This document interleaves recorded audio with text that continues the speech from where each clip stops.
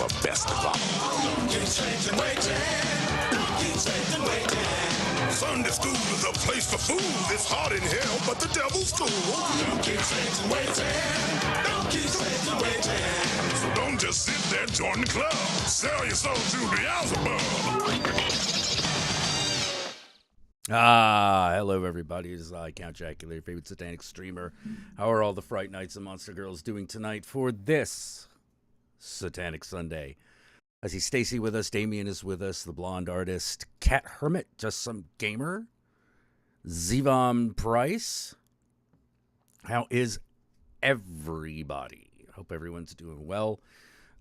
Man, I had a weird encounter right before coming onto the stream tonight. So I was at that friend's place. I don't live too far away, but you know, they have like a get together every Sunday. So I was like, you know what, I'll go. I haven't seen people in a while. Hey, Sebastian, King of the Fat, Colleen, how y'all doing? So I went over to this, and everything was pretty good. Like there was some guys talking wrestling, that was okay. There was some food, that was nice. There was a little bit of booze, a little bit of weed, that was all very good. Everything was great. And then there were cute dogs too. They're little doggies. You'd be like, hello, doggy, love you. And then I sat down, talking to this one person, and this dude like interrupts.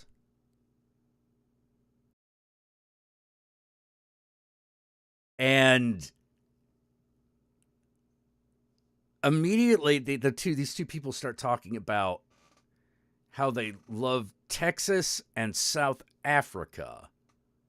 And I'm like, these are two white people, by the way. And I'm like, what? What? You have family in South Africa and you're white? Yeah, that means one thing. Like, it doesn't mean that's not good. And next, you know why you're there. And I'm like, okay, that's a little odd, but I don't say anything.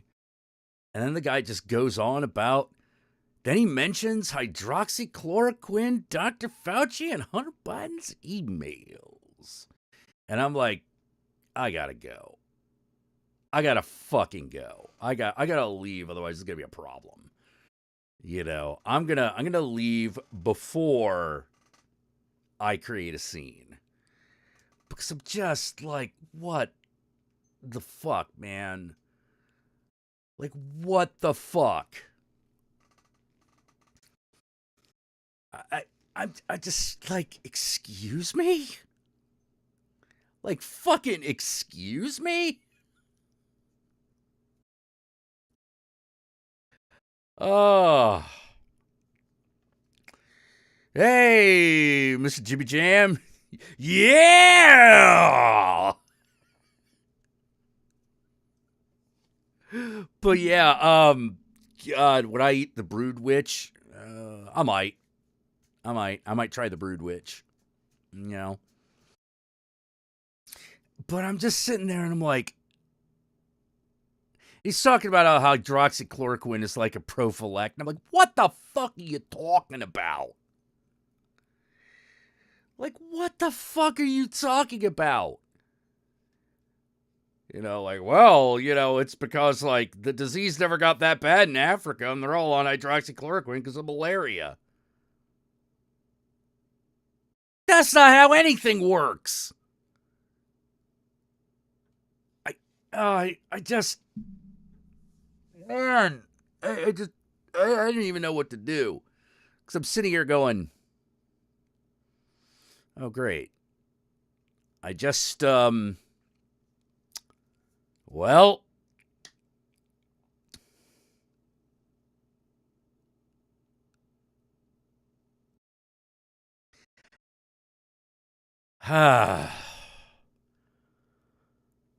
It got. Oh yeah, see you next weekend, Jim. Now let's see. Justin Gaber says had a tumor removed a few months ago. Ooh, ugh, good lord.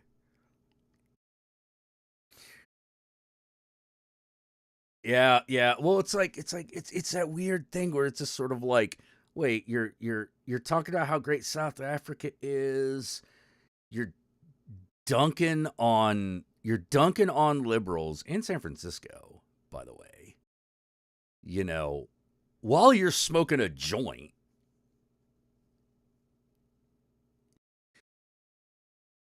Uh, okay,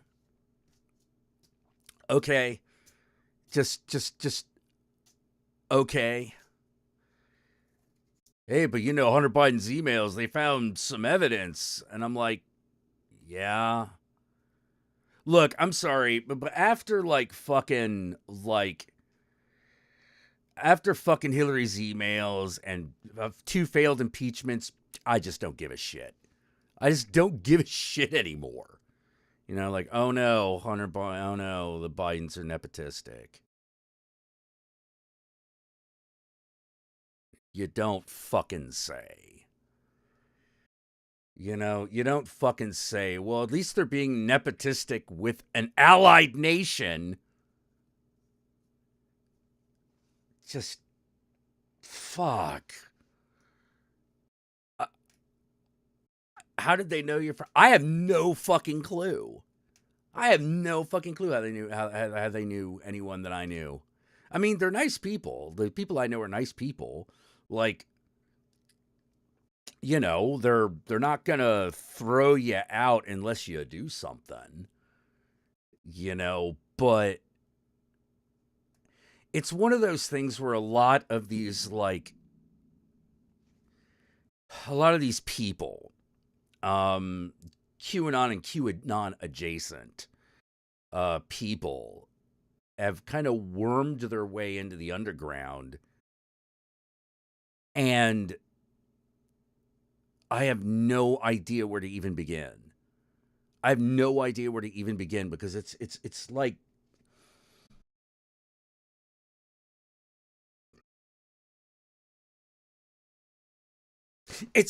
when you're anywhere else and all of a sudden when you're not in church and all of a sudden someone starts talking about Jesus. And you're like, I'm sorry, are we in church right now? I'm in the line at a supermarket. You know that kind of record scratch moment where you're just sort of like, what made you think that here that this was the time? What made you think that this was okay? And why do you why are you always the loudest motherfuckers? Like the loudest idiot is the one who's like screaming about hydroxychloroquine and shit. And I'm just like, dude, what the fuck? And I feel like I'm losing my goddamn mind. Would stealing a lunchbox get you thrown out? Yeah, it probably would. To be fair, stealing a lunchbox will now get you thrown out of my house. Yeah, that's a mistake I only made once. Isn't that right, Jim? I seem to think that you fucking know something about that. Yeah, the answer is Texas. Yeah, I wouldn't be surprised. I'm just sort of like, how, like, this is gonna sound fucked up, but I don't know how else to say it. How white is Texas? Holy shit. Like,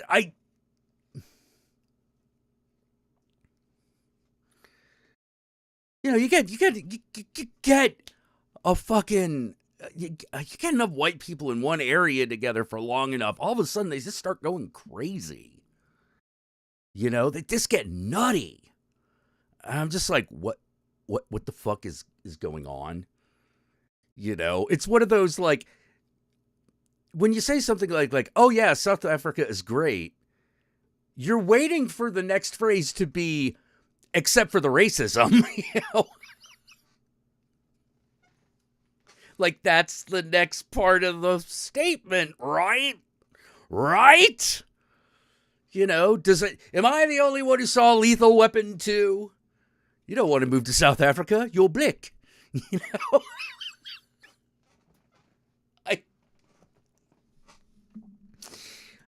I don't know. I don't know, man. Like, what the fuck just happened?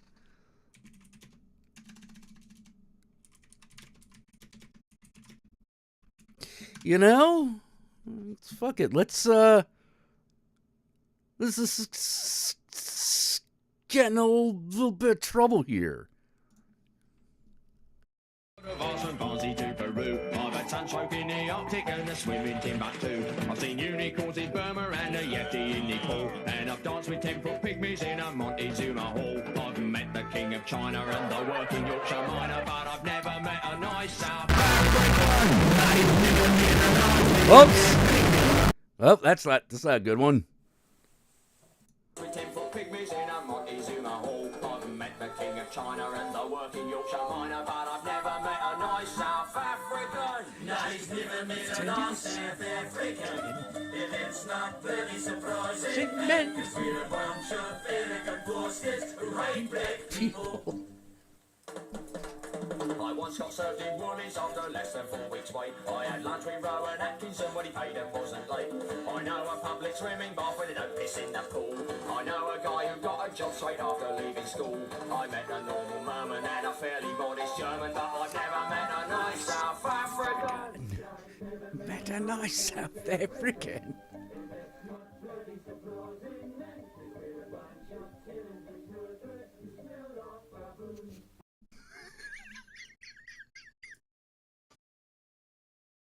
Diplomatic immunity. Pow, pow, pow. It's just been revoked. Yeah, America. Fuck yeah. Oh, man. It was just such a weird, like, wait, they made a Mike Judge cartoon where they made a joke character out of that? Oh, God. You telling me that the connection between South Africa and Texas is so deep Mike Judge mentioned it on King of the Hill? Oh dear, it's worse than I thought. Oh my God. We did used to work with a nice South African. Yeah, but wasn't he actually black? It kind of changes things. Oh. Yeah, when you're black South African, it kind of changes stuff, you know? Let's see, Dark Element says, I'm in Dallas, Texas, is the same as literally every other state's rural areas are hyper-conservative, while cities aren't. But there is a lot of rural Texas. Yeah. Oh, God.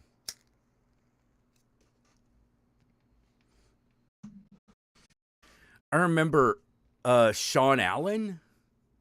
Oh, I didn't know he was from South Africa. Oh, man. I guess I should have realized it, but, like, he was okay. Yeah. He was a big liberal, if I remember correctly.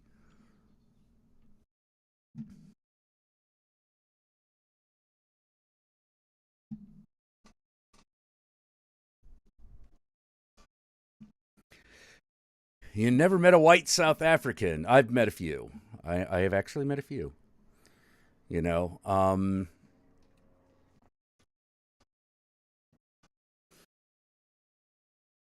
huh. Okay. That puts a few things in perspective. I guess when you're like,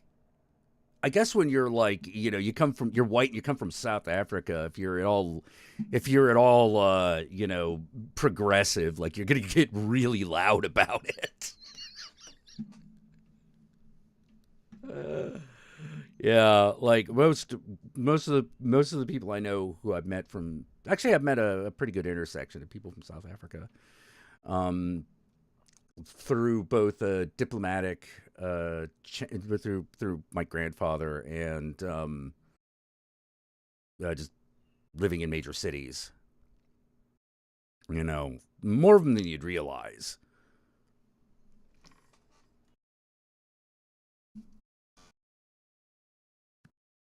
Used to be a dude.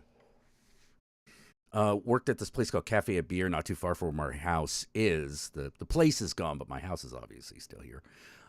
His name was Oba. Oba was one of those like dudes that you found yourself going, dude, I think you're. I don't know how to put it, but like he had come here looking for the American dream, and he was working to put himself through law school, like, and actually legit too. Like he was a legit student at Hastings. I don't know if he like graduated or passed the bar or anything like that, but like most people I know went to Hastings did, so I assume he did as well. Yeah, Shatira Copley is South African. Maleficent? I don't know about that. I thought Maleficent was Angelina Jolie. Let's talk about something else.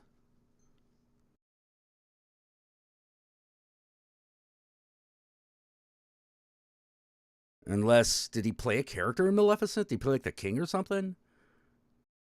I don't remember that movie very well, and I did not see the sequel, so. Unless it's Angelina Jolie with those wings, I can't remember shit.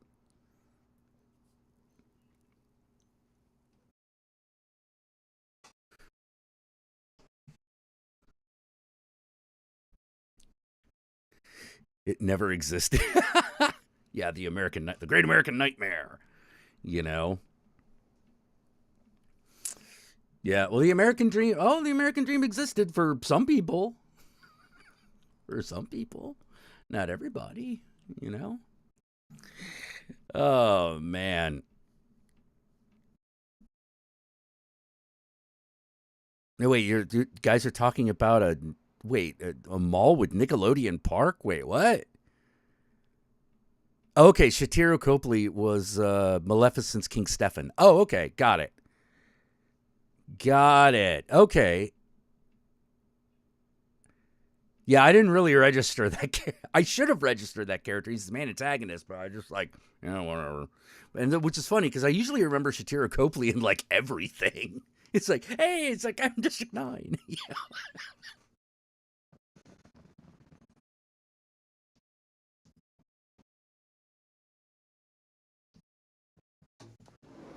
He's in like every like kind of somewhat cyberpunk movie ever since.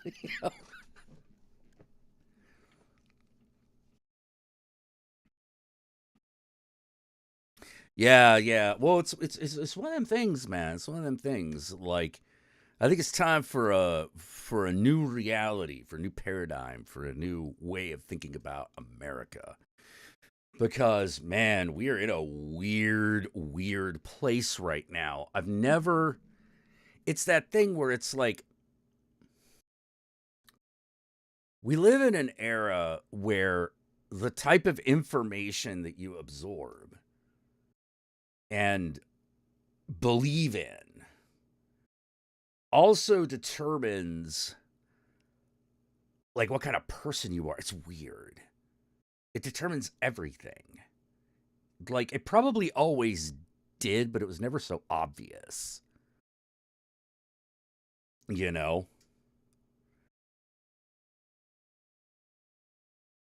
Let's see. That movie needed a trigger warning. Only cis guy in our group still says he doesn't get why everyone said it was about rape. What?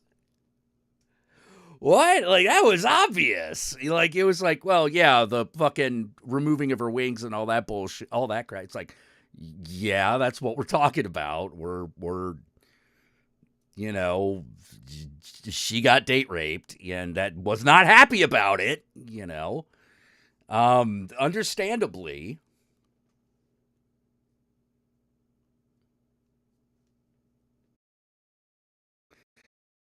Oh yeah, yeah. He was Chappie. Yeah, they broke my arm, mommy. Who did? A man, a man, a man. Oh, dude, no. Shatiro Copley is fucking awesome in the role of Chappie. I actually really like that movie. I think it's a really good flick. Yeah, and he's that guy in Hardcore Henry who has the musical number. Yeah, if you haven't seen Hardcore Henry, like, yeah, that's one of the Sharito Copley roles he did that wasn't directed by Neil Blomkamp. You know? Oh yeah, I believe that South Africa has changed, but I found myself going like,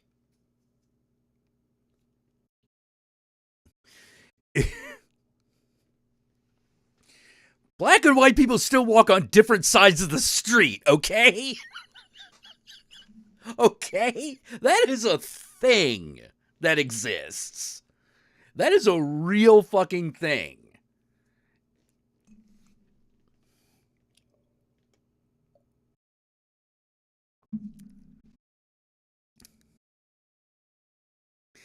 Oh my god. Like, so it's one of those, like, if you prefer it, that either means you do not go to places where that shit is, which means you're just surrounded by the white people.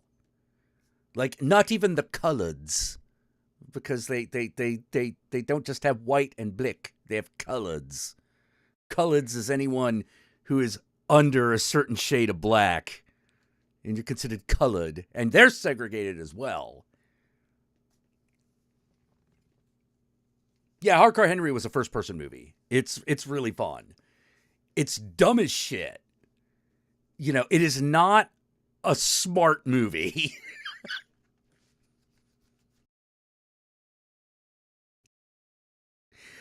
The whole point of Hardcore Henry was like, what if we made a movie looked like a first-person shooter and got as redonkulous as a first-person shooter?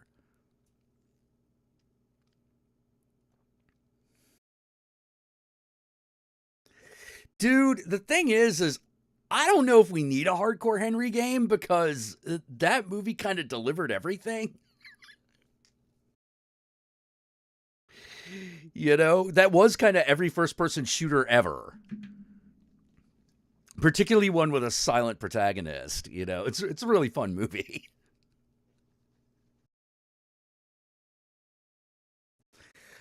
Upgrade had a similar premise, but it wasn't shot the same way.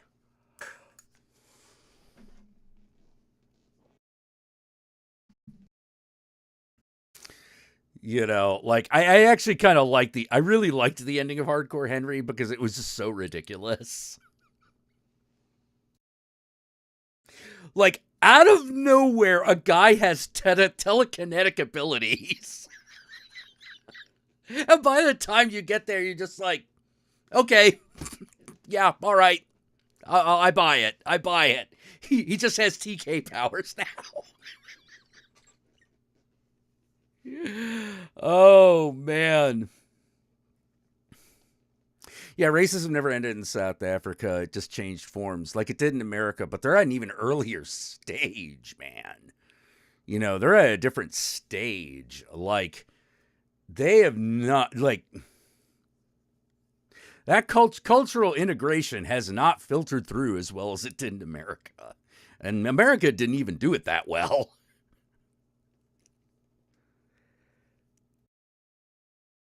It wakes up in a motorcycle sidecar, get down a highway, has a minigun for some reason. Yes, you should fly. That is Hardcore Henry. You know, that movie does that shit. You know, I fucking.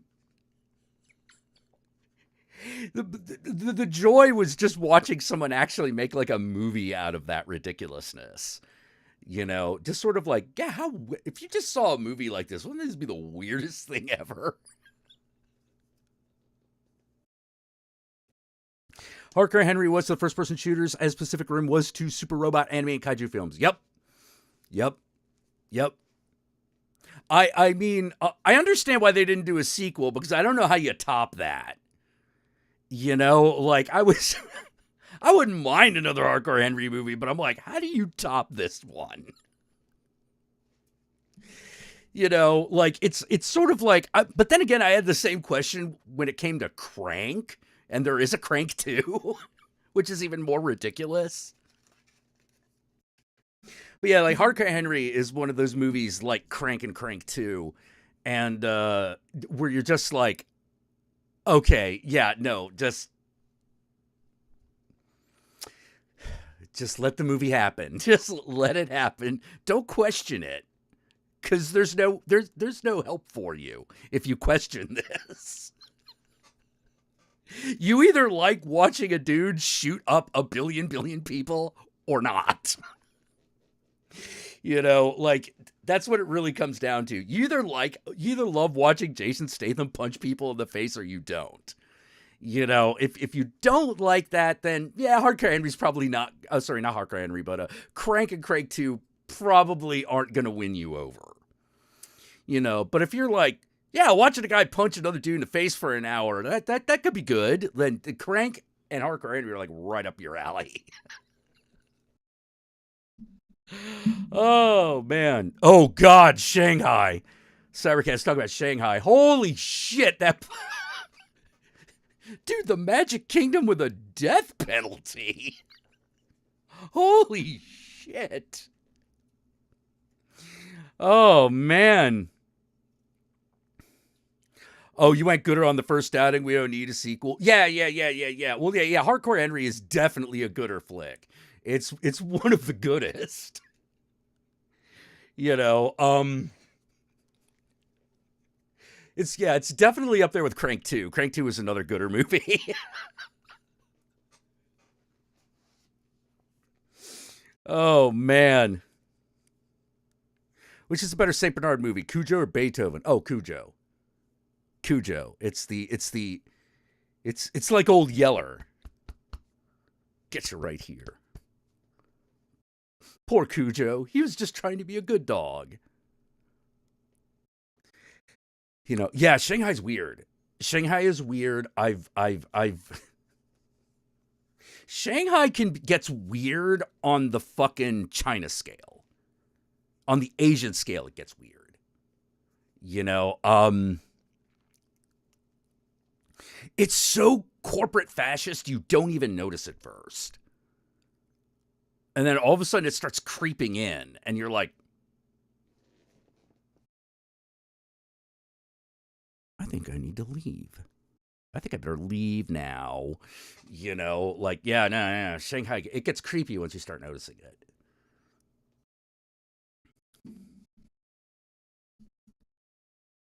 Yeah, I'm much more comfortable in areas that they're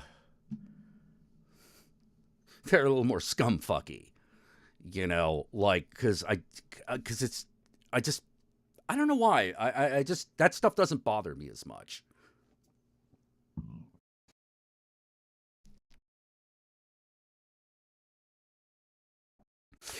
What's the other horror dog movie with the Rottweiler? Oh, that could be a lot of them, but I think you mean Man's Best Friend.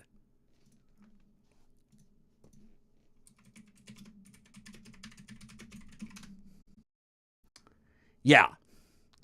Yeah, 1993, Man's Best Friend got Lance Henriksen, the guy who played Bishop and Alien in it.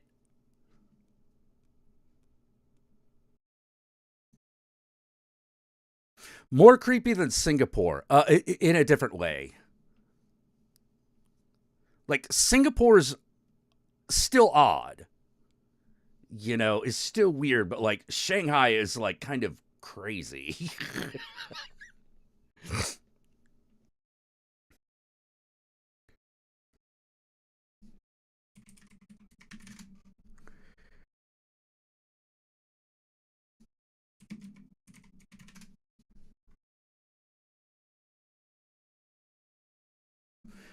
Yeah, Shanghai's on the West Coast. Singapore is someone.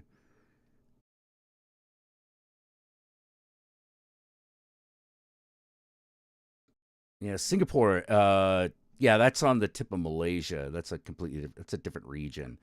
I mean, you're in the right ballpark though. Yep, Singapore. Oh, Singapore, you are also crazy as fuck. Yeah, but it's crazy in a different way. Um,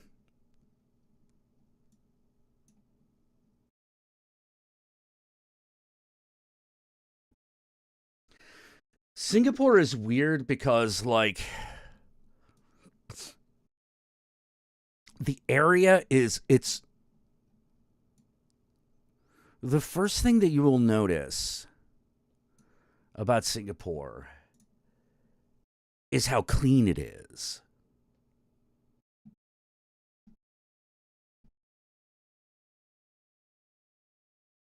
And after a while, you start to feel like this is somehow unnatural.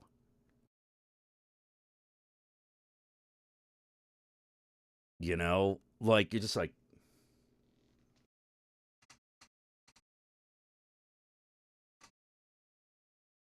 um, okay.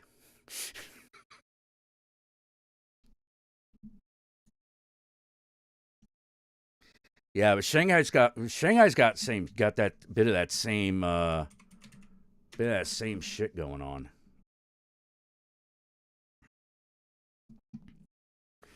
You know, it's just a lot more congested.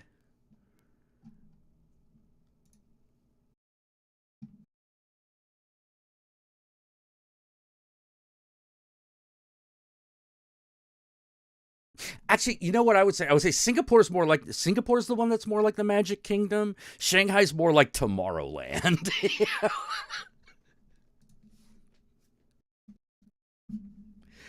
Oh man.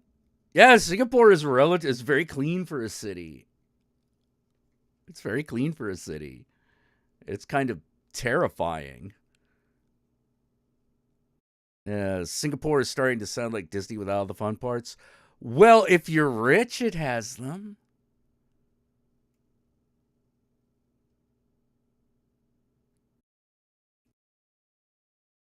You can find that shit if you're rich there.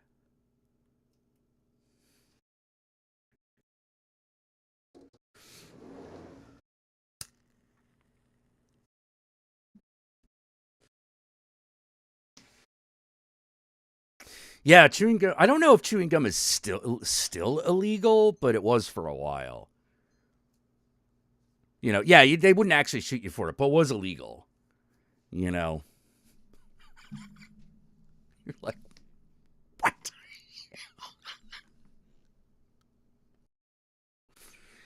Uh, yeah, they turned Kowloon into cyberpunk land, and I don't know how I feel about that. On the one hand, kind of cool. On the other hand, it, it I, I I don't know how to respond. Like I've never been there personally, but I've seen video tours of the place, and I'm just sort of like, yeah, it is cyberpunk Disneyland. I mean, that's what makes it kind of interesting. But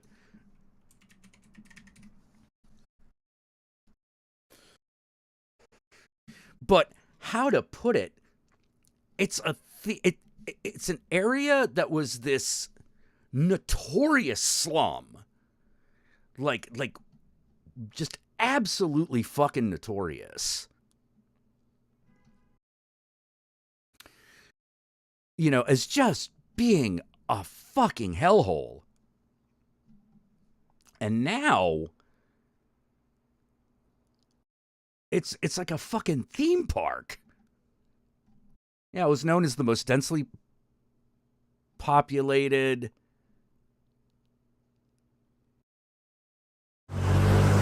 Well, whoops, sorry about that. Like the most densely populated place on Earth, and now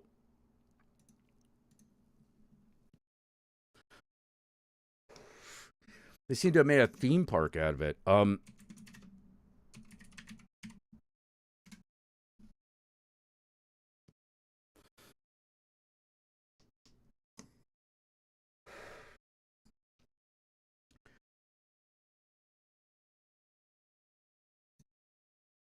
Yeah, let's see. Da da da da da. And there's like a chain of them. There's like a chain of them.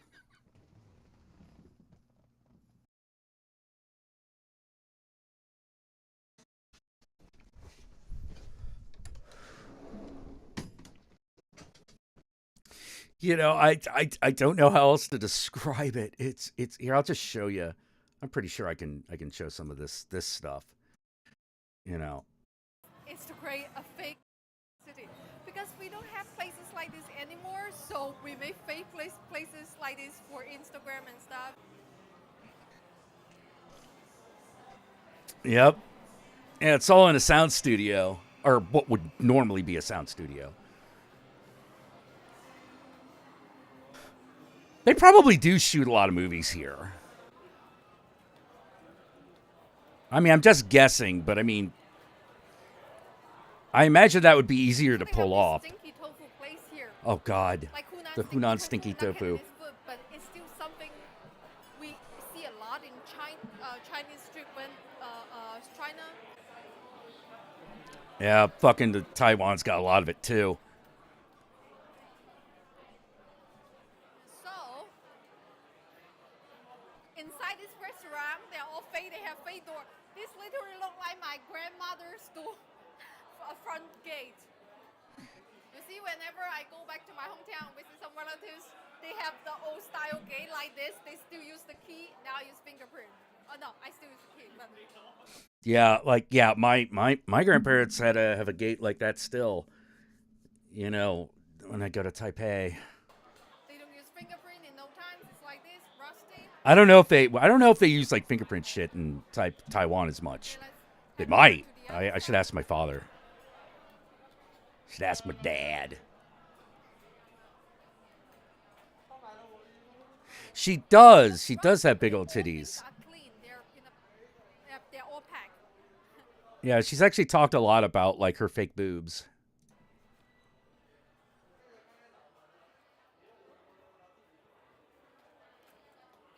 Like that's part of the joke of her moniker, sexy cyborg, you know, because she has implants. Like cyborgs have implants. She's also a really, really, really, really, really tech savvy person. Like she's actually a hacker.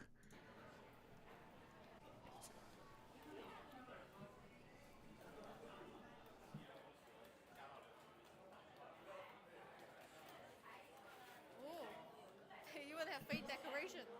But in the countryside in China, it's exactly like that. So they're creating a scene, a fake scene for you to take pictures. If you have never been to a countryside in China, oh, this is a Chinese psychic. So this is a recreation of an old-style Chinese house. We don't have many of this left.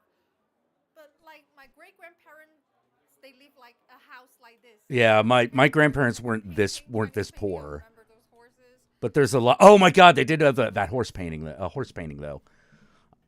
But yeah, my grandparents are never this poor. Like their place is a little bit bigger, not gigantic by any stretch of the imagination, but definitely larger. It was like a 2-bedroom apartment. Oh, I did this after school all the time when I was a kid.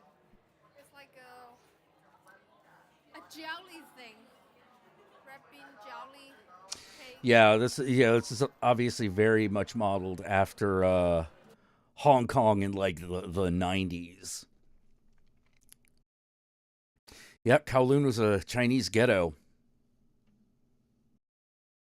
Yeah, a lot of crime, a lot of everything. You know, there's a game called Shadowrun Hong Kong. And when they originally wrote the setting of Shadowrun, the Kowloon, the walled city, still essentially existed. Like it literally existed, and they were like, okay, so in the grim dark future, how does a place this nasty get worse. You know, like it's a place where people live that kind of just embodied urban decay. You know, let me see if I can find some of the stuff from the real Kwanloon.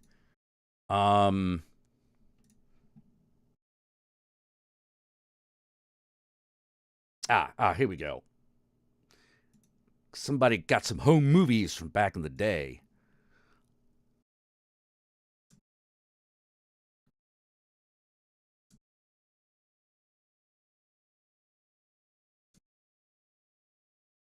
Yeah, this will be educational. Yeah, now this is the real place. This is the real place in Hong Kong. You know, back in the 90s.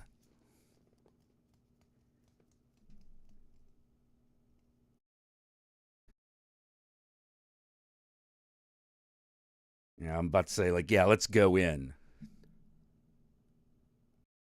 No, and I want to stress people lived here. Like, these technically are not squatters.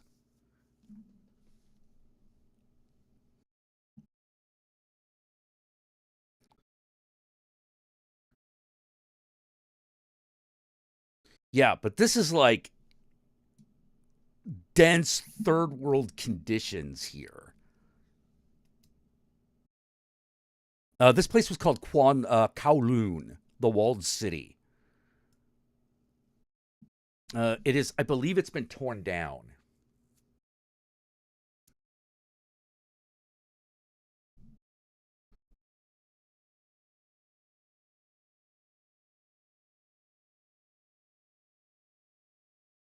You know, and yeah, it's like imagine, I don't know how to say it other than like, no, it's,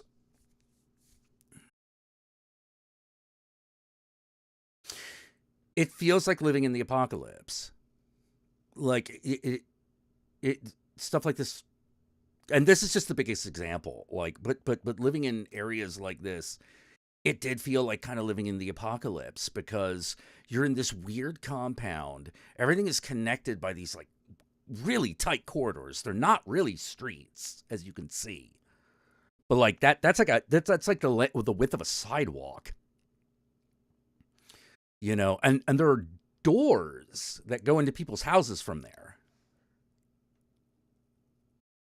Yeah, and now here's a shop.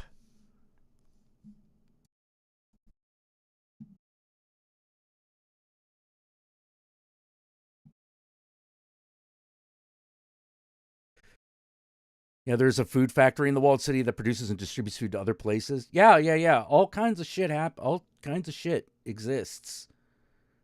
Or existed in this place and still exists in the places that still exist.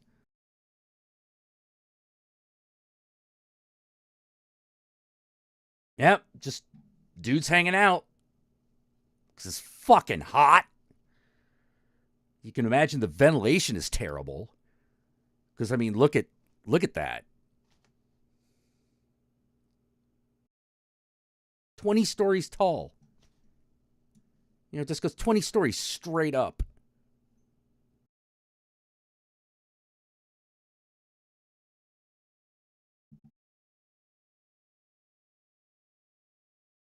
Everyone's broke as shit.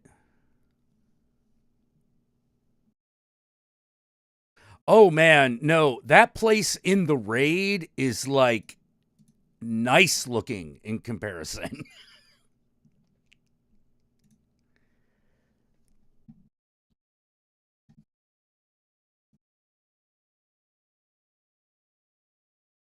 Like, because you could see here, like waterproofing. What's that?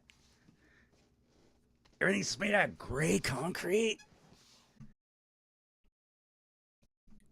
A couple of SCP. Yeah, oh yeah, you could. I don't doubt it. Like, let me put it this way: we make jokes about getting lost in an IKEA. You could get lost in Kwanloon and in some of these slums extremely easily.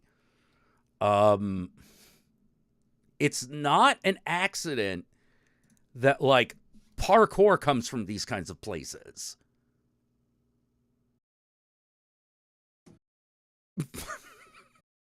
Because it's just like, well, I'm young. I can jump on a roof and then fucking go through this window and go out there. You know, and like, at least I know where I'll end up. You know, I'm supposed to, all right, turn left at Madame Zhao's and then, wait, we're supposed to turn right or left at the fucking Lucky Cat. Ah, shit. Where are we? No, the projects don't look that bad. Not in comparison. The only one that came close was Cabrini Green.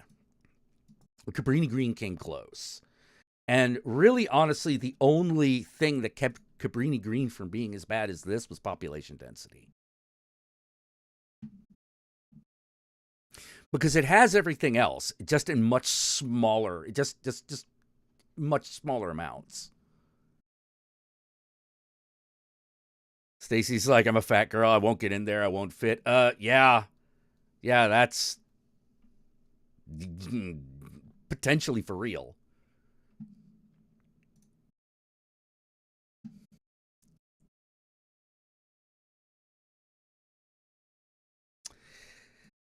Yeah, let's see. Apparently there is... This is... Okay, yeah, this is still photographs of the old Kwanloon. Yeah, doctor's office. Yep. Yep, those are people's houses or apartments.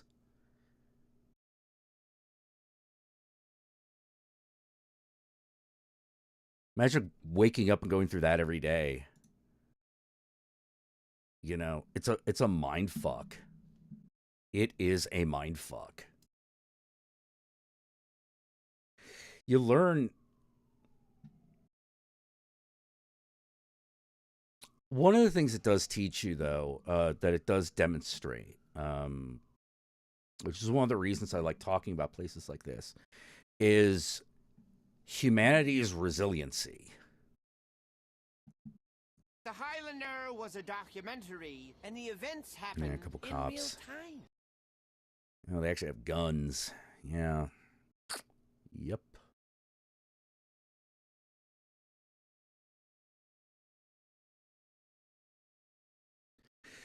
Yeah, I'm pretty sure this whole area got gentrified.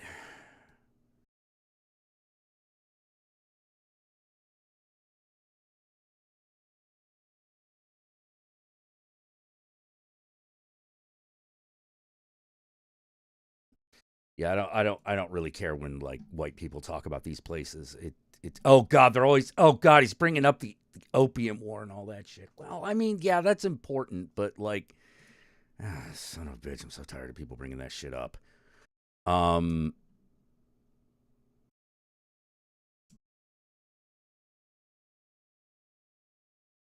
know, it's also a little infuriating when people talk about the Boxer Rebellion.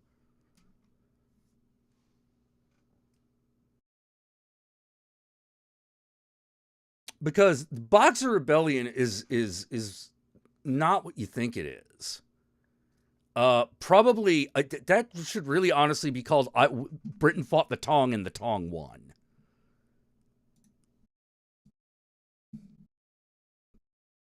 Although technically I don't think it was the Tong because like I think it was actually... Oh no, it was in Hong Kong. If it was in Hong Kong, it would have been the Tong proper. Yeah.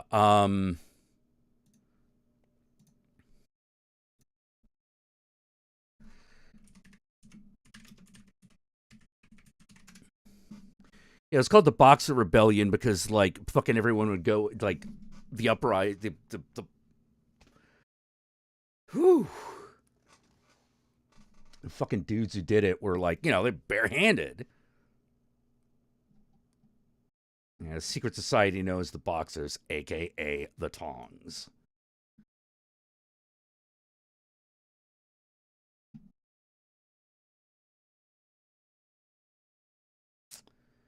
Yep. North China, the Yellow Sea.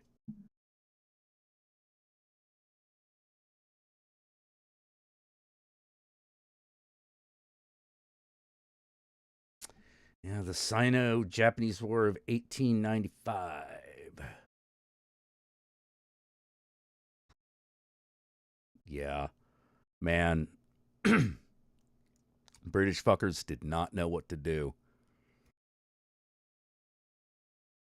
Yeah, this was basically like, actually, what I should have said, it's the Tong versus everybody. You know, there were United States troops, there were British troops, there were even Japanese troops. Yeah, they lost.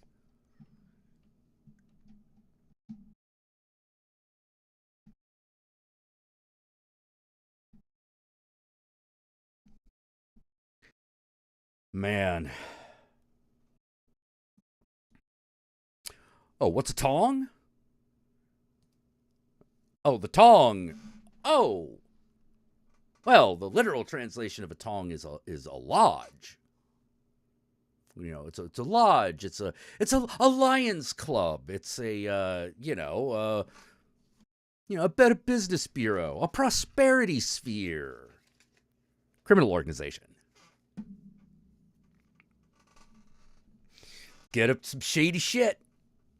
You know, whether or not an esoteric society is a criminal organization is largely a matter of what the laws actually are. They all function very similarly, and they're all very shady. You know, like if you were like put it this way, you were a Freemason, you were into some shady shit. You know, like because that's just the way they fucking operate. You know, if you're in the Lions Club, you get up to some shady shit. You know, and if you're in a Tong, you get up to some shady shit like the mafia does. You know, so imagine, so basically imagine imperialists coming into your country, and the people who would, under the imperialist rule, would be the criminal underworld, successfully fought everybody off.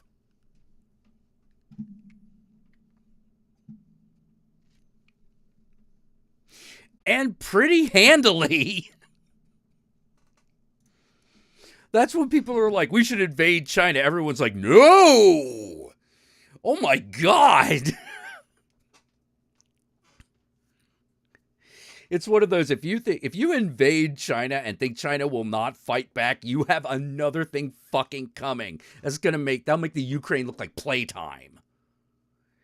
You know, holy shit. No, you do not invade China.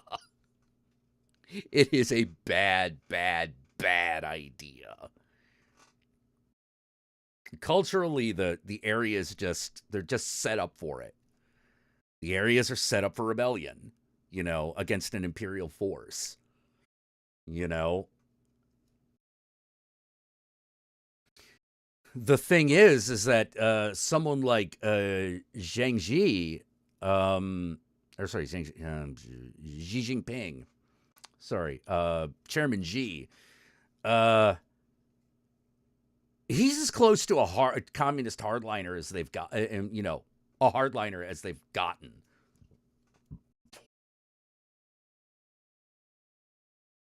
But the thing is, he's a politician. Some of the other people who came before him, there were politicians as well, but, you know, don't get me wrong. But, like, the hardliners are usually military. They're usually military. Chairman Xi is a pure politician. Kind of not the same thing. It's really hard to explain what the difference is.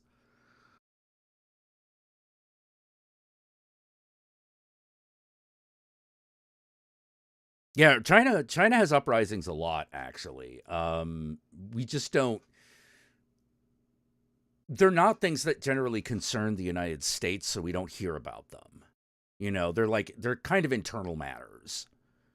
But like one of the big ones is actually Sexy Cyborg actually talks about this, and she's absolutely correct.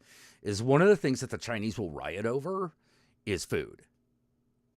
If people start going hungry, that's when they start to organize against the power structure. That's when they do it. Like, I like in times of food shortage, imagine the Black Lives Matter era of protests, but they don't stop.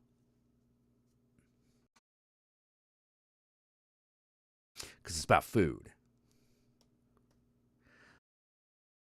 Chinese do not tolerate food insecurity because that's what the state is supposed to do. That's why you have it. That's why you follow these stupid rules. So you don't starve to death. So if you're starving to death, fuck them.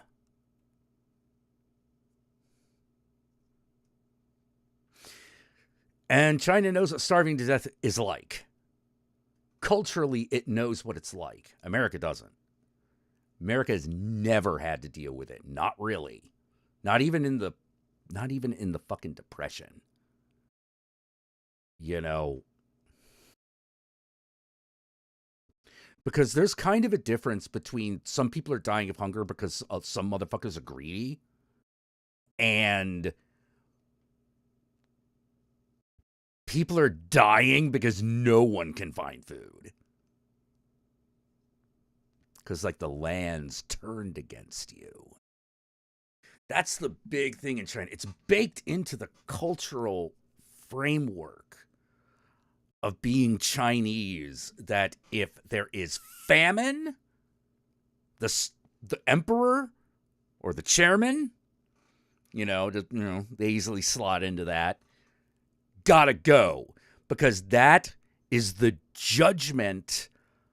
That is heavenly divine judgment, making an example out of them. Heaven has withdrawn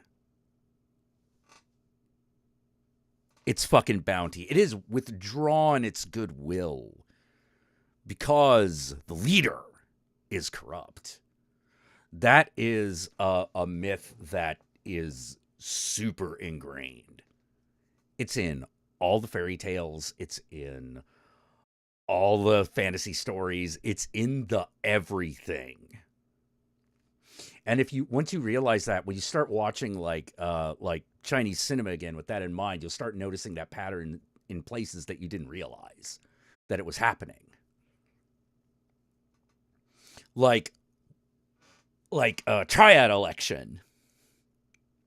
Why does one guy need to go down? Because people are dying in the streets. Because the people are suffering unduly, and you, as the one in charge, the axe is falling. That's when the axe fucking falls. And it does. It fucking does. Do not forget, China still beheads people. Like, officially. As a form of capital punishment. They will cut your head off. You know? This was a lot of people wonder if that's why China recovered so well from the last major international from 2008 from the global housing market crash, because the people who were supposed to be in charge were literally given the axe. Crimes against the people.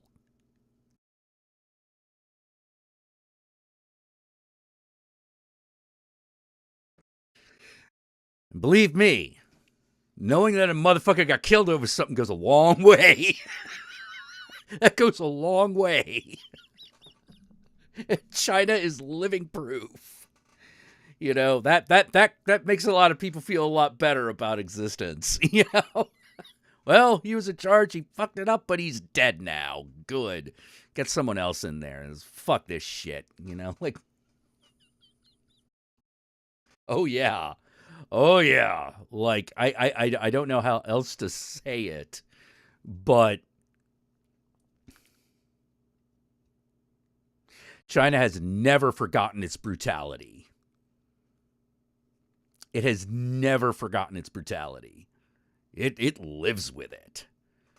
You know, one of the reasons that, let me put it this way, Japanese people are considered too Western.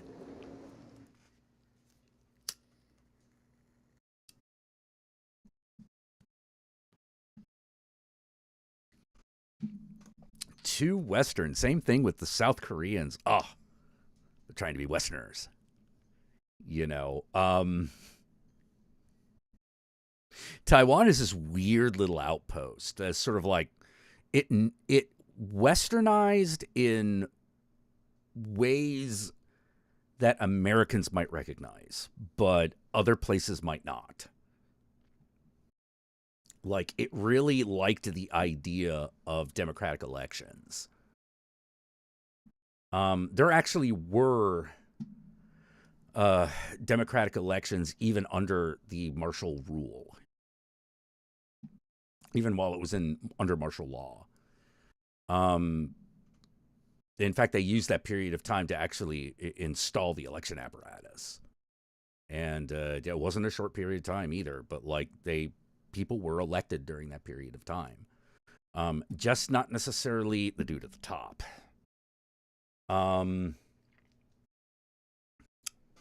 But then eventually them too. And eventually one of them was like, fuck it. Martial law's over.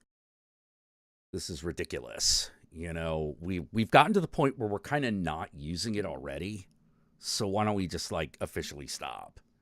And that's pretty much how it happened.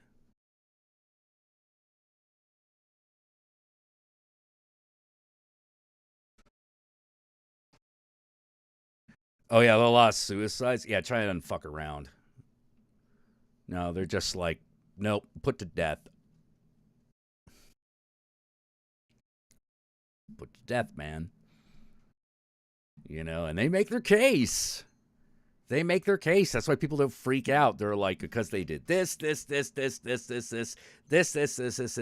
this, put to death. And everyone's like, yeah, I know about all those things.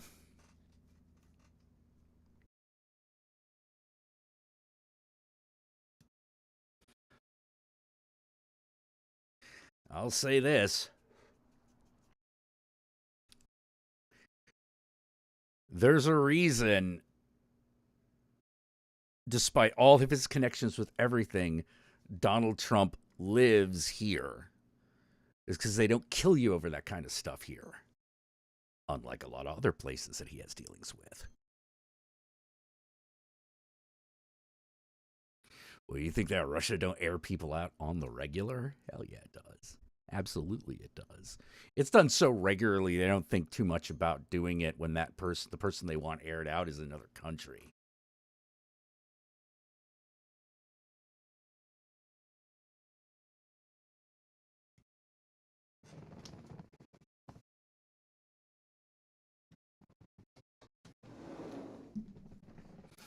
Yeah. It's a. Some cultures have never forgot the cruelty of existence, its brutality. Some of them live with it. Russia is another one. Mexico, same thing.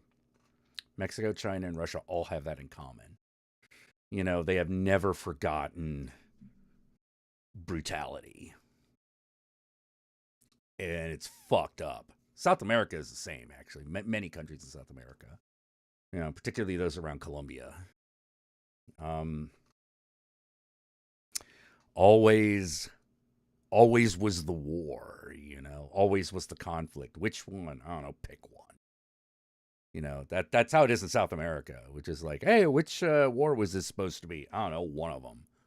Like in Kanto, these soldiers just come in and just fucking kill everybody, like in the grandma's past.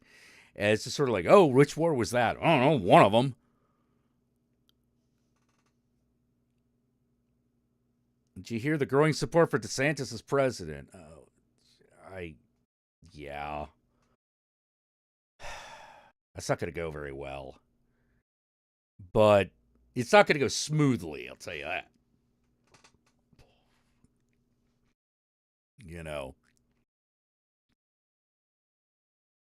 A lot of people are used to American politicians. I mean, I'm assuming most of you are familiar with like American and European politicians. There is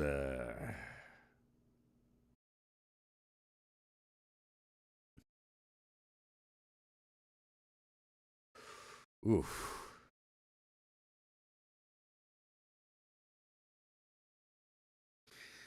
You know, my whole thing about like all art is political, and I'm like, so is war. So is war, so is exploitation, so is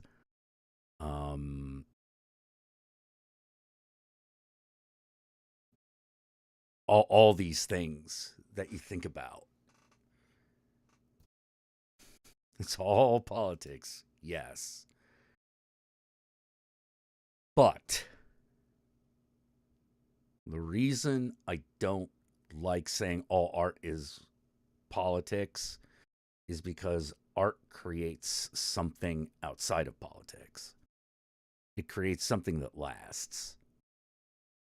It creates something that you can look at and appreciate at another level.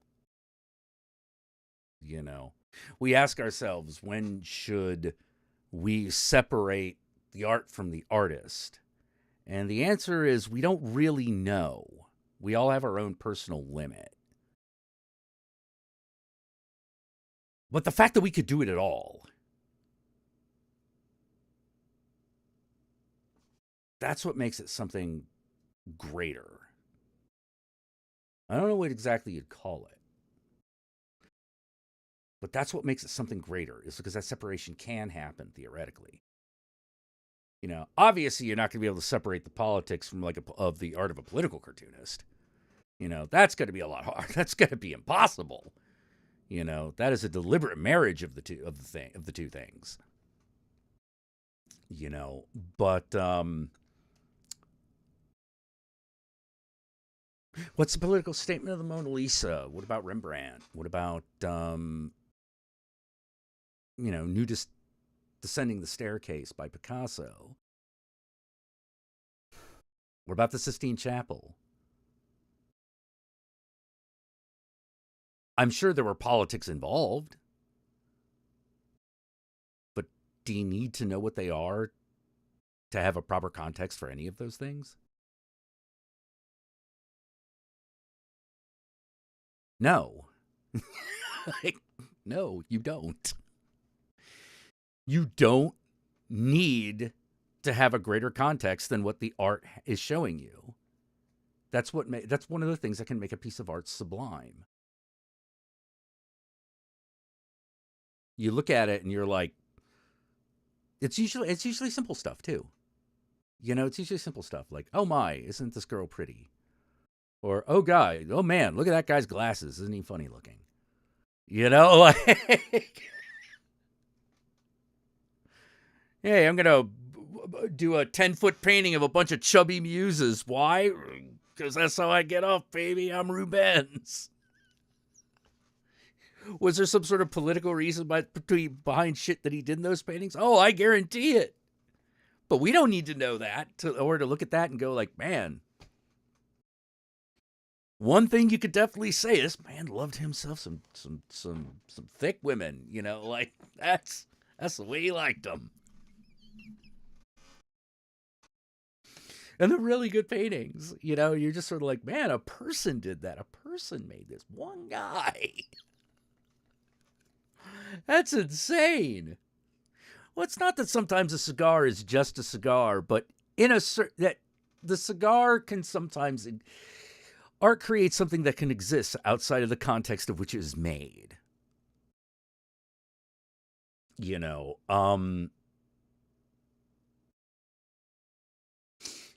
the understanding of the context only provides more information, but there's something that can be taken out of it.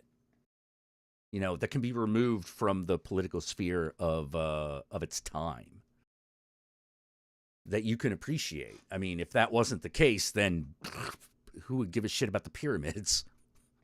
Who would give a shit about, you know, the Sphinx? You know, the ruins of Rome, the Roman ruins. Who would give a shit?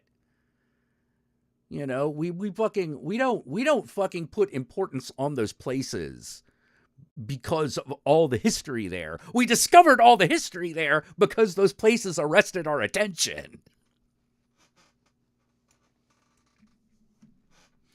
You know, you don't go like, you're like, oh, hey, if no one gave a shit about giant triangles in the middle of the desert, they never would have started digging. They'd just been like, oh, yes, look at that. Well, they would have just sat there. But no, they were like, I wonder what's in that thing. Quick, dig. Start digging shit. Or quick, hire a bunch of locals to fucking dig shit. Or better yet, slaves. Because we're a bunch of British fuckers. Oh, man. Yeah, art is something else. It can be something else. And the political sphere is just a small part of it. It's such a small part of it. And obviously so. Obviously so. That's why I get so mad about that statement. It's like looking at a cat and saying it's all about fur. And you're like, what?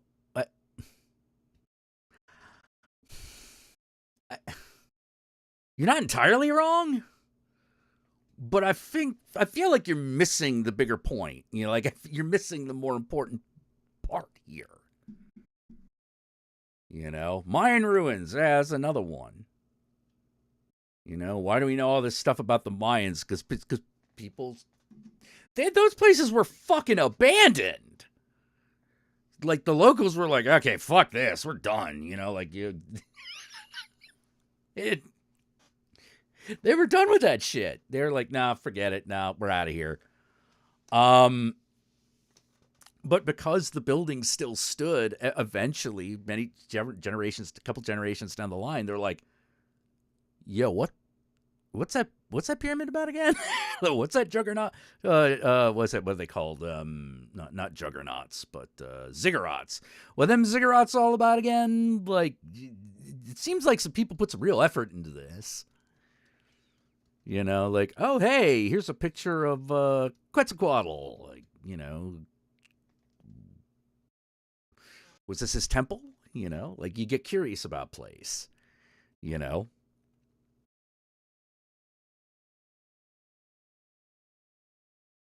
I'm going to adorn my wall with tall skeletons, gouging themselves on thick cuts of beef and sausages. Why? Because I like it. Read into it whatever you want, Yeah. Yeah, because at the end of the day, you can go, well, that's just a disturbing picture, dude.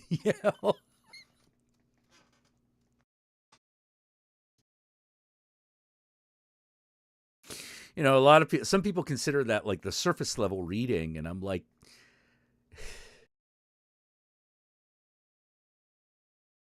that's talking down about the surface level. Because sometimes it's not that hidden. Also, a lot of people mistake the difference between shallow and simple to understand. Because sometimes you can get very deep with simple concepts. Extremely.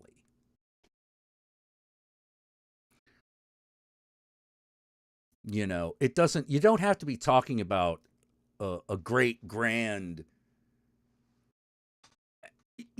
unknowable problem. You have small existential things which exist. That's also why I was a kind of a fan of existentialism, even if I wasn't a fan of every existentialist.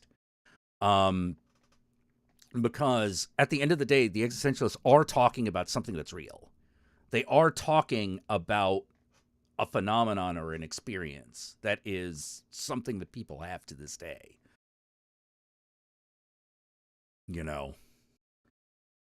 It might not be real in the way like this desk is real, but like it's real to us. Our pain, our loneliness, our fear, like those are, what human doesn't have those? We even have a lot of evidence that animals feel this stuff.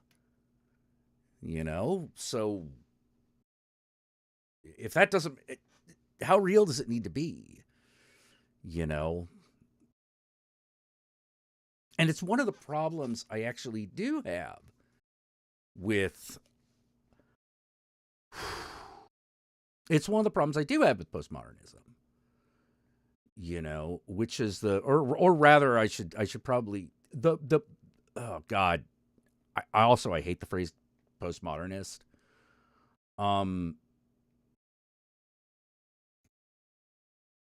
Because when I use that phrase, I'm actually talking about a very specific thing.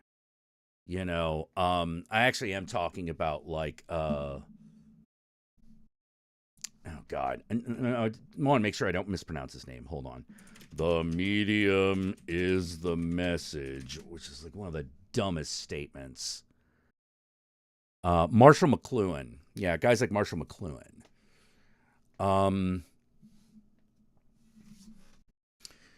I don't like the way that they divide up the world, they categorize the world, because one of the problems that you run into with postmodernism is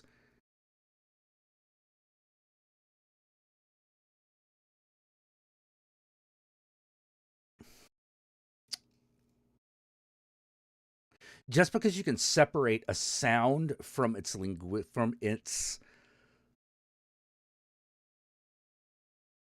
meaning does not necessarily make that a thing that you should do.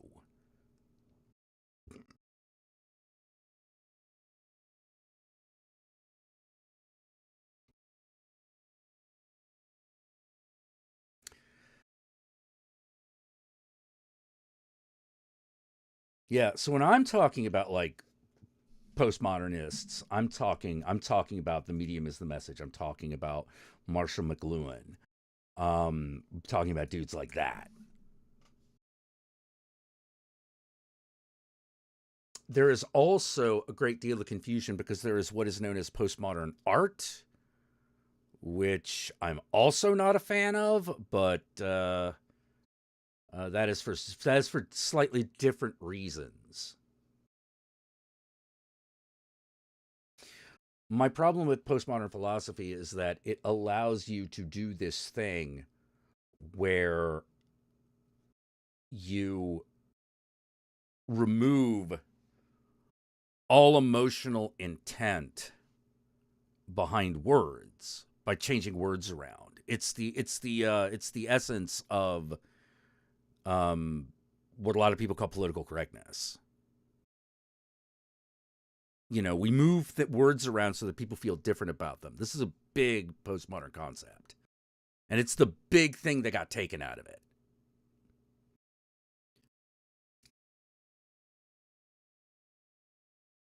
One of the things that I don't like is that because the phrase, here comes the irony, because the phrase postmodernism, what does that mean? After the modern. What does that fucking mean? Whatever someone tells you it means. Which is one of the lessons of postmodernism. So if you want that to mean the Jewish conspiracy, done.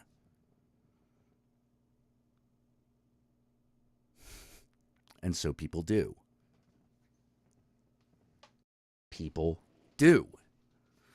When you hear postmodernism, you got to start nailing down what they're actually fucking talking about. Because most of the time, you're gonna find anti-Semitism. Like flat out. Absolutely fucking flat out.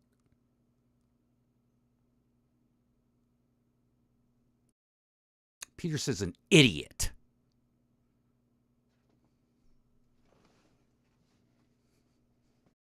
Fucking thinker. He didn't even fucking come to the conclusion that the problem with postmodernism is that it created the problem that it was describing. It creates the problem it's describing. Just because it's easy to use for political ends. Fuck that. Fuck that.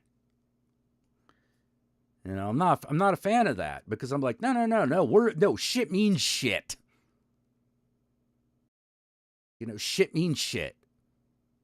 Learn to appreciate that. You know?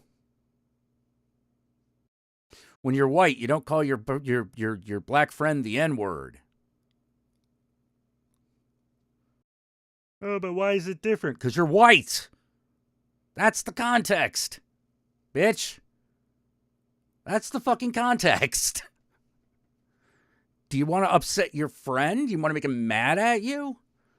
Is your need to be so technically correct so great that you're going to spare that you're not going to spare a friend's feelings? What's wrong with you? You know, what kind of person, what kind of human being does that? A piece of shit. That's what, an asshole and a piece of shit. You know? It's a big deal.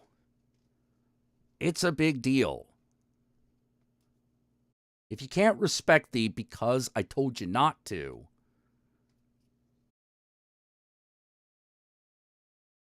and sometimes you should and sometimes you shouldn't.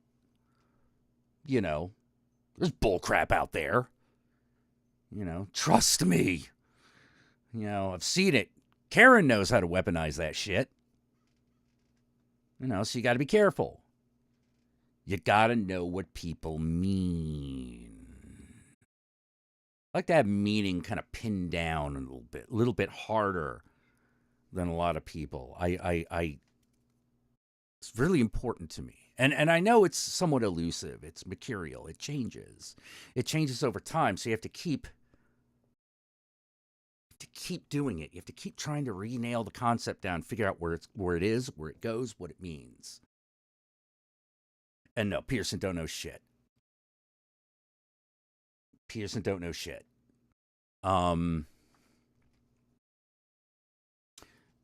I think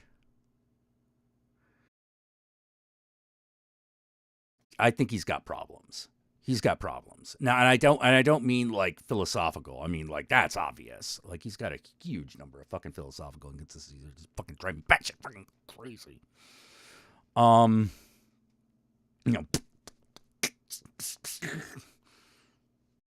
You know, it's not how to put it, man. There's kind of a reason why shit like hydroxychloroquine and Hunter Biden's fucking emails and Hillary's emails and the Jewish question and all that shit kind of line up. It kind of lines up. It takes you to a singular point. You know, it takes you to a singular point that I only know of one person who have realized the problem. And that person is H.P. Lovecraft. H.P. Lovecraft realized that the horror of existence as a white supremacist is that means this is the limit. There's nowhere to go. This is it. You're done. You can't get farther than this. You can't do better. That's the horror he was staring into. Because he never really gave up his he didn't recant his racism. He didn't really recant his racism. But like he looked into the abyss long enough for it to stare back at him. You know, and that's what makes him interesting, despite the fact that he was a virulent, fucking horrible racist. But that he didn't make the pivot that you would hope such a realization would have. It would cause you to do. He didn't do that, you know, because he could only see through a scanner darkly. He could not see through the scanner brightly. You know?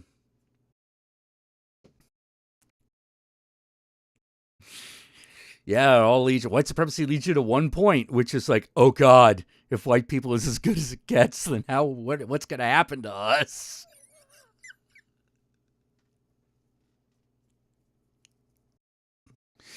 You know, it's between you. It's between you on this other side of this great divide is God, and behind you are the unwashed masses, and that's where you are. Congratulations. You put yourself there. How's it feel? How's it feel? How's it feel? Oh, I'm betting it doesn't feel very good.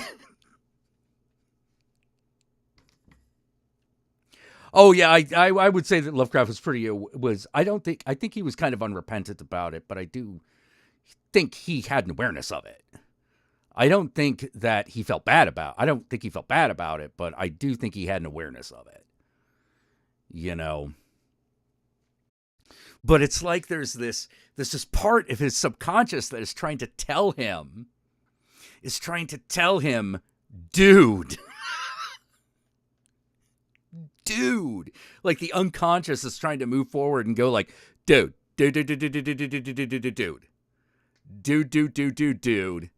If you look into that abyss, you have no one to blame but yourself. Because that shit's a mirror. You know? That shit's a mirror. Because who do you think the devil is? Yeah, Pinnacle of the Masquerade. Well, shit. Yeah, exactly.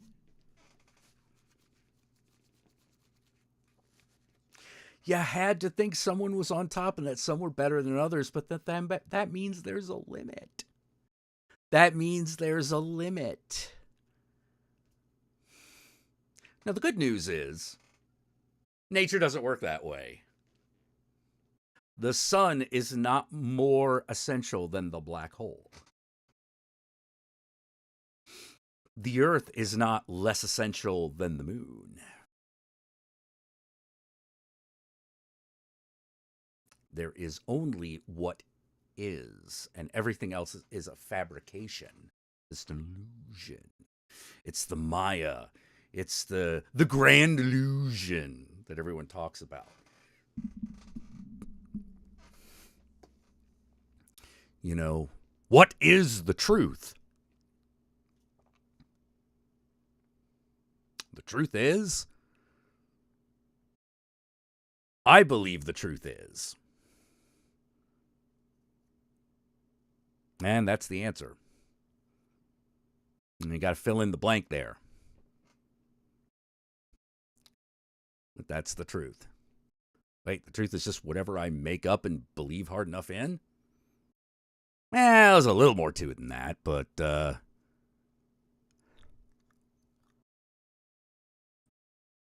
it's whatever that is that isn't demonstrably false. I mean, that's the other part of the equation. Can't just believe in it. It also has to not be false.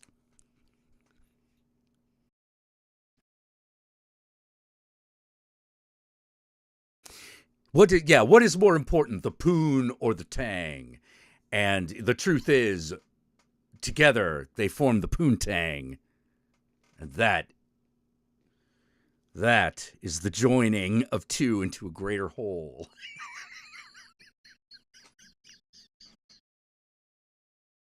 That's a sex joke for all you people out there.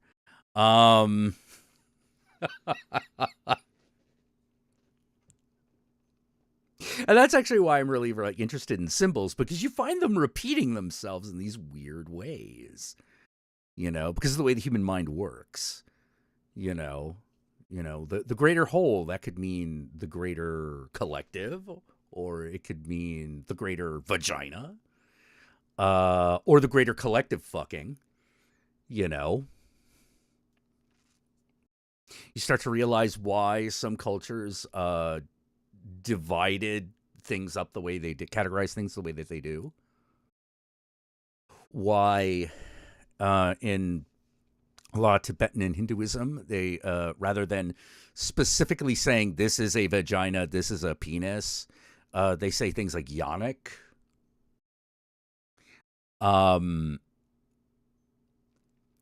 Or oh god, I forget what phallic and in America we'd probably say phallic and Yannick. There's actually a word for it that I'm pretty sure isn't phallus, but that's actually culturally appropriate to yoni, but I've forgotten what it is. A greater hole, if you will, a greater chalice or cauldron from which life springs. Exactly. What is that? What is that cauldron in there? That's anything contained, unseen within something else. The mind inside your skull, the womb, underground in a cave. It's all that stuff. The receptacle. That which holds it. But is that which holds it the thing in of itself? No! No, that's ridiculous. What are you talking about? Crazy people. No, it's not the same thing. That's why, but you can see why people would attempt to associate such things associated with femininity as scary and evil, because they all hide stuff, and so that meaning and that understanding penetrates into the cultural understanding of what something is, and sometimes it becomes near universal. Heavy boobs, dance like dying stars. I got them heavy boobs. I can't run real far. Boobs. Thank you, Thorgrim Funhammer. But here's $20. Here's the other thing. Here's the thing that I find is very interesting. There is one thing about femininity that is not associated with chaos. Boobs.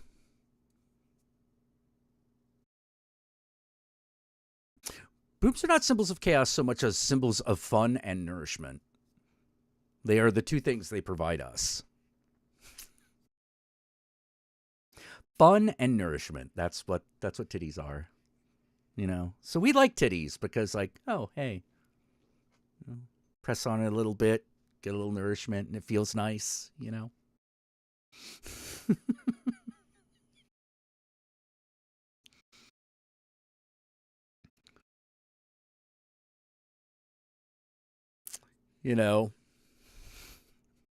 Stacy's black eyes. Well, they are, shall we say, they are a responsibility. They can be a burden. Yeah, but the sight of boobs cause chaos, right?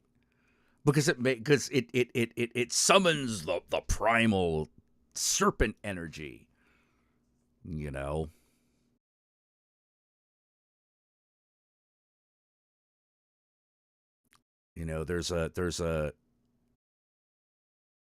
an aggression to it. Yeah. It's because everyone's afraid that everyone's just going to turn into an animal if a woman walks around topless. That's what the fear actually is. They're all afraid that they're going to turn, that Cersei is going to fucking turn everyone into pigs, or cows, or whatever the fuck. That's what they're worried about. Basically, it's an indirect way of getting mad at a man for having an erection.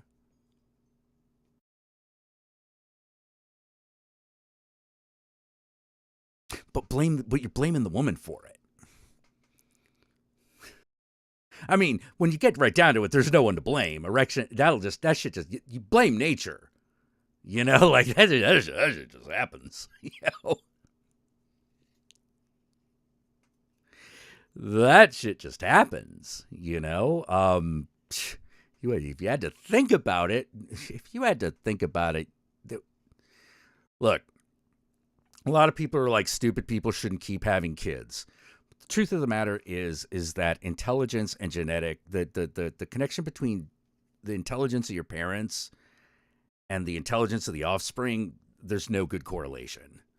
Sorry, there's no direct causation and there's no good correlation. It's essentially random. It is essentially random. Like, someone will just be born with the right combination of things to make them smart. But here's the thing.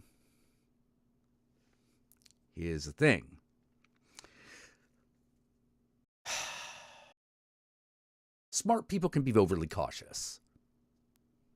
And having children is a gigantic risk. It's a huge risk. It's a personal risk, not just for you. For you, the person you're having the kid with, and the kid itself. Hard to get your mind around that much responsibility, and being tasked with making sure that thing lives as long as possible. It's a lot of fucking pressure. It's almost too much to think about. Not even the smartest person could really hold it. So we need dumb people to make more people. The way I see it is like, stupid people breeding. I'm like, yeah, you're doing the rest of us a favor, man. I didn't want to have to do it. But it's also why I believe that it should be a woman's right to choose. Because a woman knows. Am I in a position where I can be raising a kid? If she goes, nope, then the answer is nope. It's that simple.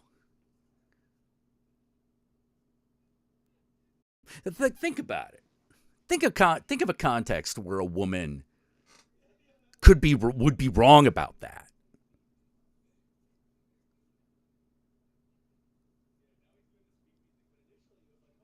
All the errors fall in the direction of having the child anyway. You notice that?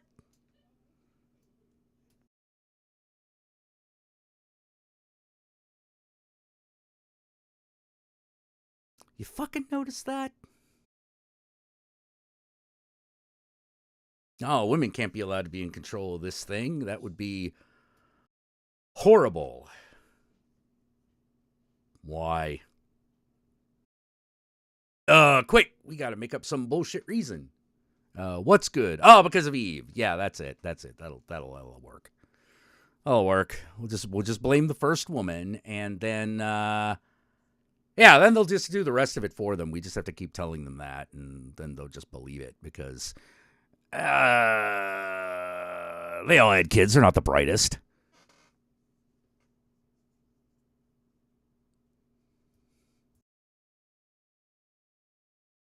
You make cysts, not eggs, Stacy?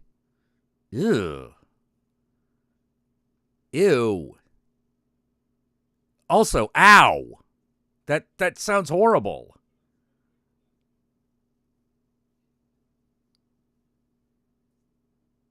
Or by cysts, do you mean like your eggs are just duds? Because I think about it, like, yeah, technically, I guess it technically would be a cyst. Yeah, even if everything was going okay, but like there was nothing to fertilize inside of it.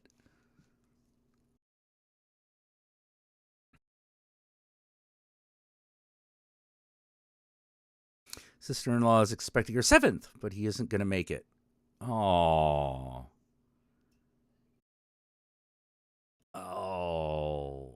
Non-viable. Oh, that's too bad.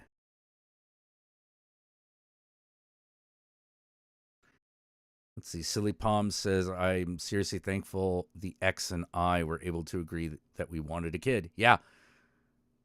But I had to work on us first before we could start planning to bring a new life in the world. Yeah. That's the best way. That's how you find the best way you can do that.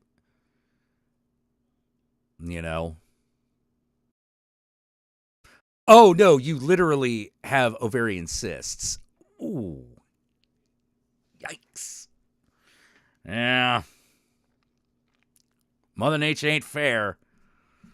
You know.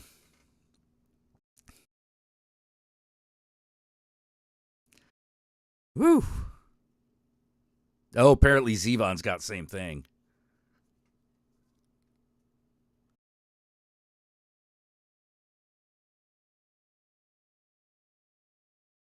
Knitting samurai would be horrible because some men will never breed if they can't trap a woman into it, and that is the greatest tragedy of all. Oh, hey, look at that. Just sarcasm. Yeah. I don't doubt that that's true for a lot of people. It's definitely not in my way of thinking. Because my feeling is, the funny thing is, this is how I feel about it. If I have a child with someone, then I am forever attached to that person.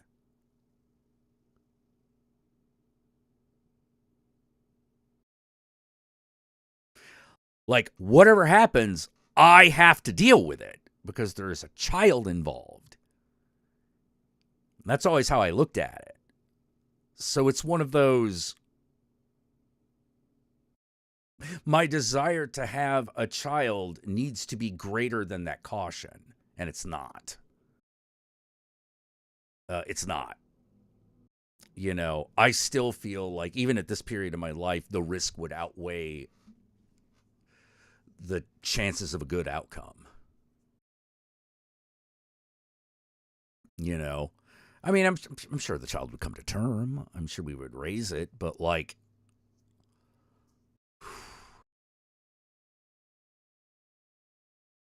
I don't think I want to change my life in that way.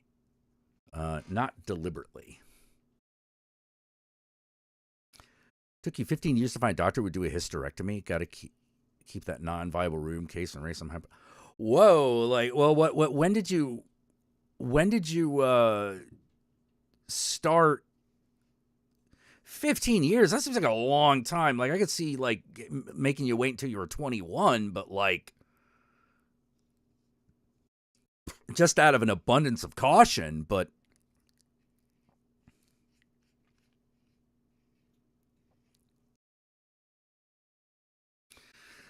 like, if you're making more cysts than eggs, and at that point it's like, yeah, let's unless you want to keep it, you know, unless you're like, no, despite all this, I still want to give birth.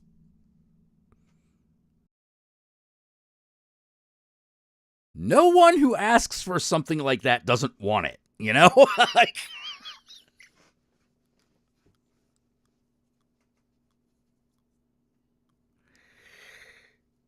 damn, 15 years? So I'm assuming you were like already an adult by the time you started looking.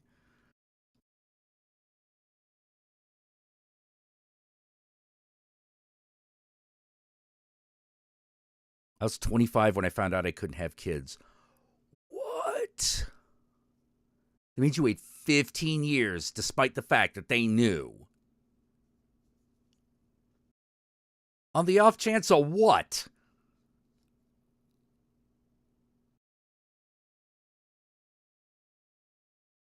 Well, I understand. Look, if you got like, I understand that if you got like, I have perfectly healthy uterus.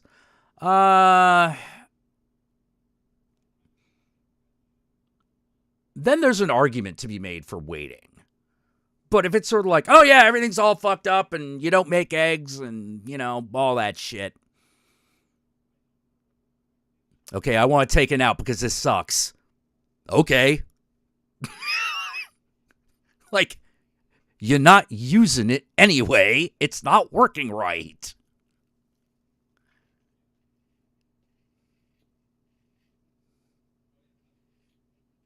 Or that your husbands will get mad even if you don't have them. That's your problem. That's your problem to deal with. That's not the doctor's problem to deal with. Mind your own business.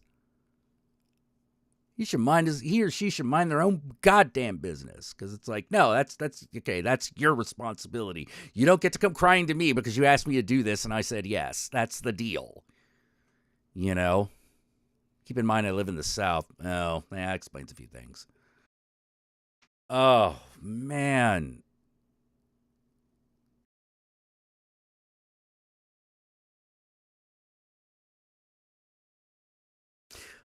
One of the things is that a big family, even one with a lot of animals and stuff, can be a great strength. It can be a great strength, and that's what Encanto's all about, Big family is a great strength, but only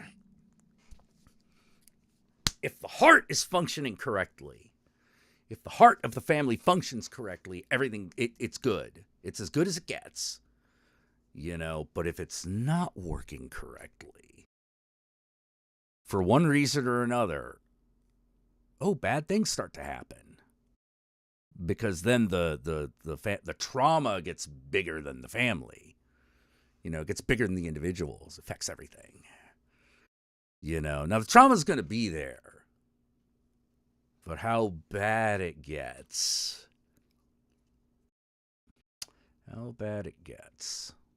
That's why love is important.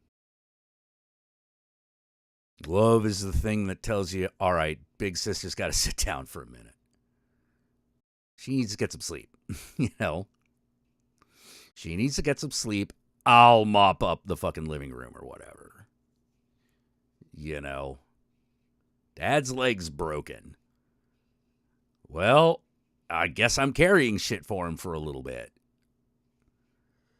Now, of course, that can get abusive. That's when things go wrong. It's always hard to tell when that tipping point happens. But it's one of those things where it's like, without the love, everything is just doomed to disaster. It will. And it means that when the disaster hits, it's annihilation. Done. Because there's nothing bringing everyone back together after, the big event, the big tragedy, the big whatever. Love is about coming together, being bound in some sort of commonality. And this is where we can make certain ideas work in our favor. Like in that's a big deal with me. Like, for example, it's why I'm a big proponent of going like, nah. One thing I don't hate about Christmas is Santa Claus. Santa Claus is great. Santa Claus is amazing. Santa Claus is just fucking perfect. Hey, if you've been nice this year, I'll give you something. If you're bad, maybe a demon will get you, but probably not, because we don't do that kind of thing here. It's fine. That's fine. That's great. That's a symbol you can get behind. And be like, yeah, Santa Claus, we love you. You're always doing right by us. And then we can extend that love to using that symbol to other people. Imagine this.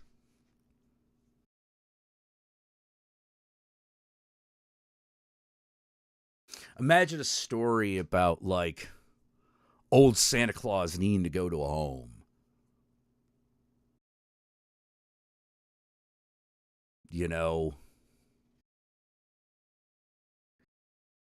What do you want people to do? Do you want them to just feel bad for Santa Claus, or do you want to tell a story of everyone kind of coming together and going like, nah, it's okay, Santa Claus. You've given your entire life. You've given your whole life. Now it's time for us to give back. You kick back. We'll get this. We got this. Yeah. Santa's about selflessness. Oh, Night of the Meek. Oh, fuck, man, dude. Oh, bang. Oh, such a good episode. Yeah, The Twilight Zone had the best Christmas episodes. Yeah, Bubba Hotep was Santa or something. Well, I don't know. That sounds like we'd be fighting Santa, but like, or do you mean like Santa, Santa instead of Elvis in Bubba Hotep? Oh, see, yeah, now I'm thinking something a little bit closer to that. Yeah, that's right, Santa Claus. Oh, yeah, it's a plot to Ernest Saves Christmas. Yeah, I actually like Ernest Saves Christmas. It's not a smart movie. You see where it's coming from a mile of fucking way. But I love it.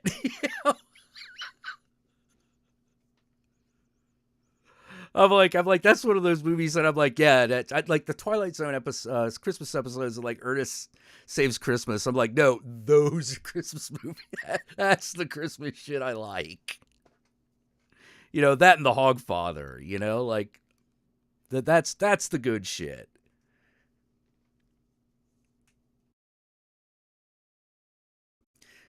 You know?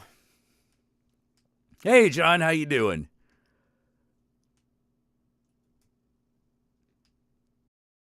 Yeah, that's kind of what the live action remake of A Year Without Santa is about. Everyone stopped believing in him. Yeah. That's what the original one is about too.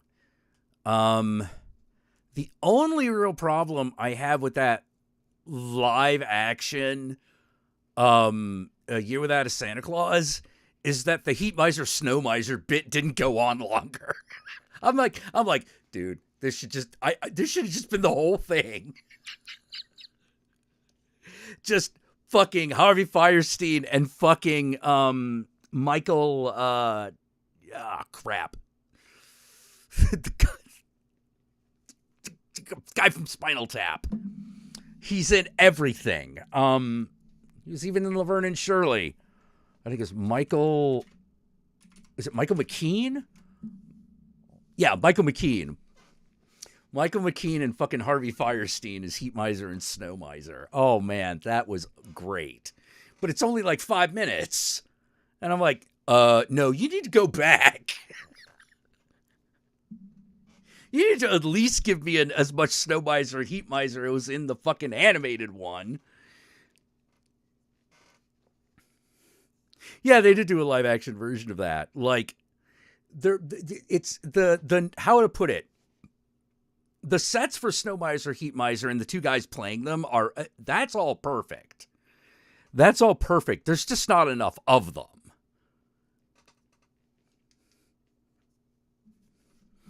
Yep, Michael McKean also played Mr. Green in the Clue movie. Yep. Oh, man. So good. You know? Like, I love watching that scene, but the problem is that the rest of the live action show thing is kind of bullshit. Like, it's kind of like,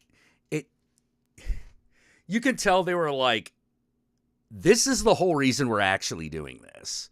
Because we got Harvey Fierstein playing Heat Miser and Michael McKean playing Snow Miser. That's why we're doing this whole thing. But we can only do about 5 to 7 minutes of that. And now we got an hour to fill. You're just like, God damn it. Well, yeah, it had John Goodman as Santa. Like, yeah, there were a lot of things that it had going for it. The problem is that there's definitely a period of time where you're just sort of like, no, get back to the good stuff. Get back to the good stuff. I don't care about any of this other crap.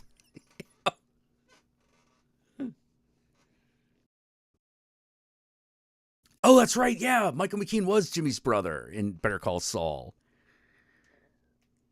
I'm Mr. White Christmas. I'm Mr. Snow. I'm Mr. Icicle. I'm Mr. Timberlow. You know, like I feel like that's one of those things where I'm like, I wish there was just a show that was just that dance number. You know, because it's the best part of the whole thing. Like, I could still watch Year Without a Santa Claus, a little Rankin Bass one. Like, it gets a little boring in the middle of it, but, like, you know, for the most part, it doesn't waste your time.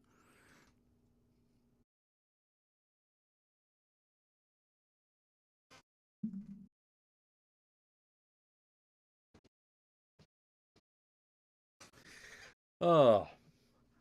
Oh, I love Ernest Goes to Camp. What? Oh. Oh, yeah. Yeah. Hey, John, do you want to come on and I'll tell you all about that?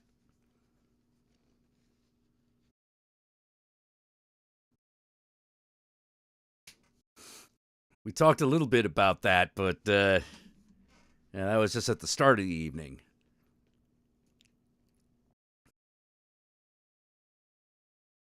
Oh, thank you. Thank you about the Nestor the Christmas donkey. That one drives me crazy. Like, that was just like, what the fuck? Like, what the fuck is this even? Okay, cool. Oh god, Nestor, that long-eared Christmas donkey. Fuck. And that cherubim is just so pointless. That cherub is so fucking pointless. I mean, it's there for like 2 minutes. And it's like, oh yeah, bye. Wait. Why are we skipping over Nestor fucking punks 2 dolphins and makes friends with a whale? Like, it's like, oh no, we got to get to the manger scene. Fuck the manger scene. What's all this shit? He's like saving polar bears and crap. I want to know about that. I need to know about this. I know Jesus. I want to know about this shit. Yeah, pine trees do not grow in Iraq. Oh my god. I've actually had a couple people like try to argue with me about that. And I'm like, no. No. No. Nah. No, you're not getting it. You know?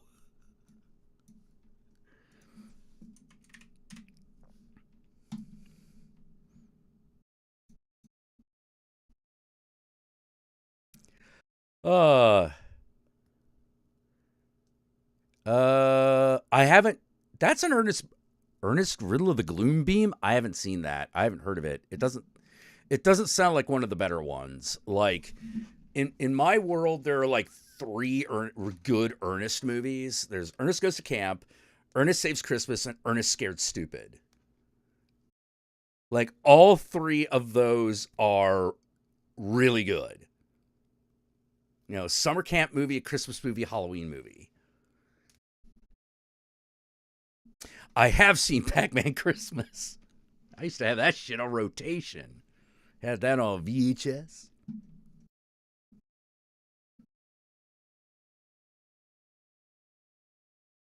Oh yeah, gee, I'm glad it's raining. And when somebody loved me, feel like the same from yeah, they're written in the same key.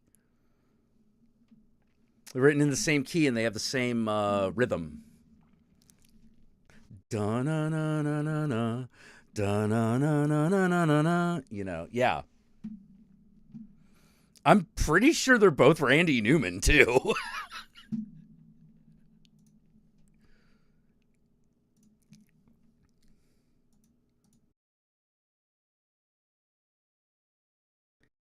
Let's see, sign in.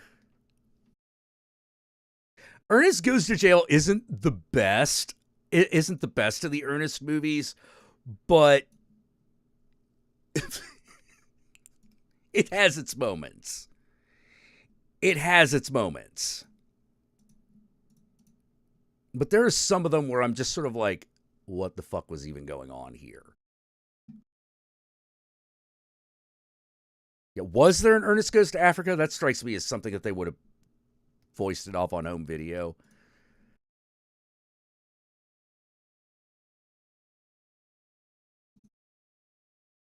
Come on. Sign in. There we go.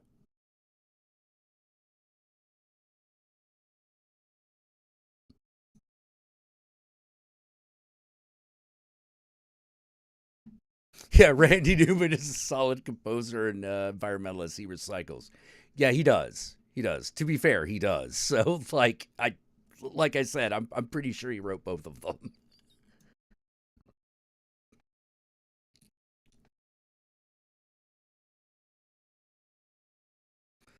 Like I forget. Like I think they have like different choruses or something. Whatever it is, I'm not a music guy, so I don't know what it's called.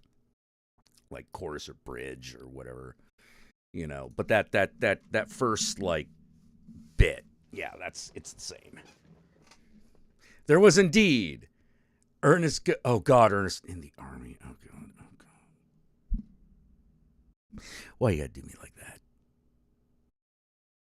Why you gotta do me like that, Josh Rowe? See, we were having a good time, and then you had to take it too far.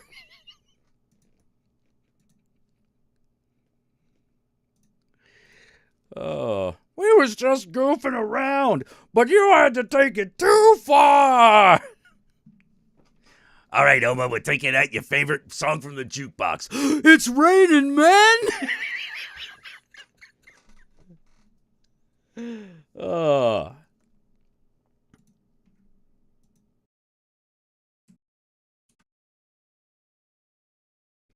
Okay, I'm gonna get a refreshing beverage, and I'm gonna send John the link, and then we shall proceed. I'll be back in just about 5 minutes.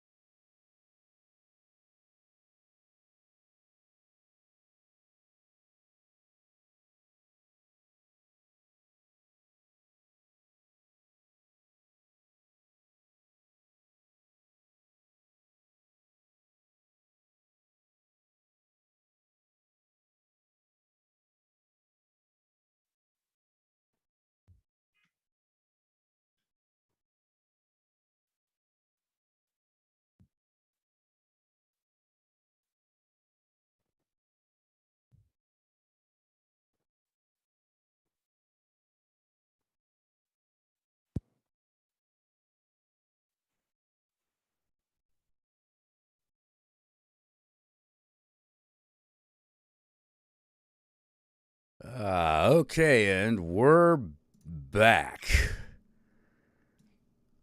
Hi, buddy. Hey, man, how you doing? All right, so we're gonna talk Oh, about. what the fuck? Okay, so as I said earlier in the stream, basically, right before I got on the stream, I went to a friend's house because they have like a Sunday afternoon thing, and it's like a Sunday afternoon cookout kind of deal. And I'm like, Right. okay, you know what? I almost never go. I should start going. A lot. It had been called off for a while because of COVID. Right. And I'm like, I should start going again. And so I did, and everything was great. All the people I knew, perfectly fine. Mhm. Good, like, couple dozen people there. Everything was all right. Mhm. And then Oh no. I was talking to someone. Well, that's your and first mistake. All the other conversations had gone so well. Like they had gone so well. It was just sort of like, hey, who's this? This is my dog, Kirk. My job. I'm right now working on a job to try to get a cartoon version of Kirk on the side of a Unibus. It's like, oh, okay, that's kind of cool. Kirk Shit. fanboy. Yeah, I know, Kirk fanboys, man. Yeah. Anyways, continue. And I'm about to fucking choke out the internet, aren't I? oh, this didn't happen on the internet. No. I'm saying like I'm about to like want to choke someone through the internet. Yeah. Oh, you gotta through time and space, man. And anyway, had some found another Danhausen fan. Oh, nice. Yeah, my friend Mike was like one of the Mikes that I know. Mhm. He was like, I'm ditching out early so that me and my buddy could go to see a wrestling match. And I was like, I didn't know you're into wrestling. And he was like, yeah. It's one of those when you meet him, you're like, oh no, I wouldn't have pegged this guy as a wrestling fan, but it kind of makes sense now that you mention it. Yeah. And like his buddy who had gotten the tickets was wearing a Danhausen t-shirt. So I was like, oh, hey, Danhausen. I know about him. I know that guy. My friend John talks relentlessly about this stupid character. Yeah. So they're going to like some event that's like here in the Bay Area, and it's supposed to be like some sort of like. It might have been GCW. Yeah. If I'm remembering correctly. But yeah. It's whatever. It's one of those. Yeah. Not WWE, not Raw. Not one of the big ones. Yeah, it's not AW or WWE at the moment, so it's probably like PWG or GCW because PWG. Anyways, we're getting to my new show. The problem, I need to know why you texted me that. Yeah. Okay. So I'm talking to this person, and this conversation already took a really weird turn. Oh no! For completely unrelated reasons. It's a different sort of, But this is proof that certain kinds of things just cluster together. They seem to naturally cluster together. So I'm talking to this girl, and all of a sudden, loud white guy that I don't recognize. Oh no! Appears. Now, he's not the only white guy there. Like, the majority of males who are here are white, as are all the females, all the women. But this guy, he fit the type. Oh no, he had that look, didn't he?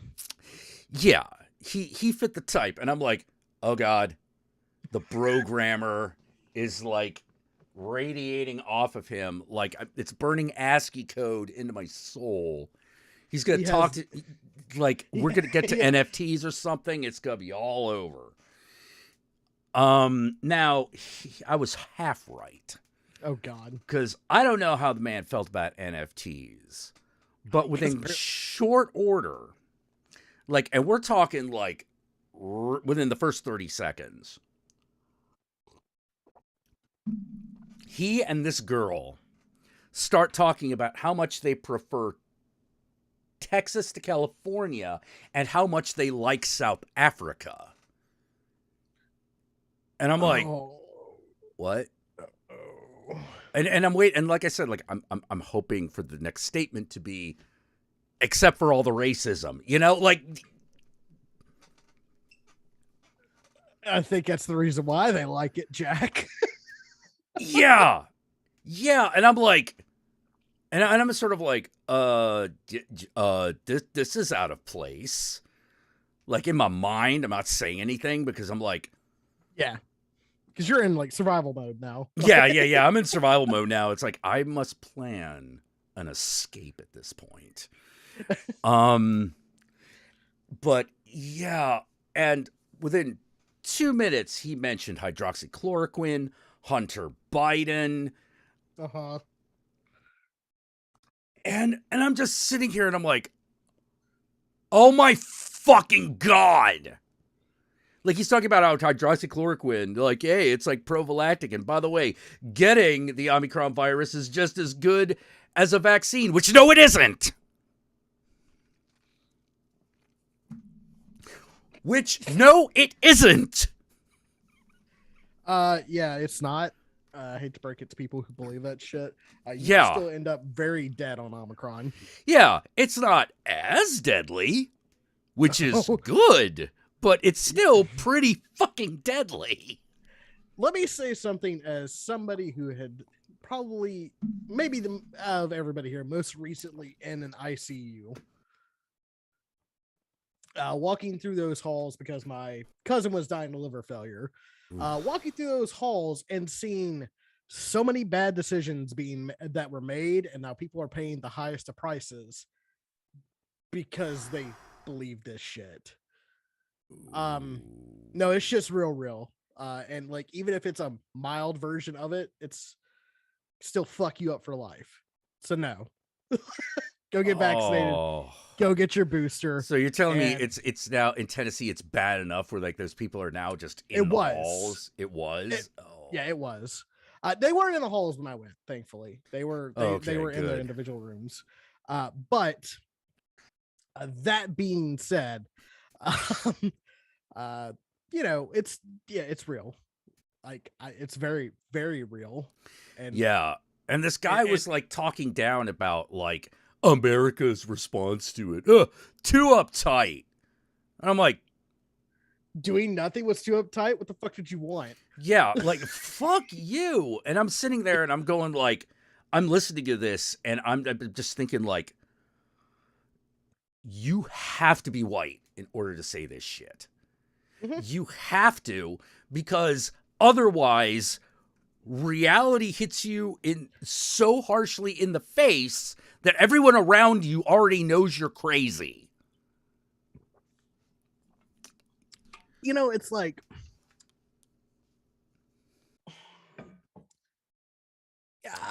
are there black people who don't believe in COVID? Oh, I'm sure.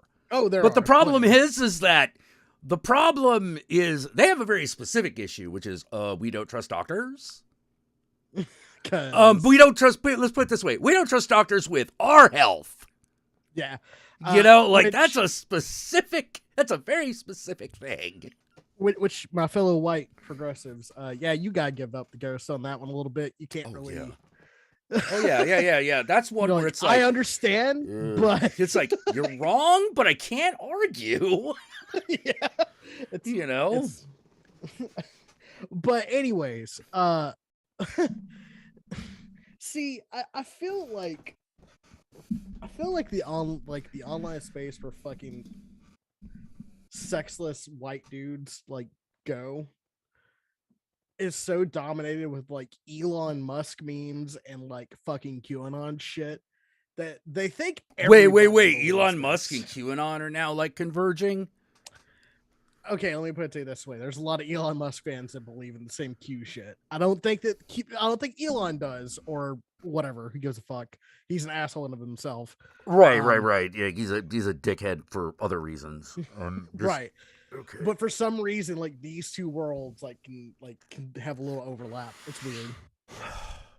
I shouldn't be too fucking surprised. You know, well, it's because like they worshipped Trump. Why wouldn't they worship Elon Musk? That was always the weird thing to me. I never got that. He is a successful businessman. They said so. Well, like even then, like Trump has always looked like a goofy motherfucker. That's half the reason why he stayed relevant. Yeah. And this is your god emperor? Like some of you literally think that? What the fuck? How bad is your life? Like, It's got to be pretty chaotic. It's got to be pretty in pieces. like, Because, like, nobody who. If you ever, like, look around them QAnon groups, you don't find people who are fantastically emotionally stable. well, no, because they're conspiracy nuts. As someone who used to be one, that's comes with it. Yeah. They're very alarmist, and it's weird because I find myself going, I have a really hard time conceiving of stupid. I can only conceive of stupid by looking at it as a series of bad assumptions. Yeah. That's all I can see it as, because otherwise I can't understand it. Because I don't understand why a human being would look at something and just believe that. But I know I'm wrong. I know I'm wrong because, like, P.T. Barnum proved it. Right. You know, there's a sucker born every minute. Each time that minute hand reaches to the top, up like daisies up they pop, and how I fed them bona fide baloney with no truth in it. You know, like, yeah, but I kind of like that song. Yeah. But at the same time, it's like, I understand, like, wanting to question everything. It's like, just like the one I hate is whenever they start going like, well, just have an open mind about it. No. See, I've had an open mind to it, and when I put it to the fucking rigors of actually testing my beliefs, you know, doing my actual research. Yeah. Open mind is not, oh, you're right, it's gold. Open mind is, all right, let's check this out. Nope, that's bullshit. Yeah, exactly. It's like whenever I see something, I'm like, that is crazy. I will immediately start going on all the websites I use for source gathering and see if there's anything that like connects them. Because like I wanted to be a journalist, so I think that is a very important process that nobody fucking does anymore. Except it totally is. You are totally correct. And one of the things that really upsets me is people talk about, you know, like the Pewdie pipeline or the Joe Rogan pipeline, all that shit, right? Right. Here's the unfortunate truth. Uh-huh. The reason there's a pipeline from those guys is because they're popular. Yes. Not because of what they're saying, not because of what they believe, just because they've got that much attention on them. Yes. That's why it's there. You know, why are you the greatest sources of misinformation will also probably also be the larger sources of information. Well, right. It's like it's I don't know how else to explain it. Someone asked like how did I get out of that conspiracy theory mindset, and what stopped me from going like further than I did was I eventually just kind of went like, no, the world's chaos. It just walked away. Like I was just like, no, everything's just chaos. People are assholes and the world is chaos. Like, love the people you have around you. Yeah. Oh, thank you, GL. Thank you, GL. Thank you, yes. GL. $2, I don't give a fuck. You know, man. But the problem is like, and this is a new breed of like libertarian conspiracy theorists that have come out because of the QAnon shit, which is nobody like it's not that they believe this shit, it's that they believe this shit and then like they go to action on it. It's weird. Yeah. Because back in the day, conspiracy theorists never fucking acted on this shit. They would go to conventions, hang out, fucking talk about like maybe like fucking aliens, you know, bother people to fucking, Houston Dallas Book Suppository, Yeah. more often than they should, and pissing Get everybody knocked out off. by Buzz Aldrin because they say Yeah, he didn't land on knocked the moon. Boom. Ah, love that. Oh God, I saw that, and I like my immediate thought was, "Bam!" Coming from the underground, got a problem because brother is brown, and I'm like, I don't know why I thought fucking NWA when I saw that. I just did, because it probably for the same reason. The other song that comes to mind is "X Gonna Give It to You." See, I always think of Mama said knock you out. Oh, because just that don't call it a comeback. A pity if he is. Because like Buzz Aldrin's so tired of that fucking stupid conspiracy theory. Yeah. Anyways. Yeah, and I found people, and I'm like, yeah, I can imagine why he'd be a little upset about that. He's like, I stood on the fucker. I went there. I almost died doing that. Like there were 3 of us. We all almost died doing it. But we did it, and now you're like, oh, that didn't fucking happen, and you're a disgrace? Are you fucking shitting me? I went to the moon, bitch. Who are you? Yeah, who the fuck are you? What have you done? Like, good God. Can you even raise a puppy? Something useful. God. But like, that still doesn't explain the text the fucking direct message. Like, because I was like, well, yeah, of course I fucking think COVID's still a fucking problem and was a problem. What? Yeah, we talked about this. Yeah. Because I needed sanity. I had just 2 to 5 minutes of pure bullshit, and I'm just sitting there like, there's no fucking way someone actually believes this shit. Yeah, exactly. It's like, there's no way I would meet them at my friend's cookout. Like, how did this one get past the sniff test? I still don't know. Something tells me that was either a boyfriend or it had to be. It had to be. Like, can I bring Trevor along? Yeah, something like that. Yeah, okay, yeah, sure, why not? Is he cool? Yeah, he's cool. You get there, oh, no, he's kind of not, like, yeah. Pull over their friend like, all right, what? Why? Why do you date only the ones with red flags? Like, what is your fucking problem? Yeah. So now I got to tell you about the other conversation that was interrupted by this one. Oh, God. Now, do I consider this one of my finest moments? Yeah, a little bit. But should I? Well, that's for you to decide. All right, so having this other conversation, and she's talking about how she had to get out of California because she had just ended this really, really intense relationship, and I was like, yeah, no, I've had those, and it can be really bad, and it gets really intense, but then it just ends. It ends as suddenly as it starts. Hi, Cat. Father, I must kill. Father, I must leave the room. Okay, kitten. There.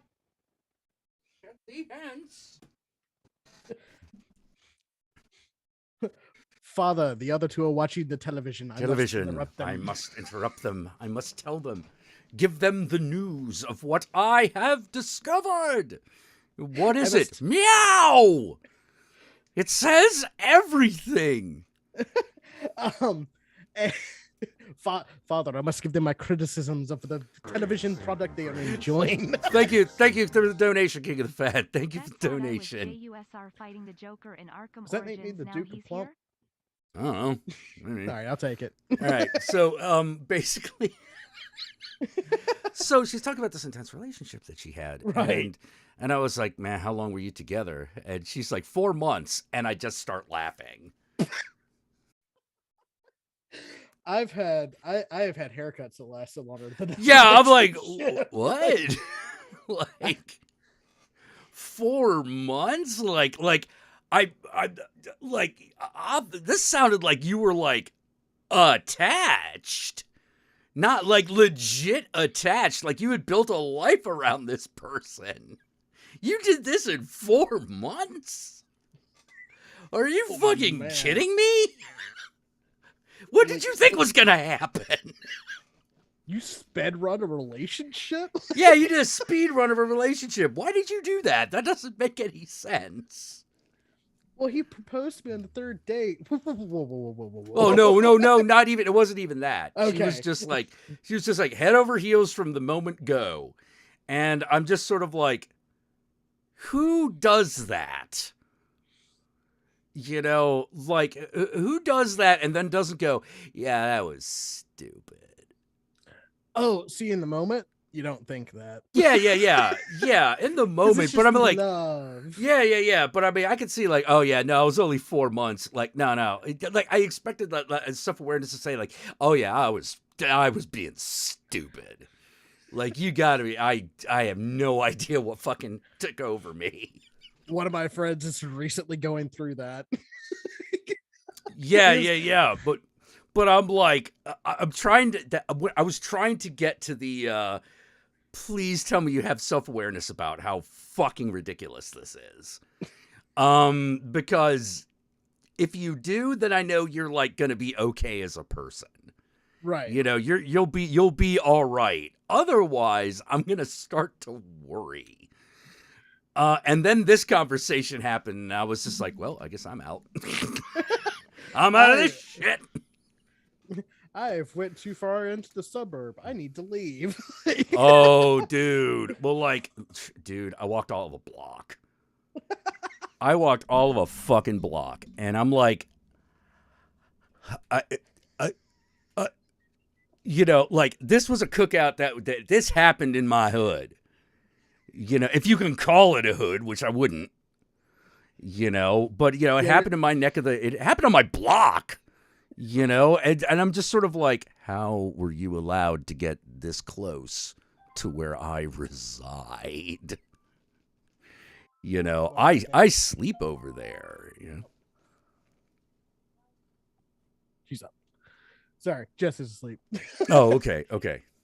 I you know, make sure she's awake. God damn it, Alexa, shut up.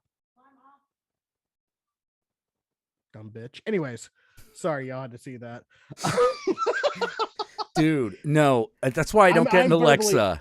I'm verbally abusive to fucking technology that already can't hear me. You know, like, that's only going to get worse if it talks back.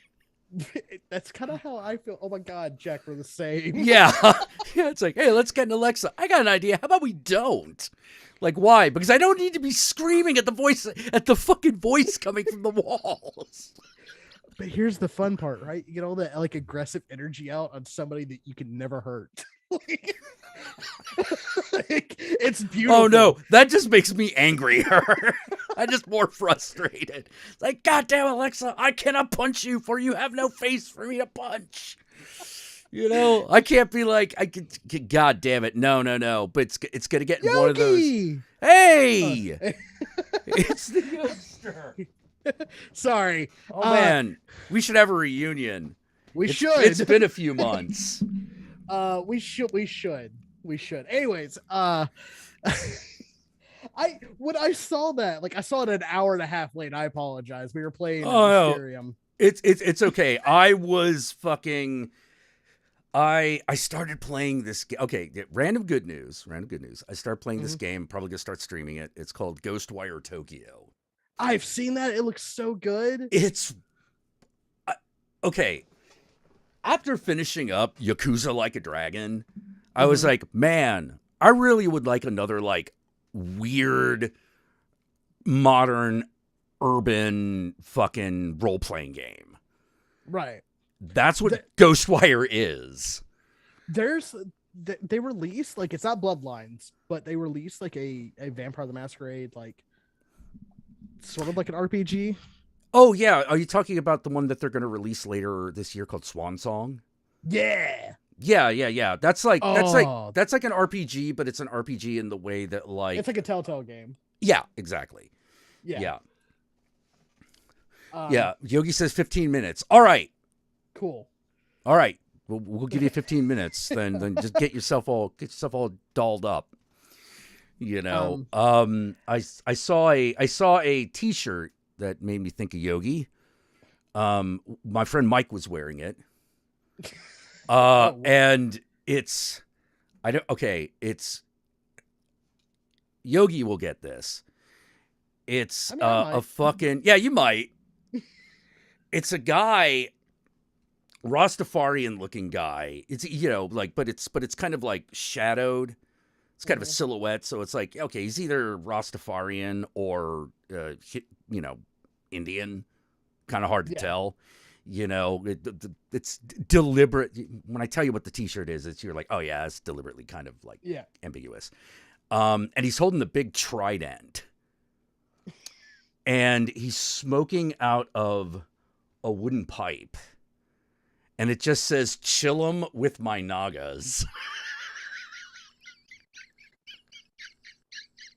And I'm like, I need to find this shirt. He sent to Yogi. Oh no. Oh no. Oh, the same Mike who's having the cookout, you know. Not racist, Mike. Yeah. Let's see. Wasn't Ghostwire the one that Bethesda published with the most adorable Japanese programmer ever? Kind of, yeah. Because like, here's the thing. The whole thing is like, you know, spooky haunted Tokyo. And you think it's going to be like a survival horror game, but it's not. It's actually an RPG. It's a first-person RPG.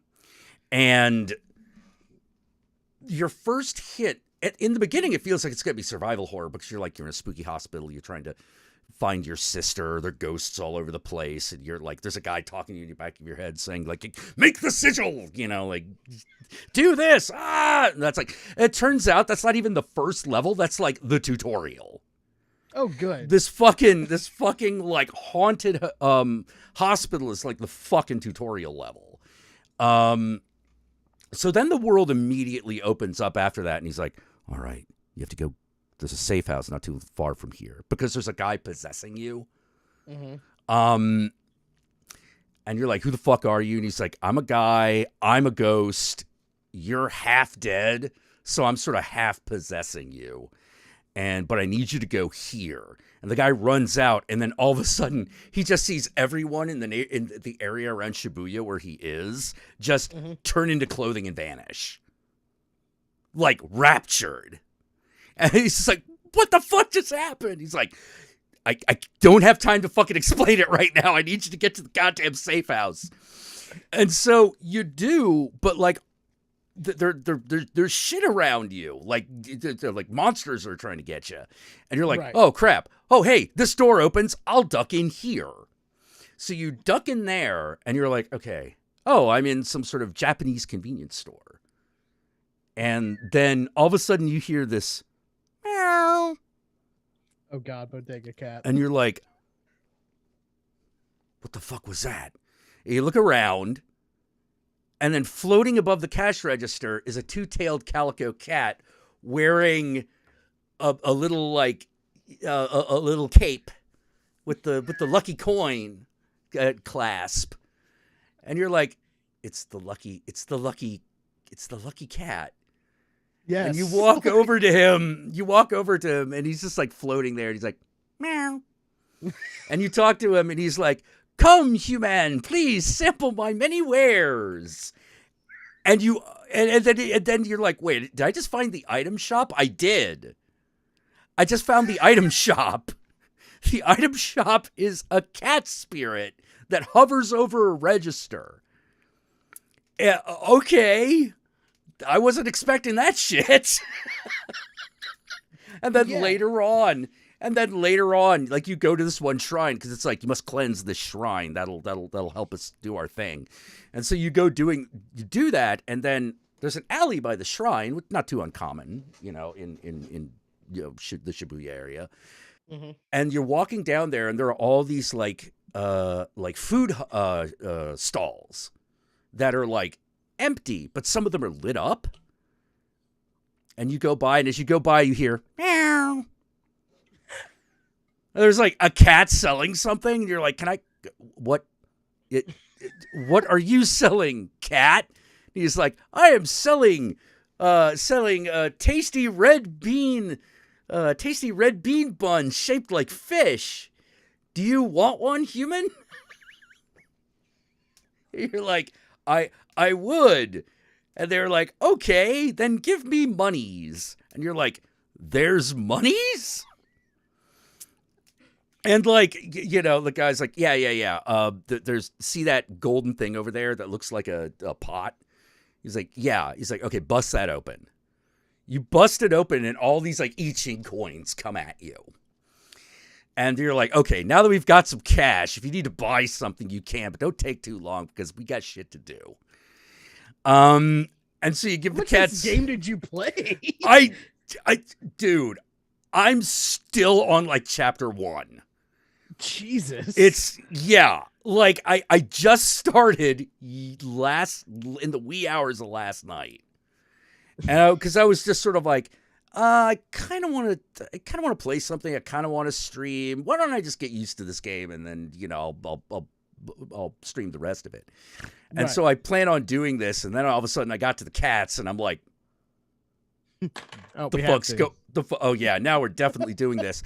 And then I found the dogs because you're like, hey, here's an item I can pick up. What's this? Dog food. Like, what am I gonna do? Am I supposed to eat this shit? Like, is this like my health recovery? Like, what the fuck is this? And then you walk over to a dog, and the guy's like, "Want to see a neat trick?"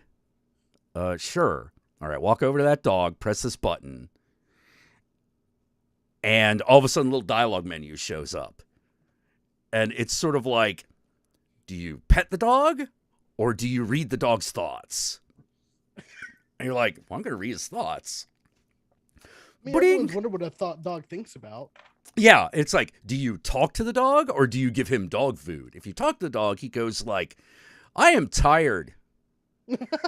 It's rainy outside. Hello, you look just like someone I know. Like it says regular, unlike the cat, it says regular dog shit. But then, if you give it dog food, it then it thanks you, sniffs around, starts digging in a random place. And then money comes at you. And it's like, wait, is this world's explanation for why dogs just dig shit? They're actually like looking for coins? You what? Give me food, so I must make you money. Yeah, here, have monies. Monies is something people like. Here, yay, I like you. You're I am friends. dog. And so I'm like, okay, this game is a lot weirder than I thought it was going to be. I thought it was just going to be a straight up Japanese horror. Speaking of shit that I didn't expect, so I went to a bookstore, and I don't know if you probably have bookstores out there that do like blind date books. I don't. I might, but I don't know what it is.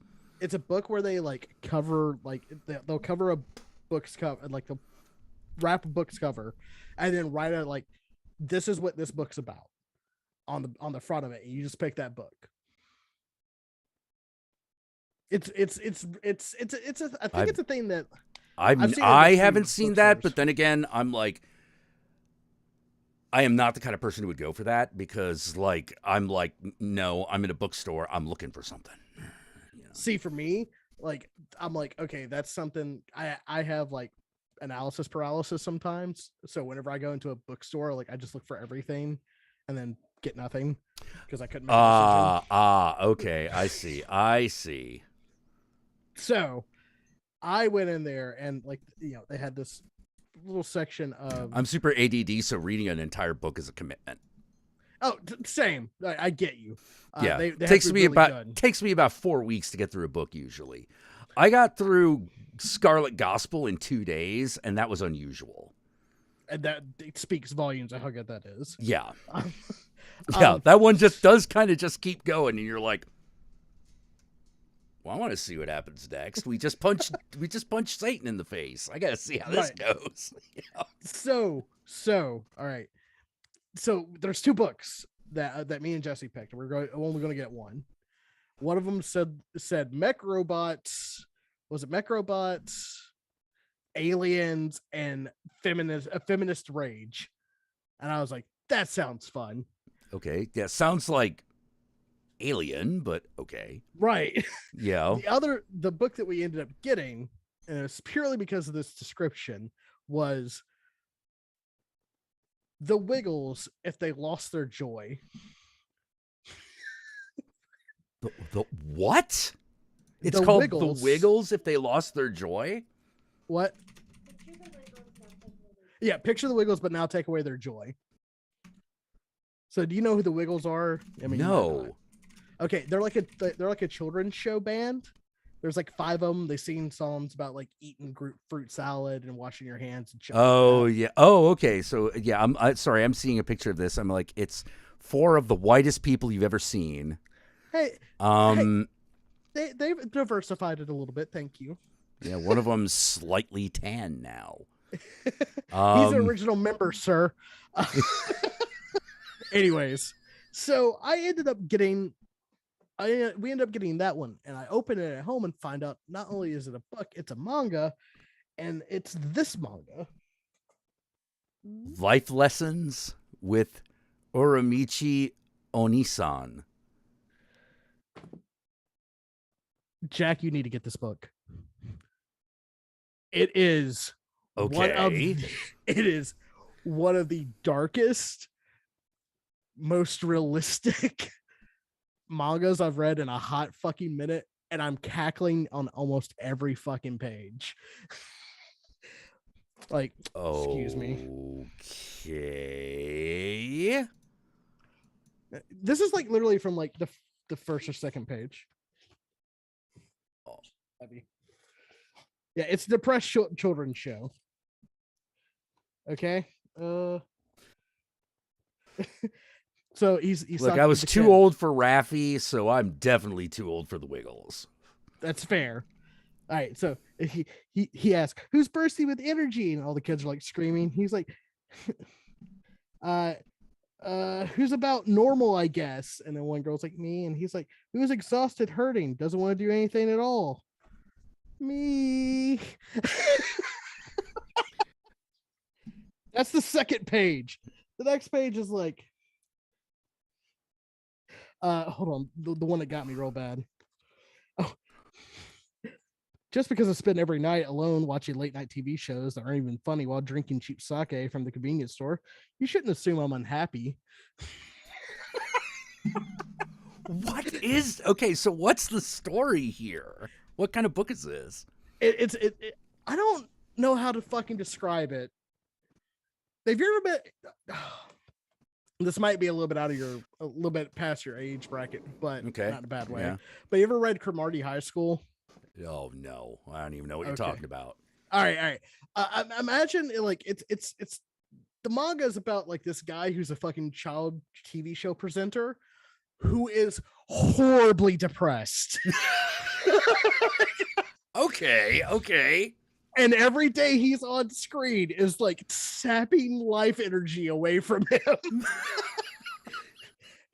And everyone, so he's not telling this to a schoolroom. He's telling this to like children across the nation. Yes. Okay. And he has all of the performers are fucked up, depressed alcoholics, heavy smokers. So yeah, the anime might explain it better, but like it's fucking. I started reading it and I'm laughing on every page, and I'm like, so where did the aliens and the robots come in? No, that's the thing, right? We had the choice between the mech one and then we had the Wiggles. Imagine the Wiggles, but take away the joy. And we picked the other one. Okay. So, got it. So I'm not much of a manga or anime person anymore. I went through a phase in high school and I don't want to go through it again. But this fucking book broke my heart, man. Am I ready to love again? I feel this fucking book this fucking book brought me back. I'm now like, man, am I gonna start collecting Shonen Jumps again? Probably not Shonen Jump, not unless it's full of that stuff. Right. Which I probably isn't, because it's But- Shonen Jump. They got a brand, Right. You know? But I'm looking through the back here, and I've already. Then again, so did the Archie comics. So don't never say never, I guess. Right. So apparently this has got like six volumes. So this is gonna be the new thing I'm collecting. But the next one I'm gonna collect, I think, is gonna be Saint Young Men. Saint Young Men. Yes. Buddha and Jesus decide to take a vacation. Oh, this one I heard of. And I'm like, I need nothing else. I recently got like some of Junji Ito's books. Some of the ones I didn't have, like Sorry, someone was asking for the title. So yeah, titles Life Lessons with Uramichi Oni-san. yeah. So I got the Cat Diaries, Mhm. which is all about Junji Ito learning to love cats. Right. In only the way he can. And I think the other one was Fragments of Horror, which was a collection of short stories. Ooh. Yeah, they're both really good. I also got a comic called How to Talk to Girls at Parties that was written by Neil Gaiman. Well, it's an adaptation of a short story he wrote in like 2006. Neil Gaiman. Neil Gaiman. Yeah, Neil Gaiman. How to talk to girls at parties. And the whole idea is that these two guys, they're like 15, 16 or whatever, like go to a party that's filled with people who are a little bit older than them. They probably shouldn't be there. But they have managed to fake their way through this entire thing. The one friend goes off with a girl and disappears. The other guy meets 3 girls, and they each get successively stranger. Like, they don't talk like normal people. Like he's like everyone else speaks like a normal person, but he's like, and there was a girl in there, and I sat next to her, and she goes, "Do you hear the plants breathing?" It's like they're all saying the kind of things that like someone who's really fucking high might say. But as the story progresses, you start realizing, no, these are like nascent goddesses that they're talking to. Oh, lucky boys. Yeah, and yes. Okay. It's been several minutes since I even lit one. Yeah, I know. We just came back. Okay. Oh, you've been gone. Okay, all right. Sorry. Now that makes sense. Okay, I love you. I was like, that was a while ago. I thought, Yeah, like, I was gonna say, but I if they don't just came in from outside, then like anything that came in, it would be back there. So okay, yeah, got it. It does smell different to non-smokers. It so. does. It does. Yeah. He finds out that they're all like emerging goddesses, and like his friend has run off with the sun goddess. Oh, good. And not good. That doesn't go well. Not good. And he starts talking about the friend starts talking about like, if you do things, are you even a person anymore? If you do certain things, and the main character has no idea what he's talking about. Because, like, the story doesn't make it clear, but apparently he had some sort of choice to make, and whatever choice he made pissed her off. Oh, not good. Yeah, not good at all. And I found myself going, like, was the mistake trying to have sex with her or not trying to have sex with her?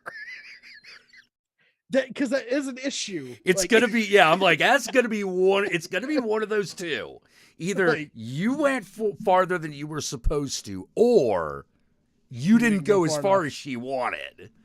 That's what that is. Do you ever just wonder if like those like those stories are just trying to pound into the head of stupid boys of the concept of consent. I could tell that what this actually was about was it's literally about that feeling of feeling like women are otherworldly. Okay, You know, yeah. like we don't under, we're boys. We live in Western society. We have no idea what girls are. You know, like that kind of thing. Because that is an issue, and like It especially in is. Western society, it's like you spend like in the ages of like 5 to 10, just completely like terrorizing the other sex. Yeah. Well, it's weird because like for example in Japan, the problem is usually unless you're a kikomori, which you might be, you know, but if the problem is normally, oh, I don't know how to talk to a girl that I am romantically interested in, you know, but you know how to talk to your sister, your mom, your grandma, your aunt. Well, yeah, because it's and before everyone jumps down my throat, this is just how Japanese society is. It's like normal, like societal family first, honor, and then you like hyper successful in some fucking field, and then maybe relationship. Yeah, that's the Japanese version of the like white picket fence in the house in the suburbs and all that shit. You know, with the nice pension and everything, you know, like that's pretty much the Japanese version of that. But in America, by and large, you are not raised to treat women like people. Well, and that's what's really weird because like here's the thing. It's not necessarily the things you normally think about. Like, you know, don't degrade women, blah, blah, blah. You know, like, sure, we're told not to do that. Right. But we're not told how to deal with them as people because there are these weird special rules that apply. Do you care if I attack the binary gender definition real quick? Oh, sure. Go for it. Yeah. All right. The reason why that is because boys are supposed to be boys and girls are supposed to be girls. So what boys do, girls can't do. And what girls do, boys don't do. Yeah. It's really weird because like... Because there is no socialization between girls and boys until puberty happens. And then it's like a whirlwind of fucking hormones. And then like everyone loses their goddamn mind. Yeah. You know, everyone loses their goddamn monkey mind, and all of a sudden there is this terrified reaction of like, no, boys must be boys and girls must be girls. Which is exactly. And I'm like, don't get me wrong, in all Asian cultures and definitely in Japan, huge amounts of sexism. Oh, totally. But the molds of masculinity and femininity are all couched in what your duty is. Yes. This is what you should be doing. Right. You know, whether or not that's right or wrong, it's still bullshit, but like they're not as terrified of it not being true. Right. They are terrified of what that means. You know, how does that make us look? You know, like they worry about that, but they're not worried that all society is going to collapse. Well, that and like they also, I mean, Japan has some of the worst LGBT bullshit. Oh yeah, no, it totally does. It totally does. Because it's one of the issues with like talking about this shit is like with Japan, it's wildly different than how it is like sex and gender is treated wildly different because of the rigid system. Yeah, probably a good way of saying this is there's something about conservative Americans where there is this tone of if we don't do this, society will collapse that doesn't exist in a lot of other places. Yeah, even in much more restrictive cultures, it's not seen that way. Well, like in America, because unfortunately you're still dealing with this shit. In America, like people think that if you if you don't if everyone doesn't prescribe by the same definitions of shit that we've been prescribed for hundreds of fucking years, that all of a sudden words don't have meanings, which no, that's not how this works. It's literally a gender identity. Yeah. Like you identify as Jack, right? Yeah, totally. Imagine if every time I talk to you or anyone talked to you, you were called Randall. That'd piss you the fuck off, right? Yeah. That would piss me off because, like, no, Yeah. I'm called Jack, and I want you to recognize this. But Right. if if I was like, I know you're half Chinese, but I don't see color, so like, don't think that your Chineseness, I'm offended by your Chineseness. You know what I'm saying? better not be. Well, you and know? it's like, well, I don't care if you don't see color. That's part of my It culture. is part. Who I It is am. part of who I am. Yeah. Occasionally, I'm gonna do a Chinese thing, and that might raise some eyebrows. People might at least get curious. Right. Like it does matter. It doesn't. It's not. It's not supposed to be a judgment on your character. Right. But it is an important part of your identity. Right. And one of the things that really Why Randall? It was just the name that was first thing popped in my head. Yeah, probably because we were talking about Clerks earlier when Jimmy Jam was here. Yeah. Oh, pack of Reds, my brother, man. Time to kick back, drink some beers, and smoke some weed. That's what you've been doing all day. Yeah, but I was on the clock before. Oh man. But I again, it's like that's the fucking problem, is that because we have this fucking divide of what a boy is and what a girl is, it causes like the socializing issue thing to become an issue later on. Oh yeah. That fear puts an extra wedge. Because girls have cooties and boys are disgusting. Yeah. Now here's the thing. That's still like everywhere. That's still everywhere. That's like a universal human, it's a near universal human child thing. Because boy behavior is inherently disgusting. Well, it's no matter what happens. Culture it is. Yeah, it's what happens when you have a neurochemistry that is geared towards acting aggressively while suppressing everything else. Like that's I can only have anger and that's it for emotion. Yeah. Got the easiest emotion for a guy to have is anger, because that's how the electrochemistry works. That's how the neurobiology works. It's literally designed for that. It's at least the societal teachings, like societal expectations of men. Oh yeah, societal expectations also enhance, reinforce that. Right. And I think we let it run amok. We do. Because I've been in other places where like everyone's opinion of like what little boys do is pretty much the same. They do the same type thing. There's not a big there's no big like debate over what the difference of the behaviors is. Right. But in America, because there's this sort of like, no, it must be this way.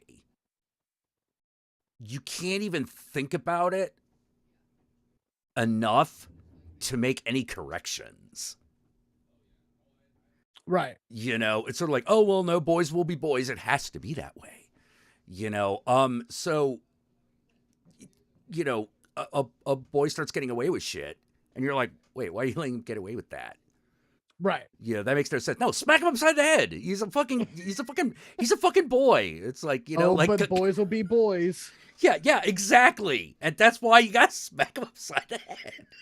Just be like, not hard, just like, what the hell's wrong with you?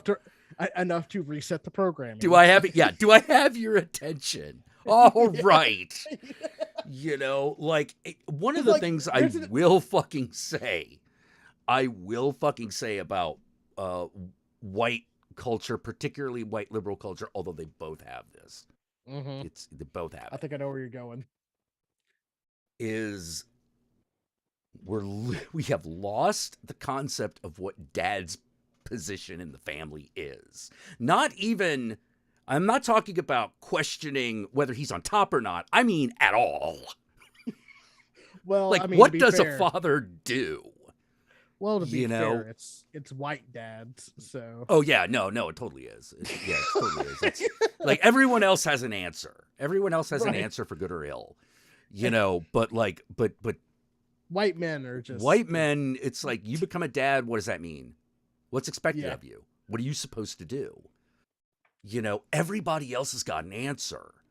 You know, even if that answer is a little fuzzy, you know, like what does black family, if a dad is there is a very solid idea of what his responsibility is. right. You know, it's like he is supposed to be, it's not as simple as this, but like he is definitely supposed to be the breadwinner, and he is not only that, but he is also final judgment. Right. I want to pause this real quick because I really want to bring Yogi in on this conversation. I think it'd Yeah, be really I'm fun. waiting for the response. He's waiting for an invite from you, I guess. So. Oh, really? I thought I sent it to him. Did I fuck that up, or I must have fucked that up? It may have because I just Um, DM'd him, so. All right. I sent it through Discord. Okay.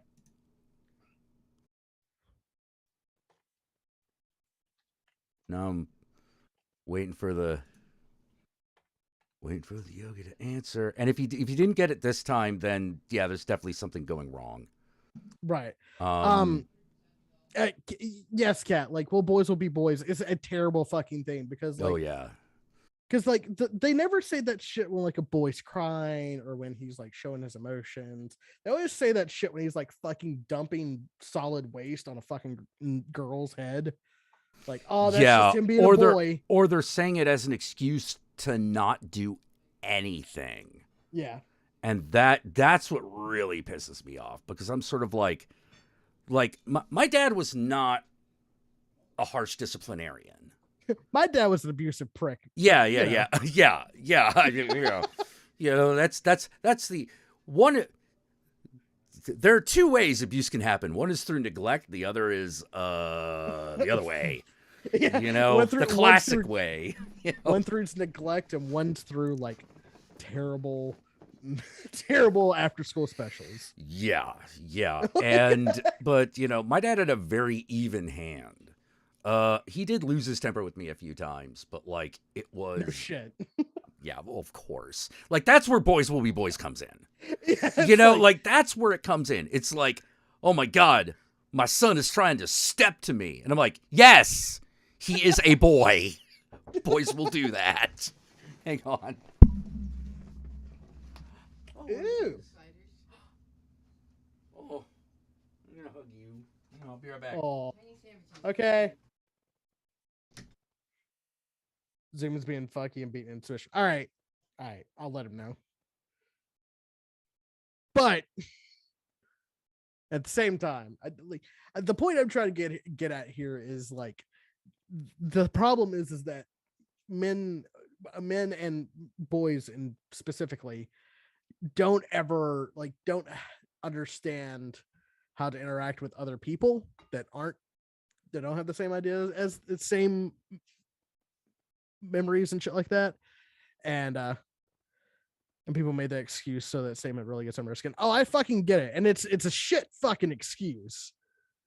It's a shit fucking excuse. It's like boys will be boys. Yes, but you also should teach them boundaries. Like, you know, the other side of that coin is, I remember having a conversation with my friend. She's like, why is my daughter acting like this? Because you're her mom. Why is she treating me like this? Because you're her mom. You know, it's like, you're saying it's my fault. I'm saying, no, you have a daughter. This is what happens. Right. Like, They will eventually get to that point where they're like, Mom, you don't understand me. yeah. You know, because that's something every kid does. It's part of the development. Yeah. And I do want to bring up what Nadine Samurai here said, which is like the perfect breakdown of the statement of boys will be boys. It's easier to silence a victim than make an abuser behave. That's what that statement really means. Yeah. Yeah, it is. Oh, that's harsh. It's that's why it's a shitty fucking statement. Mm-hmm. Oh yeah, and it means that means he likes you. If he punches you in the face, that means the boy's attracted to you. No, that means that kid's got a lot of pent up aggression he can't take out. Do they still say that shit? Yeah, they do. You know how hard it is to tell your friend like who's raising their kid, and they're like teenage, and they're like, I don't understand why she always rebels against me, and I'm like, maybe it's because you weren't there for like the first 10 years of her life. Yeah, that'll have an effect.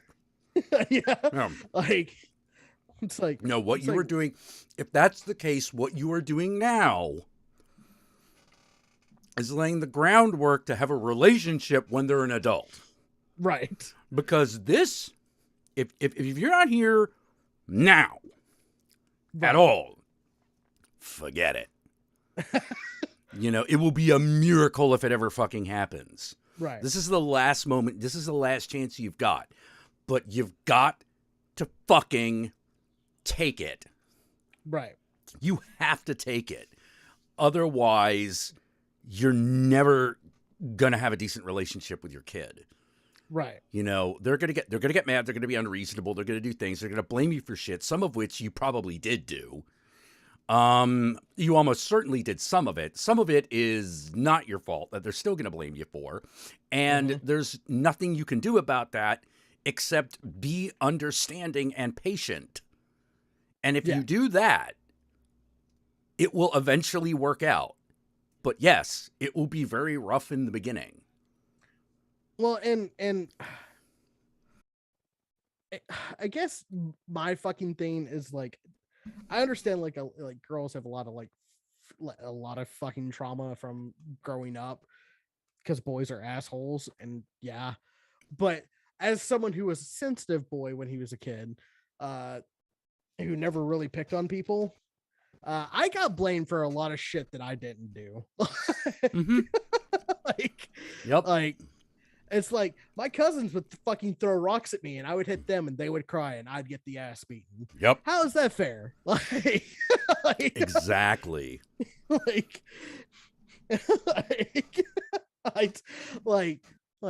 they're the ones that are like fucking like being assholes to me. I retaliate. Now I'm the dick. Like, okay. Yeah. Okay, hold on. Oh, did the Yogi text you? Yeah. Because, yeah, apparently, you know, I need to... let's get this shit off silent.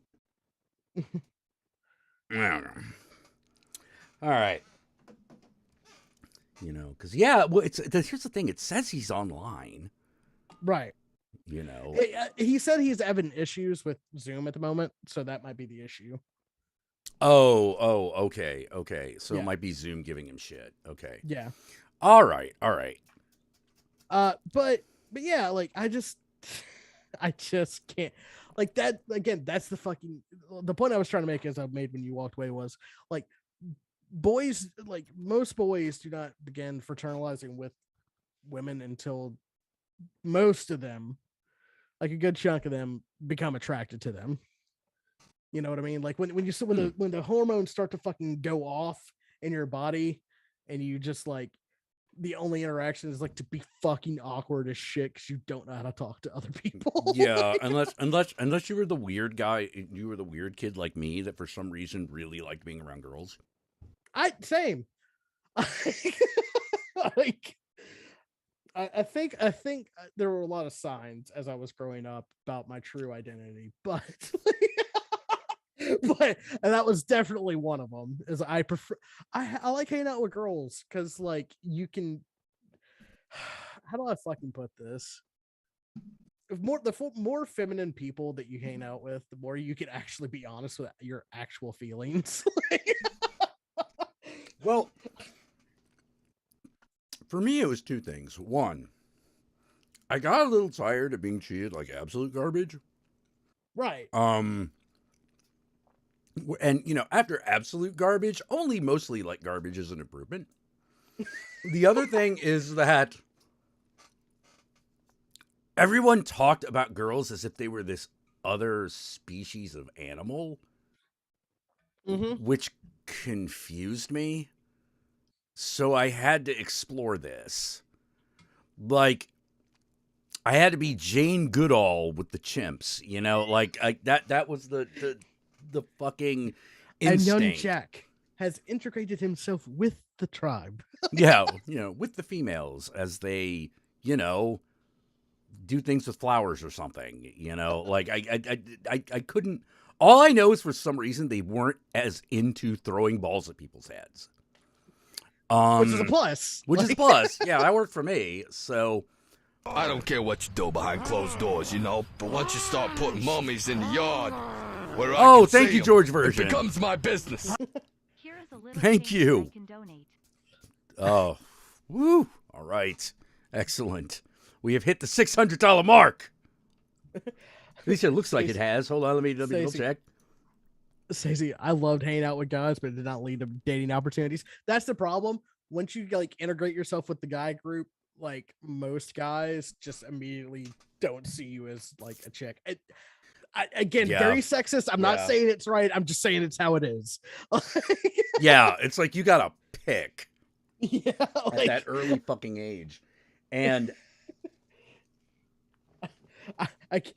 I'll say this again, just to reiterate it. I'm not saying it's right. I'm just saying that's how it is. Especially in Western civilization. Yeah, humans do that for some weird reason. I don't know if any other creature does. Well, it's part of that problem of us treating women like they're from a different planet. Is the minute you cross that line and you become part of our culture, you cease being a woman to most guys.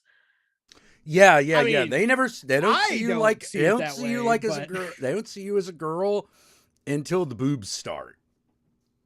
If they start. Even then though, even then you kind of I've caught myself doing this where I've been hanging out with some of my feminine friends and be like, oh right, you have tits. Shit. Oh right, you are a girl. I can't be as crass as I want to be. Well, actually, I think about familiar. Oh, hold on. Hey, aha!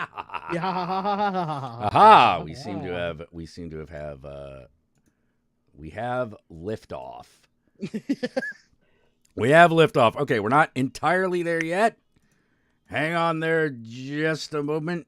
Yogarina. Yeah, hold on. Do it. Okay, let's get the. All right, we're having some trouble. Trouble on my end, not Yogi's end, but so Yogi is obviously calling on the phone, right? Because the computer wasn't having it. The computer can suck my dick. Yeah. Tell that bitch to get in line. That's where we are right now. I'm like, all right, fine. You don't want to work? I won't use you. In fact, I'll use the phone in front of you. No, come back to me. Oh, we're well past that, baby. Maybe if you decide to fucking work. So I need to, by the way, express the vapors have claimed me. I can tell. Oh. Are you okay, buddy? What's going on? I always said I'd never get a vape pen. Oh, yeah. Those vapors. Yeah, we're back. We're back on the nicotine. Oh, you tried to be a responsible adult again, didn't you? Yeah. Yeah, that'll do it. Every First fucking mistake. time. However, that being said, this right now, what is this? This is pear, apricot, papaya, Oh, cool. and I feel like the bougie Middle Easterner that I am deep down. Hey, Yogi, Yeah. get a hookah. Actually, wait. Question: have you seen the company that makes like the e-hookah heads that you can actually put on the bottle? Mm-hmm. I want it. I don't trust. Wait, hold on a second. Are you telling me that they have made a vape hookah? Yes. A hookah that you can like put on a water bottle and use as a fucking portable hookah. Oh no, not just that, not just that. They've made like a head now that it looks like a clay hookah head, but you know it's electronic and it uses e-juice instead of charcoal and raw shisha, and you can literally just put it on a regular glass hookah. This is a thing now. I know because it's one of the things that my cousin over in out in not Colorado. He lives in Vancouver in Washington, and he sells them.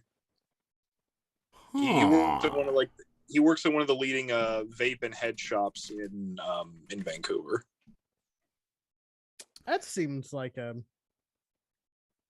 very fun job that probably isn't. Well, how can I put it?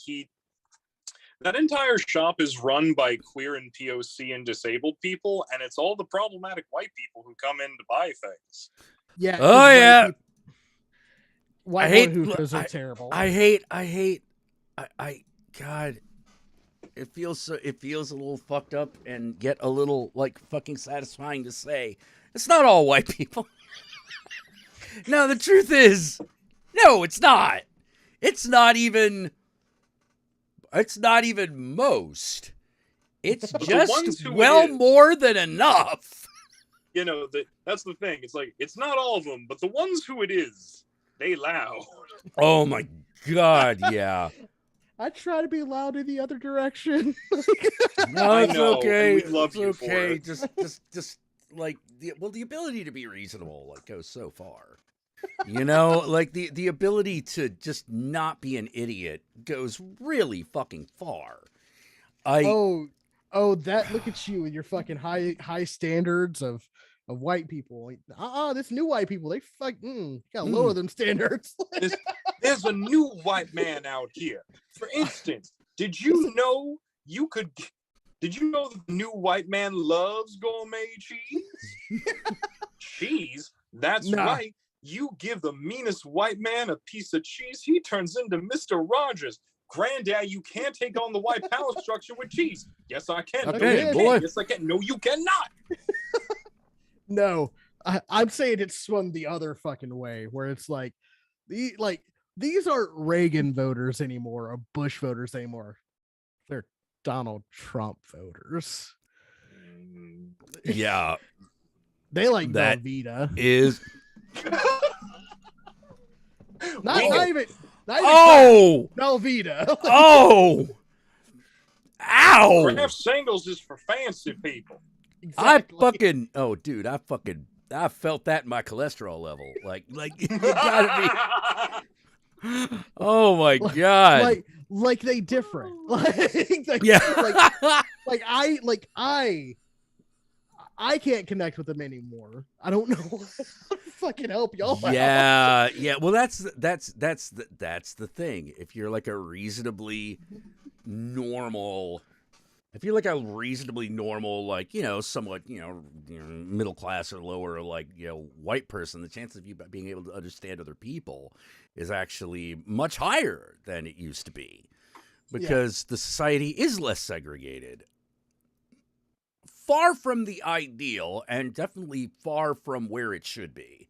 Yeah, everyone thinks that like since people got the right to vote now, that's all the rights you need, and like we could just keep. Wouldn't that be nice? Yeah. Wouldn't that be nice? That would be nice. It's like if that was just all bam, everything's hunky dory now, that'd be great. Wouldn't that be great if that meant something?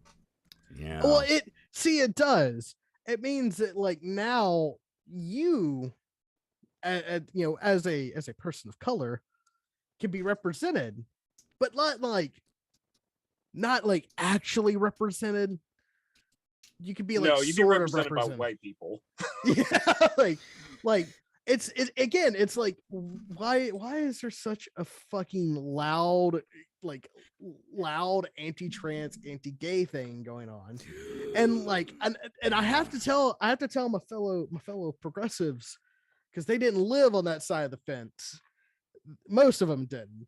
That no. That's always been there. Even when they were being laissez-faire about like, I don't care, who gives a shit if you want to be gay, you get married, I don't care. Yeah. They were always mad about it. Always. Yeah. Yeah. Always. Those that didn't care never did. And those who were mad about this always even were. the conservatives that didn't care, they cared.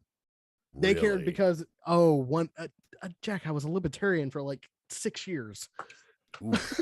Ouch. I voted for Ron Paul. It was you. I was a bad whitey. Now I'm just, Well, like, white and okay, white and when queer. was that in 2016? It was 2016, 2008. I did not vote 2000. for All right, Obama. 2008. Yeah, that was still a reasonable choice in 2008. Yeah. 2016. Yeah, that's your own fault. No. By 2016, I was just like, fuck politics. It's all terrible anyways. So bullshit anyways. Yeah. And then I was like, man, the government Here's your book. sucks. Bullshit. Like, no, the government fucking sucks and nobody should be in charge of it. And then like I found online leftists like you and Yogi, and I was like, oh, I could be a dirtbag and like not beaten over the head with the fucking problematic Well, stick. yeah. Like, I mean, come on. Like, there was how to put it.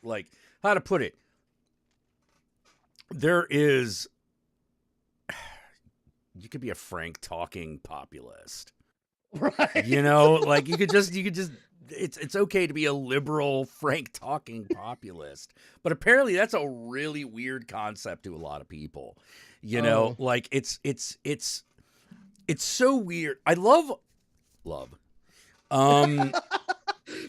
fucking the occasional debate bro shit that still filters through my defenses. Because it always comes down to this. I do not disagree with you.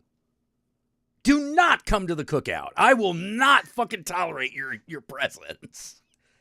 We vote the same way, but that is it. That's where that stops. Here's my issue, all right, with the online debate bro shit, which ironically we're on a stream here talking politics. Here's my issue. No, right? debate bro is a little more specific than that. Oh, it is. Oh, it 100% is. But here's my fucking issue, right? Go on. It's always drama. It's never actually praxis or doing anything for like the greater progressive movement or for socialist movements, for labor unions and shit like that. It's always about like he said, she said, they said bullshit, just constantly going off. And I don't give a fuck about your interpersonal fucking drama. I just don't. It's the reason why I only watch fucking Bo the Fifth Column now, because he literally has nothing going on with any drama. No, it's just all about here's how I see it. This is what I do. If you want my opinion, here it is. This is how I form my opinion. At the end of the day, Bo the Fifth Column is he's just a man in his shed. Yeah, he's got a really clever brand, and I don't doubt for a second that's who he really is. Oh, he is 100% that way. But I know where he grew up. He is 100% that way. Like, I just put it this way. I was like, oh shit, we might be related at one point when I found out where he grew up. Wait a minute. Aren't you the second cousin of Billy Ray's oldest daughter? I know you. You? Yeah. Yeah, because for me, like, I always came at things from the hard, like, fucking. I have softened as an anarchist. But I need like, I would appreciate if everyone at least understood that that is where I started from. Okay? oh look, the old brouhaha's gotten Oh wiser. yeah, yeah. No, All no, it that- is totally like, well, now that you're a little older and you're a little more tired, and I'm like, yeah, it's a little bit more tired. It's also a little less willing to be completely frustrated with everything. right. You know, But- like But I But- feel, Yeah. I feel how to put it. That doesn't mean that Jack's not willing for revolution. It just means that he'll just be holding the turret gun while you push his wheelchair. That's yeah, all. exactly. Yeah, pretty much. It's like, okay, children, let's go. You know, but like for me, it has always been about. For me, political action has always been about destroying and reducing to ashes those systems and institutions which we collectively have decided to refer to as the man. You know, Yeah. like it's just like, no, break that shit. You know, like what fucking break it. What good's it doing what good's it doing us? It's not doing us any good. It is literally the thing keeping us down. Fuck it. Yeah, exactly. You know, what's it fucking providing? You know, that's the Right. question that needs to be fucking answered. An anarchist's best friend. An anarchist's best friend is his lighter and his boots. Mhm. Exactly. Oh yeah, totally. Totally. Yeah, that's the kind of anarchist I am at this point. It's like, look, I understand like y'all want to live in mud huts and shit. That's cool. But I just kind of want the systems of oppression to kind of just go the fuck away. Yeah. I came from the world of are we attacking the cops or not? Exactly. You know, like it's you know, it's are we- like, I mean, if the answer's no, I understand. I mean, like, if you've not yelled, are we fighting them or are we running out of a club? I don't think we're on the same anarchist levels. no. You know, like yeah, that's happened a few times. It's like, are we fighting or are we running? We're running. Got it. Dig. Dig. Cue the Crystal Method music. Run out through the back. Oh man. God, by the way, I just need to say I missed y'all. We missed so you. We missed you. Yeah, no. Well, Jack missed you. Well, bitch. You what bitch. Sorry, I've been real sassy lately. I apologize. Johnny Too Dangerous, like the Count Jackula show. The soft anarchist equals I added more ethanol in the Molotov cocktail. Yes. Well, you got to be green, man. Hey, man, you know that shit that I both drink and put in my car at the same time? It's really combustible. Bustable. Yeah. And it's made from corn. Don't sniff it though. You can't get as high.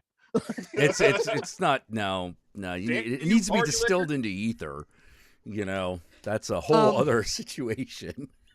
But like the problem again, the problem with like the online debate bro bullshit is it's just a constant fucking high school game of like oh, I'm gonna leak the fucking receipts and all that shit, and nobody ever does anything Yeah. for like the actual political aspirations. It's the reason why I don't watch these motherfuckers anymore. Mhm. I figured it out. I was like, why does their presence bother me? And it's because they literally just sit here and like constantly bicker between each other. Yeah, it's like, did you ever do anything for which you could have, whether or not you were, theoretically been arrested for? Right. You know, like that's a big fucking deal. That is a large deal when we are talking about dismantling the man. You know, like it's why Hypothetically, if I were to do Hypothetically. such things, Mhm. if I were to hypothetically. do such things, which I would never, hi FBI, Yeah. I would never do anything that would But Look, the if reason I I can were talk to- about some of the stuff I've done, it's called statute of limitations. but you know, if I were to engage in such activity, I would do things like hypothetically steal a bunch of like necessity shit from Walmart and give it to homeless people. Yeah, like Yeah. I would definitely, if I were to do shit like that, illegal activities, I would definitely steal from fucking like beauty stores and then like use the money I actually have for food later and then steal some of that too. If I were to do that. I mean, Yeah. I definitely haven't walked into a store named Ulta and walked out with a lot of free eyeshadow. I mean, yeah, no. We would never do that. We're good, God-fearing American Christians on this channel. I'm just like, Oh, except me. I've stolen shit. I would never walk into a Bed Bath and Body Works and fucking walk out with like 8 hand sanitizers in my pocket. Oh man, I gotta tell you, there was a moment so I played Ghostwire, and one of the things that you do is you're taking stuff, because it's like left around, and you're like, I feel like and the kid goes, I feel like I'm stealing in the inner voice, and I'm like, well, this inner voice is clearly me. All property is theft, kid. I think one of my favorite things I've seen recently is I saw a TikTok of this group of like 20 somethings at like a diner, and this girl is just packing all the silverware into her coat sleeve, and it's like, oh, Jenna, stop! Shh, no, there's no such thing as theft on stolen land. Look, the Walton kids will survive if you steal, fruit. Nobody's gonna call the cops on you if you load a fucking produce bag full of fruits and then just type in banana. Well, that's the thing. That's the thing that I think a lot of people don't realize, which is there are most situations when the riot starts, that shit in that store either gets stolen or it goes bad. Right. Or it goes away, like that's the reality of it, because like if they don't fucking take it, then guess what they do with it? They break it. They either break it or it spoils. Oh, also to anybody out there who's a bit impoverished and needs to feed themselves. You know what's interesting about those self-checkout machines? Nobody checks them. One, yes, but two, what's interesting about that is,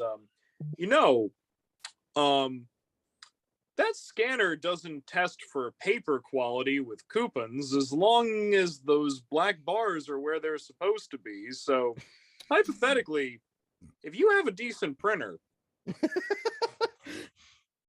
a good point.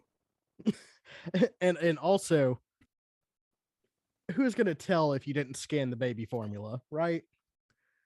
An asshole. Yeah, that's gonna be one of those. You know who would tell? A fucking cop would tell. That's who. And nobody likes cops, right? Like nobody here likes cops. Like a normal human being kind of sees that as like, look, nobody steals baby formula unless there is a baby involved. Okay. It's just not high on the list of priorities for people who don't have babies. It's, what are you going to do? Drink it? Like maybe, but like at that point, shouldn't you just let him have it out of sympathy? Like, oh God, this person is reduced to stealing baby formula. I don't know why they're doing it. Just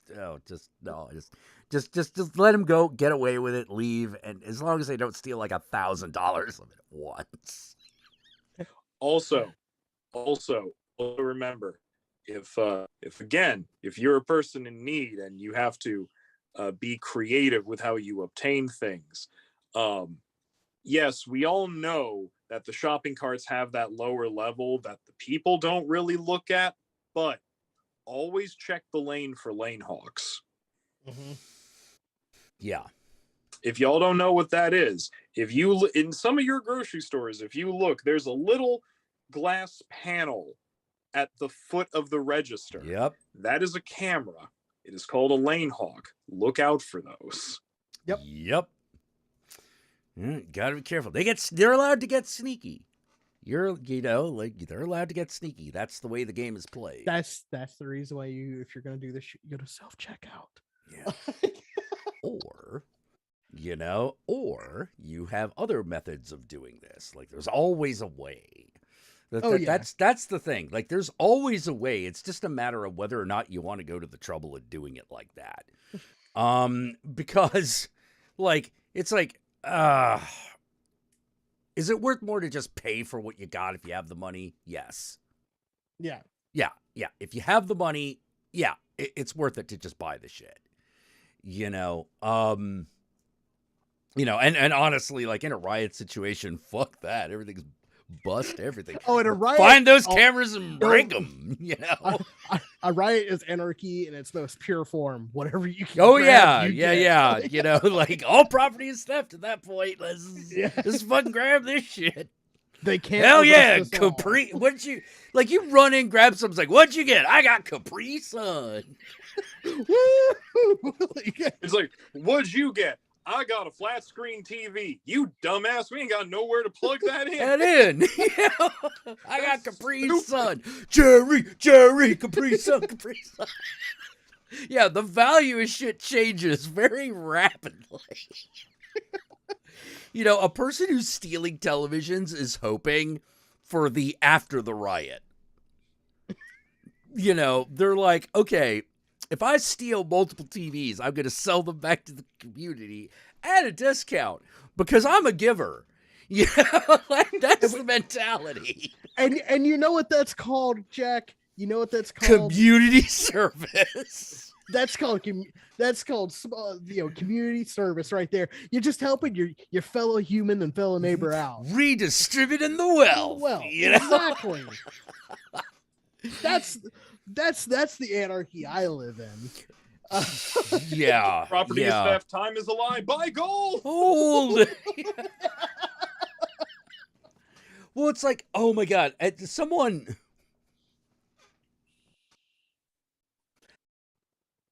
brought up a really good question that I hadn't thought of when it came to Bitcoin, but I should have thought of it. Which was, who guarantees this? Nobody. That's the thing. They're like, if nobody guarantees that the fucking thing is worth how much you say it is, then why does anyone have to give you anything for it? Where do you go with a currency where the buck never stops? You don't. And look, Jack, and here is the inherent problem of cryptocurrency. That is the inherent problem, because you're sitting there going, well, wait, like, you telling me that someone could just decide, yeah, your crypto is just no good here? Yes! In fact, an entire exchange can do that. In fact, it's probably gonna. I did this just the other week at work. Because some asshole came into my store and tried to pay for a purchase with Bitcoin. And I said, no. We do not accept Bitcoin here.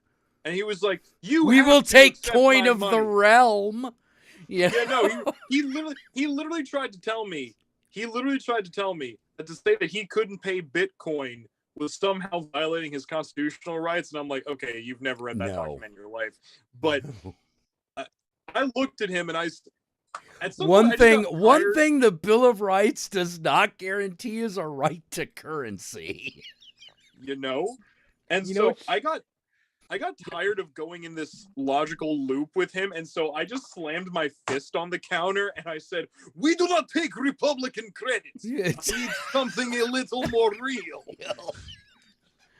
Republican credits will do fine. No, they won't. They won't. You know what you should have done? You should have opened the register, pulled out a single dollar bill, close the register, put it up, and you point out the part where it says, "This is a legal tender for all debts, private and public," and go, "See this? This has intrinsic value. I have to take this. Yeah. I do not have to take your fake money." Yeah, I will. I actually something that I'm waiting for someone to do, which is I will, however, act as a currency exchange. You may buy one of my dollars for 1,000 Bitcoin. Wait, that's not how that works. Oh, it does here, sir. It does here. I have now reduced the value of the entire market. Market, yeah. Why? Because I don't like you. That's why. I do not personally benefit, and I'm petty as hell. Also, I hate to be that person, but I can't help it. Anyone else notice that since this whole Ukraine thing has fucking started and Russia's been kicked off the fucking internet, basically, that crypto shit's not nearly as fucking popular? Yeah, and that it's also on the verge of collapsing. Like, for real this time. Figure. Yeah, I know. Fuck. Weird. It's like it was artificially backed. That NFTs just fucking like dropped, like they just jumped off a cliff or something. Mm-hmm. I think the funniest thing that has happened since, like, well, okay, it's not funny, but one of the oddest things that has happened, like, since all this shit is people coming out to me and going, "You support the Ukraine, don't you?" And I'm like, "No." And they're like, "What do you mean? Why?" I'm just like, "I'm Roma. Fuck the Ukraine. I have no state." Like, I don't give a shit. Fuck it's the like Ukraine, if you want to get down to it, I'm a little more against Russia than the Ukraine. But that's literally what it is. That's literally what it is. I'm like, oh no, I'm against all parties involved here. I'm just a little more against Russia. That's it. That's where that that makes sense. I support Ukraine in the sense of it was a sovereign nation that got invaded. We kind of have to stop that shit. Like, I would supported France in like 1930s, even though they're totally. Well, like Nazis. anything whose geographical location in any way threatens the place I live for any reason, I'm on the home team. Okay, right. I like living. What? I like living. I like living. Yeah. So it's like if for some reason the roles were reversed, I would be on Russia's side. But we're not in that world. That's not the world we live in. You know? I'm sorry. I'm genuinely curious what a Putinless world would look like. It'll be one of two things. It will either be Russia under Gorbachev or Russia under Yeltsin. Right. Which means one of two things. Either, things are starting to function again. Okay, well, I guess we'll just keep doing this. Now, okay, there's some sort of order happening because now things are functioning and people can kind of chill out. All right. Yeah. All right. So we're gonna start. We're gonna check all our nuclear arms, and we're gonna like let NATO know that we mean business. But we're gonna stop doing all this stupid shit. Right. That's the Gorbachev way. Or he could be Yeltsin and just let the fucking underworld run everything. Let the underworld run everything as he drinks himself slowly to death. Yeah. Yeah, was Yeltsin a drunk and not up to the task? Hell yes. He was not up for it. Like, that was the situation. It's like basically, how to put it, man. I can't believe Russia fucked itself right out of the gate with its first election. And every fucking Russian I knew, even like Russian Americans, were like, no. I was like, that bad, huh? They're like, oh yeah. Like, I know that Gorbachev's like a fucking like mascot, basically. Like, he was a goofy son of a bitch, but he kept shit going. Oh yeah, he knew what he was doing. Yeah, he was like basically competent. He was like, no, we have to let the West in. They have the money. Exactly. We have to let the West in for two main reasons. One, they've got all the cash, and we fucked up so bad that we now need it. Right. So we can let the Russian people we could let Russia collapse now, or we could try to not let that happen. Right. Now the Russian economy would collapse anyway. Oh, it's coming. No, it did happen. It did happen in the mid 90s. Oh, I'm talking about now. Yeah, no, now it's coming for real. Like that was like that shit before was like that was just playing. Right. Like if China cuts them off, which it looks like they're getting ready to do, to be totally honest. Because like, hey, China knows, like I said about China, it understands starvation. So it's sort of like, yeah, if we stop giving you shit, all of a sudden you can't threaten us anymore, can ya? Like, can ya? I have to. I love how we will send our nuclear weapons. All of them? I don't think you understand how big China is, bitch. We could lose half the country and still come out on top. It wouldn't be easy, but we could do it. Like, I love how, like, I keep having to remind this to people about Russia. It's like, yes, Russia, that really, really large country with an economy the size of Spain's. That's an issue. It's almost like if you don't spread the wealth out to everybody, shit gets fucked up. Well, yeah, because the problem, it turns out that if you just replace the empire or the royalty with the Communist Party, you get the same thing. It's functional. It's functionally you functionally have the same problem. It looks a little different, but like it's functionally the same problem. And turns out oligarchies always suck. Yeah. It's which is like I love how like American liberals are getting like, yeah, fucking take down those Russian oligarchs, and I'm like, what about the American ones? They're not gonna... What about them? Huh? You ready to you want to sharpen the guillotine for Elon and fucking Jeff? Huh? You want to? I mean, I do. Do you want to overthrow a country? Oh, yes. My feeling is this, which is, hey man, I know this is the Chinese in me. You can always pay me to not revolt. There is How a price. about that one. There's a price point. Yeah, there is a price point. I'm not, I am not fucking unbuyable. You just haven't offered me anything.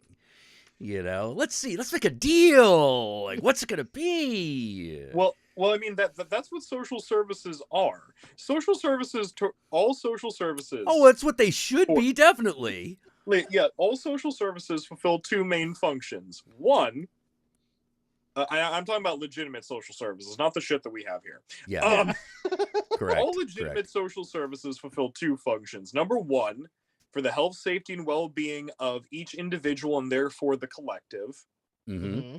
Because it's not about is the individual or the collective better. The answer is both. Yes. And two, if we take care of the people, they won't storm the castle and kill us. Yes. Yeah. You'll notice I want people to notice a couple of things. These are very important lessons, but I don't think we've learned them quite well enough.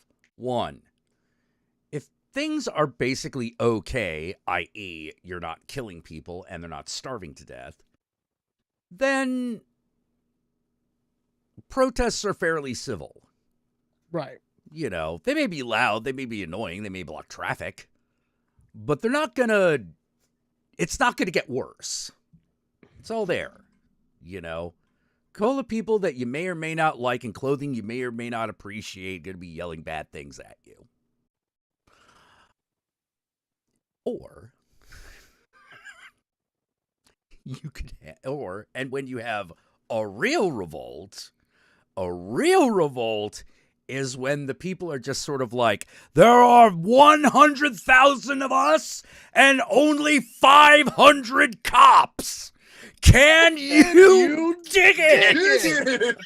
I say the future is ours. Oz. If you can count. dig it. If you can count. Yeah, exactly. And let me tell you, Asians are good at math. Asian people are good at math. Warriors. Yeah. Oh man. But yeah. It's having looked at unstable countries or ones that were teetering on the edge of something, whether due to internal pressures or external pressures. Right. You start to realize, oh, people basically want to be able to keep a roof over their head, eat, and fuck. It basically boils down to that. People you want can a roof do over their all, head. yeah. People want a roof over their head. They want their needs to they want to be able to eat, and they also want the ability to express themselves in some fucking way. In some fucking way. They need to be able to get some kind of pleasure out of life that is gratifying. You know, if you've got those three things, everything is relatively okay. You know, people chill out. But unfortunately, in America, we only almost have one of those. Yeah, well, yeah, because it basically comes down to this. The way you fuck with that is you have to get the culture, mind you, right, to turn against gratification. I don't care if they put the word instant in front of it. Right. They're not talking about gratification later either. They're like, oh, if you need gratification, then fuck you. Because that will disproportionately affect the poor. Because the poor realize fucking is free. And we're better at it. Yeah. Poor people fuck better and it's free, technically.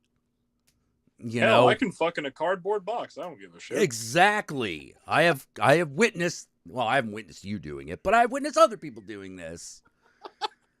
I was like, you know, I have witnessed other people doing such things, so I believe it is real. You know? But yeah, it the whole thing just fucking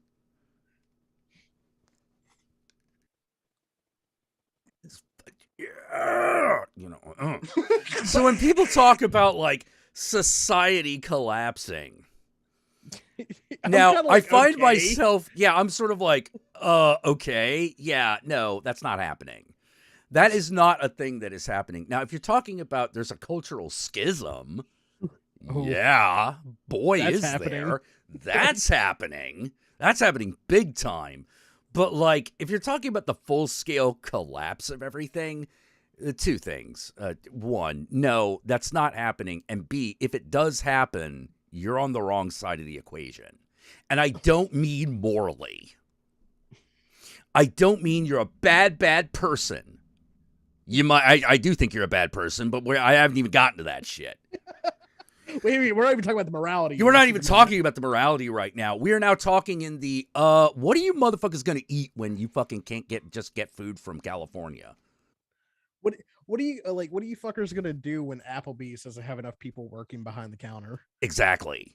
Well, they don't have enough food to give people, to sell people. Right. You know, like personally, I'm going to eat the babies of the rich. Same. They're like people veal. I'll just keep robbing from these multi-billionaire grocery stores. I think that what you should do is fucking collectively conquer all the East Coast golf courses in New England and create farms or something like that, you know, because motherfuckers gotta eat. We're turning these golf courses into partial farms, partial recreational areas. What do you mean? Well, look, there's a lake already. Yeah, it's like, well, we've already got irrigation, motherfucker. Let's just do it. You know, you ever think? See, this is how I think. I'm like, well, golf courses clearly already have irrigation. That's why there's all this really shitty, annoying grass. You know, grass does nothing for the environment. It's fucking invasive species. You can't tell me nothing grows in New England, because apparently for a couple of centuries that's all white people had was New England.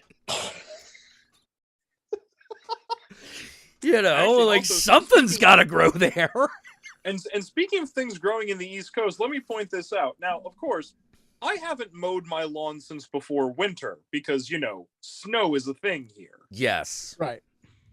And in the interim, you know, the lawn has both the front and back lawn have come back in actual naturalistic life. I went outside today. I identified 5 different clusters of plants that are highly edible. Yeah. It's weird once you learn how to actually forage.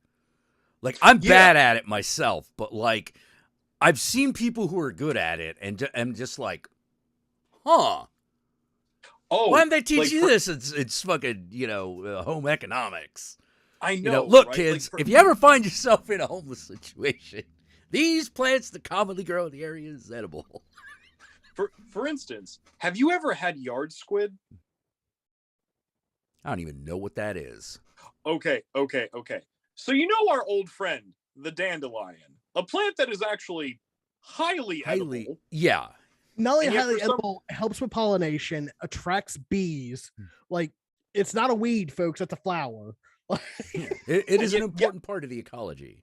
Yeah, and yet for some reason we've just collectively over the past like 50 years decided no, we have to kill every one of them. But yeah, so yard squid, what you do is like, so everything about the dandelion is edible. Like the flower is edible, the leaves are edible, the roots are edible. But what you can do is like, if you're harvesting a dandelion plant, if you remove the stamen and if you remove the stem and the flowers and the leaves and the roots, and you're left like with that crown area, that looks kind of like a little octopus upside down. Oh, that's called yard squid. Oh, what you mean when it's still yellow? Oh, no. I mean, okay.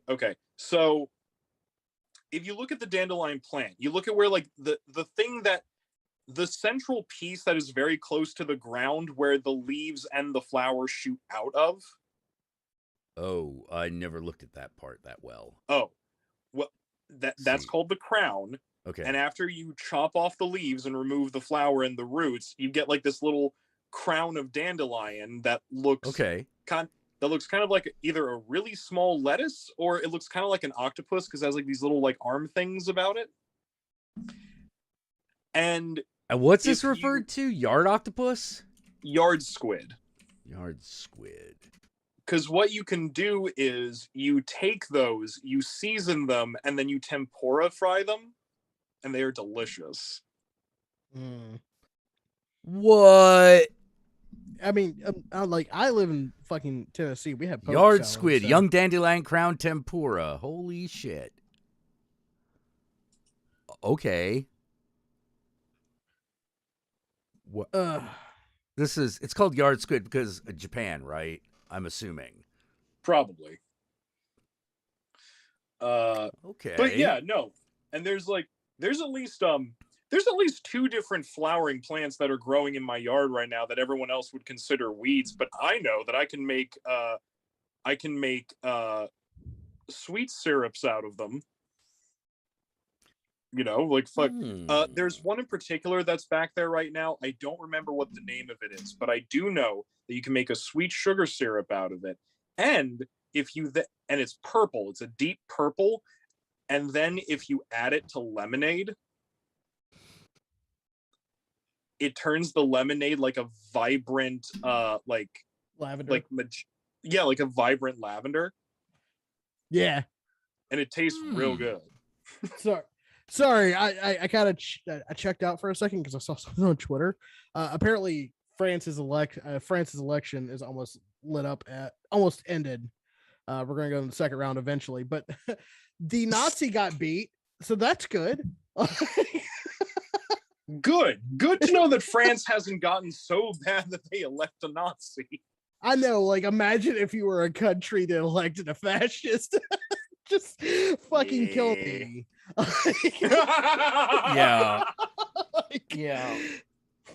I still can't believe that the I mean, it's weird to think, right? That the greatest exporter of Nazi propaganda in the modern age was not, in fact, the United States, but Russia. no, it's not really that. It's not really that surprising if you look at it. Yeah, I mean, To me. no, when you look at it, but if you were to ask me that like a couple of decades ago, I'd be like, "What? The commies? The commies? Are you fucking serious?" Like, I'd have been, yeah, They painted the fields red with fascist blood. What are you talking about? Mm-hmm. And then someone like me goes in here. It's like, yes, German fascist blood. Yeah. Oh, yeah. It's not. It's not the socialism or the fascism. Well, the fascism is always bad, but it's not the socialism that's always good. It's the authoritarian thing we have to check. Yeah, it's one of those things where it's like, oh God, I forgot about the nationalism. it's like the sudden influence of like fucking. I call them dead empire simps, and we're not on Twitch, so I can say that word. Dead Empire Simps is not something you can say on Twitch. Well, you can't say simp, or at least like at some point you can say simp. I think they'll walk that shit back. Okay. But they gotta walk that shit back. I mean, come on, man. You know, it's like it's not like the N word or any other fucking slur. No. Where you're like, oh man, I guess we really shouldn't fucking say that because that might hurt some people. I'm sorry, simp has never hurt anyone. Just like the word crackers never hurt anyone. Well, it's never hurt anyone in a way that was unintentional. Right. You know, the N-word has a lot of, it can be used unintentionally. Yeah. But these motherfuckers are like, oh yes, we must support China. It isn't usually used unintentionally, but it can be. Right. It's like everyone, all these people that are like, oh yeah, we need to support China and Russia against the Western expansionism. And I'm like, no. I live in Western. I live in the West. And why empower the rivals? That's like me going to the World Series. There's the fucking San Francisco Giants and they're playing, but I'm like fucking giving the Yankees all the fucking all the fucking props. I ain't from New York. Like, now, if my wife does that, I'd be like, yeah, fair enough, you're from New York. But if I did that, that'd be kind of fucked up. It's different than that though, because it's like it's not just about home team dynamics. It's like, are you against all imperialism or just Western imperialism? That's the real question. Yeah. Because I'm against all imperialism, whether it's Russia, China, or America doing it. Oh yeah. Like I don't know if you know, I don't know if y'all noticed, but when Russia invaded Syria, there was a lot of people that were really mad about it on my side. Where the fuck were y'all? Like, yeah. No. I thought it's got to be not enough people care about Syria. Oh man, I got so mad about that. I could not believe that like Israel tried to flex the way it did. It's one of those. Don't. I'm sorry. Don't. You can't. Don't flex for Putin. You don't get to do that. Don't do that. Like, that's one of those things where like the minute that happened, it was like all of a sudden American intelligence was like, noted. I was like, oh, that was a really bad move. It's like, you know, America is why you're allowed to exist. You know, like again, it's a weird thing. Like I'm also against like Israeli imperialism. I fucking support Palestinians. Yeah, it's weird how they fucking supported Russia. It's almost like that's what they fucking do. It's like almost like all fascists all join in the same color. This wouldn't be happening under Trump. You're right, because he'd have no fucking reason to try something this stupid in Ukraine. I can't. I literally can't like talk about that shit in public anymore, simply because no, because the last time I tried to make the point that I support peace between Israel and Palestine, and I support the plight of the Palestinian people because what's going on is atrocious. But I'm not an anti-Semite. All of a sudden, I am anti. Let's just kill those people because. Right. Yeah, no. Exactly. But this is what I found funny. I started saying, I support the Palestinian people. But you're friends with Jewish people. Yes. Yeah, not all Jewish people live in Israel, first of all. My brother in Christ, I need you to sit down. Down for a minute. Yeah, no, it was, oh my God. Seriously, I made one TikTok pointing out how, I support Jewish people, but I support the Palestinian cause, and that became an issue. Like no, you have to defy all the anti-Semitic slurs came out of nowhere, and I was like, whoa, no, whoa. Oh my God! Wow.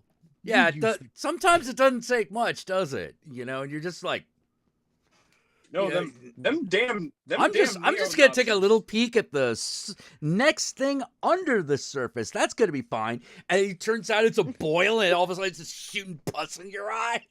Yep. While screaming in German. Yeah. You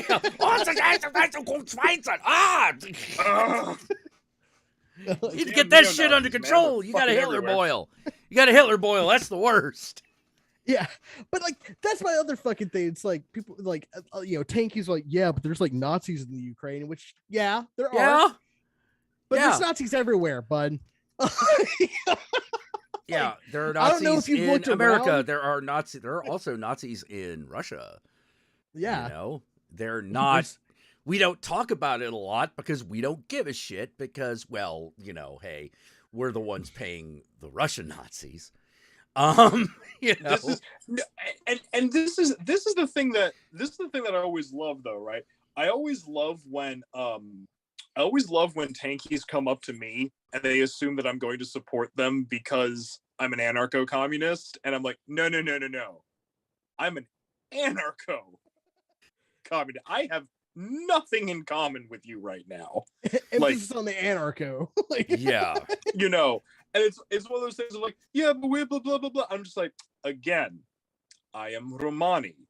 The Soviet Union did more to try to eradicate my people than Imperial Russia did. So I need you to realize I do not support this. It's like, look, I know y'all have a hard on for Hitler and his atrocities, and let me fucking put this out there before anyone gets uptight. No, Hitler was a piece of shit and committed horrible atrocities against humankind. Yeah, how dare you forget that? We've kind of made that a little hard to fucking not know. But so did Joseph Stalin, and he doesn't catch nearly the amount of same hell. No, he does not. And the thing is how to put it, man. It really does come down to this. Like, for me, it always does come down to, okay, well, what are the sides and which one do I just happen to be on? That could be really fucking important. Even, especially if you disagree. Because sometimes you got to be like, all right, I'm going to put this grudge down because I want to live. I like living. That's the answer at the end of the day. I like living. What if I'm going to kill or be killed for something, I better have an extremely strong opinion of it. It's got to be personal. And that's why I think that's one of the things I think is really funny about people who try to do this ideologically. Right. It doesn't work. Not the way they want it to. It causes huge amounts of damage to even try. Right. But it's one of those, you ain't going to get Whitey Whiteland this way. That's not how this works. That's not how this is going to happen. You know, what's going to happen is you're going to go to war with everybody, and then everyone's going to gang up on you and fucking kill you because they like to live. Also, stop quoting theory at blue collar people. They don't understand what the fuck you're talking about. Oh, yeah. Break it down in the language they understand. If you cannot describe your ideology without referring to the handbook, you don't understand it yourself. Yeah. If boss is stealing our checks. If you're good, if your if your ideology has gone, okay, if your ideology for, I want to point out, which is for the liberation of the working class, right, has gotten to a point where the working class can no longer understand it. That's something gone wrong. Yeah, that's what we call failure to communicate. Like, it's like I said, I've said it once on this fucking channel. It's like, y'all want to talk about like labor unions and workers' rights and fucking, you know, bringing up the working class, but y'all don't know a goddamn thing about the NFL. Like, shut the fuck up. Ouch. Y'all don't know what working class is. Like, ouch. Like, you can't reach out to people with slamming them over the head with the Communist Manifesto. You have to convince them their bosses are assholes. And trust me, you don't have to do much. Oh no, that's not very hard. That's not hard at all. You're trying to be Shawn Michaels, but you're just Triple H. Exactly. Like, you need to be coming in there like the Macho Man. You need to be like, oh yeah, we're talking about an equality of pay for an equality of work. Oh yeah. Like, you want to come in there like you're fucking Hulk Hogan. Like, you know, let me tell you something, brother. Yeah. Like, yeah. Let me tell you something, brother. You know. No, sometimes you have to. Hold on 1 second. I'm going to hang up from this call because thing is finally working. I'm going to try to join in with the video again. Okay. All right. Oh, yeah. Okay. All right. So I bet. All right. Now everything's fucked up. I'm going to refill the drink. Be right back. Oh, wait. Hold on. Might be. Are we about to be perfect? Is it going to work? Is it going to work? Is it going to be a sweetheart or a son of a bitch? It's looking like he's being a son of a bitch. I let him in. Give him a second. Come on. Do it. Do the thing.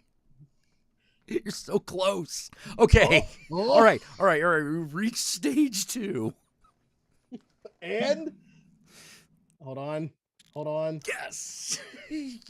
Yay. Oh. Look at you, like, not extending your fucking left arm for forever. Oh my God. Satan be praised. Here we are. Hail Satan, everyone. It's like, look, I love my fucking my little socialist brothers, sisters, and thems. All right. I love each and every one of you beautiful snowflakes. But some of y'all get too obsessed with the rating and not the work. Yeah, we call that ivory tower socialism. We don't cotton to that around here. We sure shit don't cotton to that, because like that's how you get them ruling classes and shit. Oh yeah. Like, Yep. I'll tell you, if it's good enough for my pappy and me, I'll do it. If not, you need to get the hell up off my land right the fuck now. Because I can tell you, as a fucking redneck, I hate seeing my fucking fellow rednecks worshiping cops. That just don't seem right. Oh God, no, that did not seem right at all. Kind of like how it doesn't seem right how country western music has just been like taken over by boot-licking flag worshipers. It's like, no, that shit's on purpose. Oh, I know it's on. I know it's on purpose, and I'm like, yeah, that ain't right. Well, here's the thing. As someone who lives near Nashville, Tennessee, Nashville can burn in hell for what it does to country music. It is literally the worst thing that's ever happened to any development of country music. It chews up people and spits them out on a regular fucking basis. Nashville calls itself the LA of the South. Yeah, that's not a good fucking thing because you took all the bad qualities of LA and fucking put them inside of yourself. Ooh, yeah, and even LA don't work that way anymore. It works exactly. I mean, don't get me wrong. The music industry is still full of bullshit. You know, your chances still suck. You will still get fucked over, but the method of doing so has changed. Right. It's like, oh, you could find real country out there. They call it folk punk now, and it's really good. Go check it out. Wait. They had to make an entirely different genre just. Oh, they didn't have to. It just kind of happened. made itself. I'm like, yeah. But I'm like, sorry. That's like, what I'm hearing is that Johnny Cash was never supported in Nashville. I know, but I'm like, he was still considered country music. Oh yeah, 100%. Country music's dead. I don't know how to fucking bring that across. Well, man. I like to think there's technically one shining star left, but unfortunately, she's getting up there in years. We love her, but we can't rely on her forever. Oh, okay. Dolly Parton. Mm-hmm. Okay, it's functionally dead in the same way like some species of like animals are extinct even though they're still alive, where it's like, oh, you're just not pumping out new shit.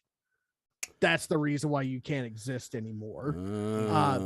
Country has now turned into like Twainy pop, and only folk people punk is not Nashville. It's actually Portland. God damn it! Fuck off with your man. Also, can I just say I love this? I love how like I love how Jeremy Jenkins in the chat was like, we have a Satanist, a Romani, and whatever John is talking about global politics, and it makes sense. And then Stacey just goes, "That's why it makes sense." Yeah. Yeah. I will be back before you can say anti-disestablishmentarianism. Anarchism. Anti-disestablishmentarianism. Anti-anarchy.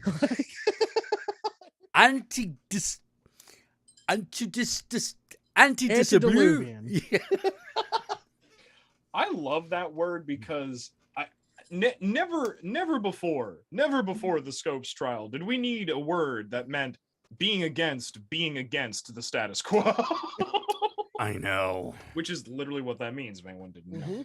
Yeah, like anti-disestablishmentarianism. I'm gonna anti-de-establishmentarianism. I can't do it either. Yeah, anti-disestablishmentarianism. Anti-disestablishmentarianism. Being a fucking square. See, this is versus praxis argument again. Y'all make up these long ass words and like fucking dumbasses like me are like, what? But you say like fucking like, you know, being a fucking square, like reporting your coworkers for stealing shit. Oh. Like, If you ever report a coworker for stealing company property, I mean this from the bottom of my heart. I hope you break every bone in your fucking body. This changes if it becomes co-op, because now that's your money. Well, yeah, but like, okay, if we're working in like our own fucking co-op where we all get to make the money, yeah, sorry, you're not stealing from the company. You're taking from your own salary. You're taking from us, and then we get to decide whether or not we give a shit. Yeah, you know, it's like, yeah, have a fucking bag of grapes. Who gives a crap? But take some pens. I give a shit. You know, like, hey, if we divide that up against everybody who actually has stake and skin in the company, then yeah, we all lose. I'm not 20 cents, you know, like I'm not gonna lie. Before I left my last job at the supermarket, I stole a whole case of this aerosol disinfectant, like a whole case of it. I just walked the fuck out with it. Oh, they don't stop you. It's weird. Like, well, what are they? Well, it is one of those, like, it's funny because it is how well you can get away with shoplifting really does come down to like how big your balls are, versus how young and needing to prove themselves fucking security is. You're like, middle-aged security guard. Oh, this is gonna be easy. Look, wait, overweight middle-aged security guard on a Segway? Oh shit. Oh, yeah, no, like Paul Blart Mall Cop, like, dude, yeah, no wonder his fucking shit's fucking falling apart. Paul Blart Mall Cop's in charge of shit. but if it's like some young guy, it's like, hey, did you pay for that? Just keep walking. Act like they're the wind in your ears. Yeah. Because clearly, if you act like they shouldn't be talking to you, they'll think they shouldn't be talking to you. Or, and if they're an asshole, now, if there is an asshole, there is one last trick up your sleeve. Run. That's it. You know, run, get to the getaway car, whatever it is, get in your sedan, never return. Yeah, you know? can't come back. Yeah, at that point you can't come back. You know? Oh, wait. Oh God, okay. those taggers, man. Like fucking doing that tour with those taggers. Holy shit, that was eye-opening. It's like, all right, man, just start putting everything in the grocery cart. Wait, we're not going past the checkout. Hell no. Quick, run. I was like, what? And like, we're never coming back here again. Come on. It doesn't matter. They left you with the cart. They left you with the cart, didn't they? No, they didn't leave me with the cart. They didn't leave me with the cart, but I was the guy standing there for like half a second going, wait, what? You know? Run, dumbass! Yes! Oh my God. Yeah, like security guards have no fucking power. They can barely even fucking talk harshly to you, as George version said. Like, the most of the time they're just like, hey, did you steal that? And it's like, yes, I did. And we're like, okay. And just keep on walking. Okay, Yeah. well, clearly you need it more than me. God bless. Have a good day now. Yeah. It's one of those things where, like, if you have, like I said, if you have the money, it's way less of a hassle to just pay for shit. Usually, Right? You know, usually, and it's one of. But here's the thing: the place where that fucks up royal.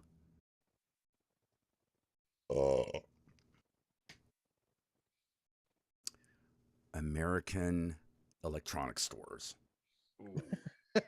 Oh, yes. By the way, you can just refuse to have your bag checked.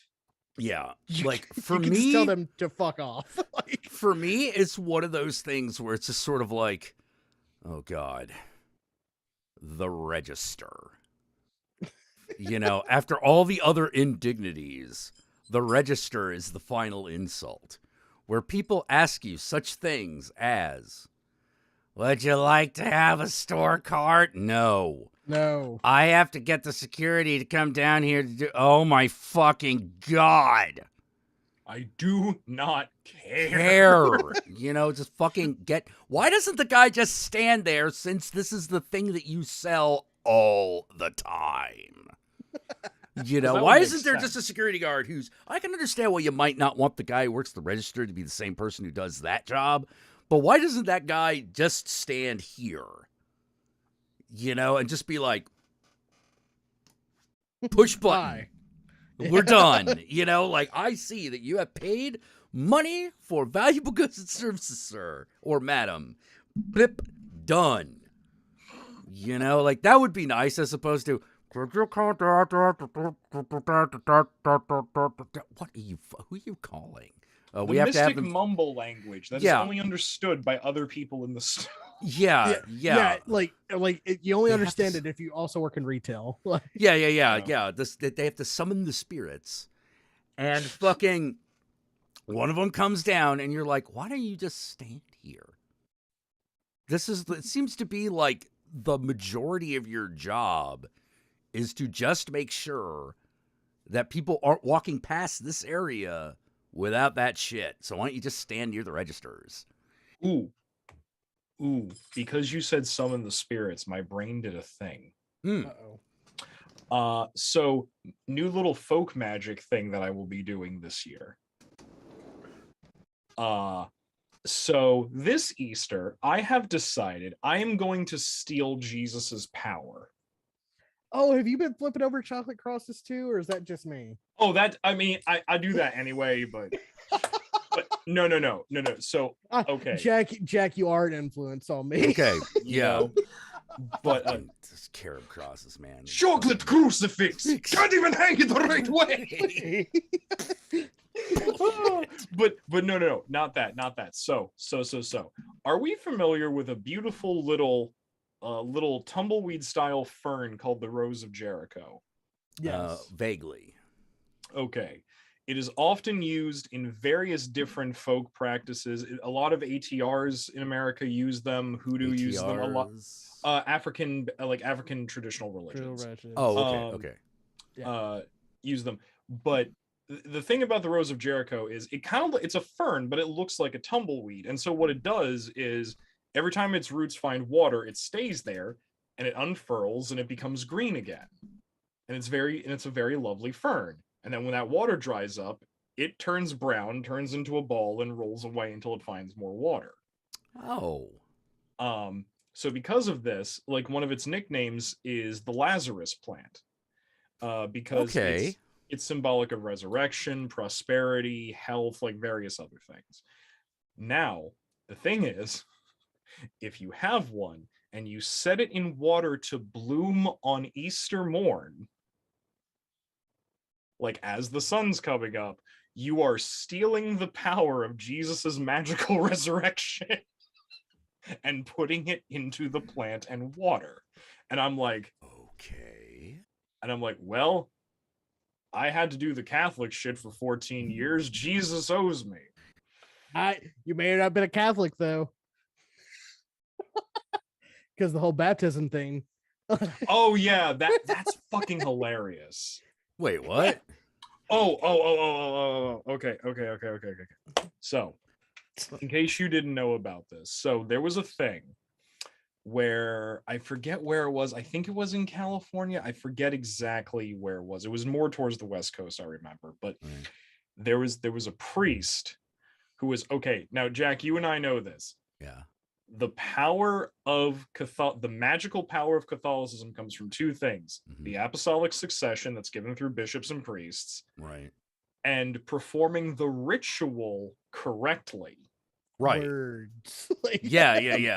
It's Western tradition bullshit. Yes. So here's the thing. This particular priest who has been working for years, has performed thousands of baptisms and thousands of other rites. He has been saying the words in the ritual of the baptism incorrectly. And therefore isn't he covered? But isn't he covered by second the fucking, oh god, what do they call that? Was it not the ratification, but like when they changed all the Catholic rules. Oh, here's the thing though. That's why he's not covered. Wait, what? That's the thing. That's why he's not covered, because using the old stuff. Well, no, he's not even using the old stuff. He was supposed to be saying, it's like he was supposed to be saying the word God in this one part, but he said you by mistake, and he's been doing it like that for years. And this is after the church has been very clear on the performance of ritual is what makes it work. Reformation. That's what I was thinking. Second Reformation. But no. So the Second Reformation specifically fucks him in this regard. Yeah, so you're Vatican saying Vatican II fucks with him in this regard, yes. So it makes all of the baptisms so he can't even can't he make the argument that he is doing it in the language of the people? Words have power. So here's the thing, and here's the thing. Because of this, all the baptisms he performed are null and void, meaning none of those people are Catholics. Can't he? Wait, can't the Pope just empower him to do a mulligan? Could he? Yes. However, is there a pre-existing canon law that prevents him from doing this? Also, yes. Oh my God, really? Yes. Hey, when you let the Borgias have a fucking turn, you got to make some shit that stops that Oh power. my God, because I'm like, but here's the thing. Here's the thing. This gets even better. but This like the gets Pope is like the final judgment. He's like the guy who gets to make all those rules. Here's the thing.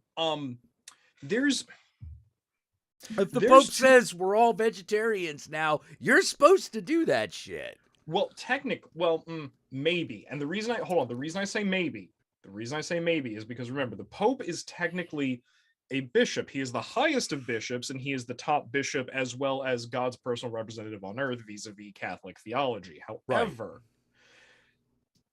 However, there's a particular, it has a name. I forget what the fuck it's called in Latin. I don't fucking know what it's called in English, but basically there's when the Pope gives a decree or gives an opinion, it's in one of two modes. One mode is him speaking as the head of the church and therefore a man.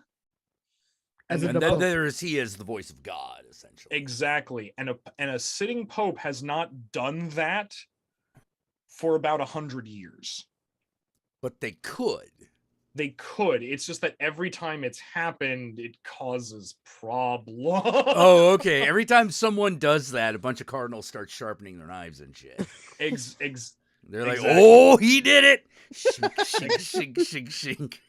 You done fucked up now, Popey. Fucked up now.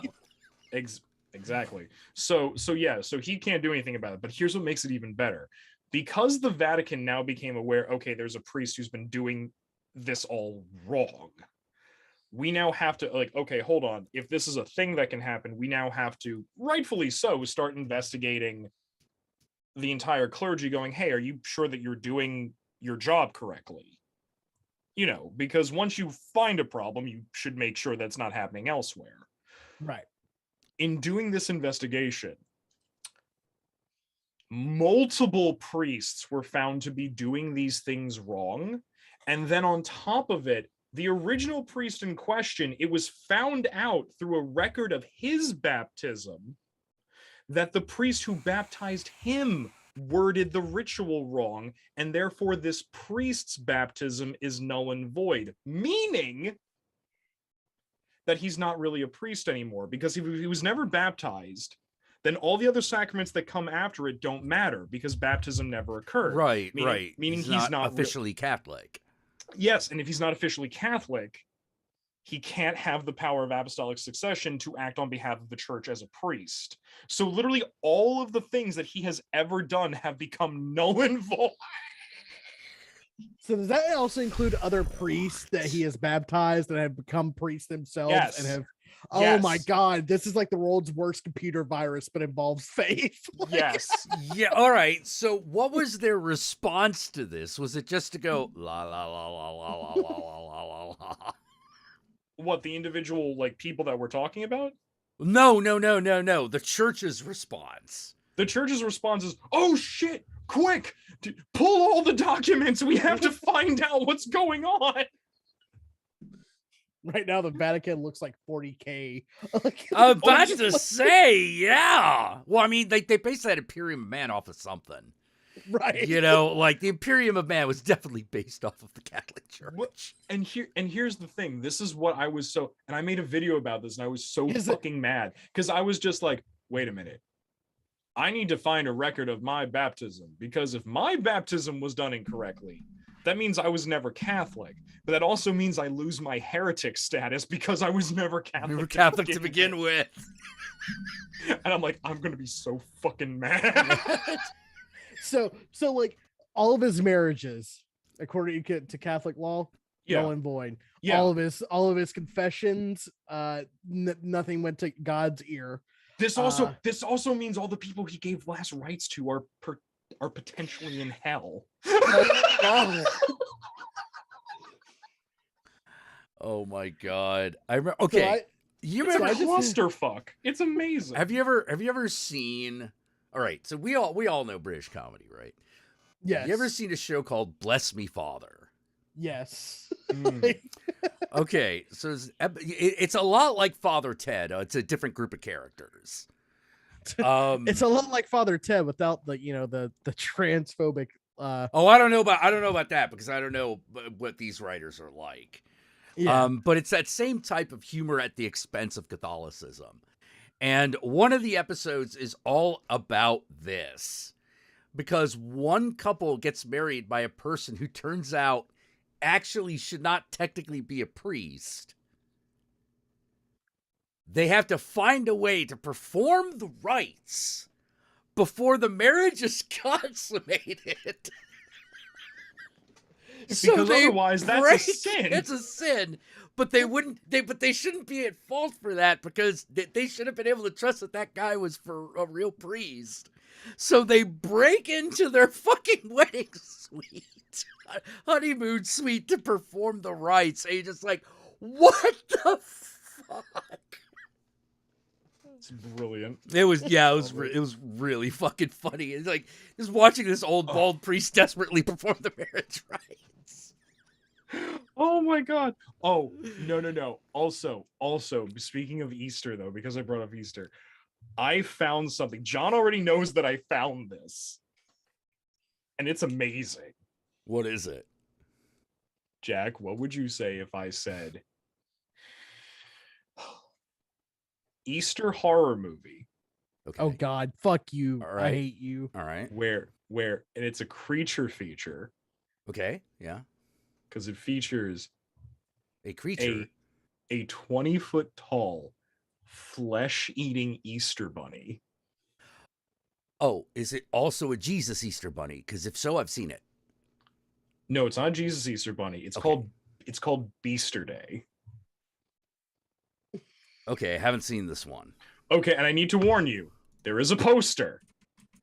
And the actual monster not only looks nothing like the poster, it looks hilariously not like the poster. Beaster Day, here comes Peter Cottonhell. Oh. I fucking hate that. I hate every fucking, oh God. Oh, you've seen this, I take it. I watched like 15 minutes of it. It is like Velocipaster without the quality. The best thing is not only is the giant creature puppet suit in really bad CGI environment compared to everything else. It's like in a really bad green screen. But on top of that, oh my God, I'm looking at it now. It looks like rawhide. Like, no, you know what it looks like? You know what it looks like? Do you know? Okay, you know the Mariloid, the Welsh like Christmas ghost horse puppet. Yeah. Mm-hmm. Oh, it looks like if that had an Easter themed cousin. Yes. Hang on, kids. There's no way I'm not showing you this.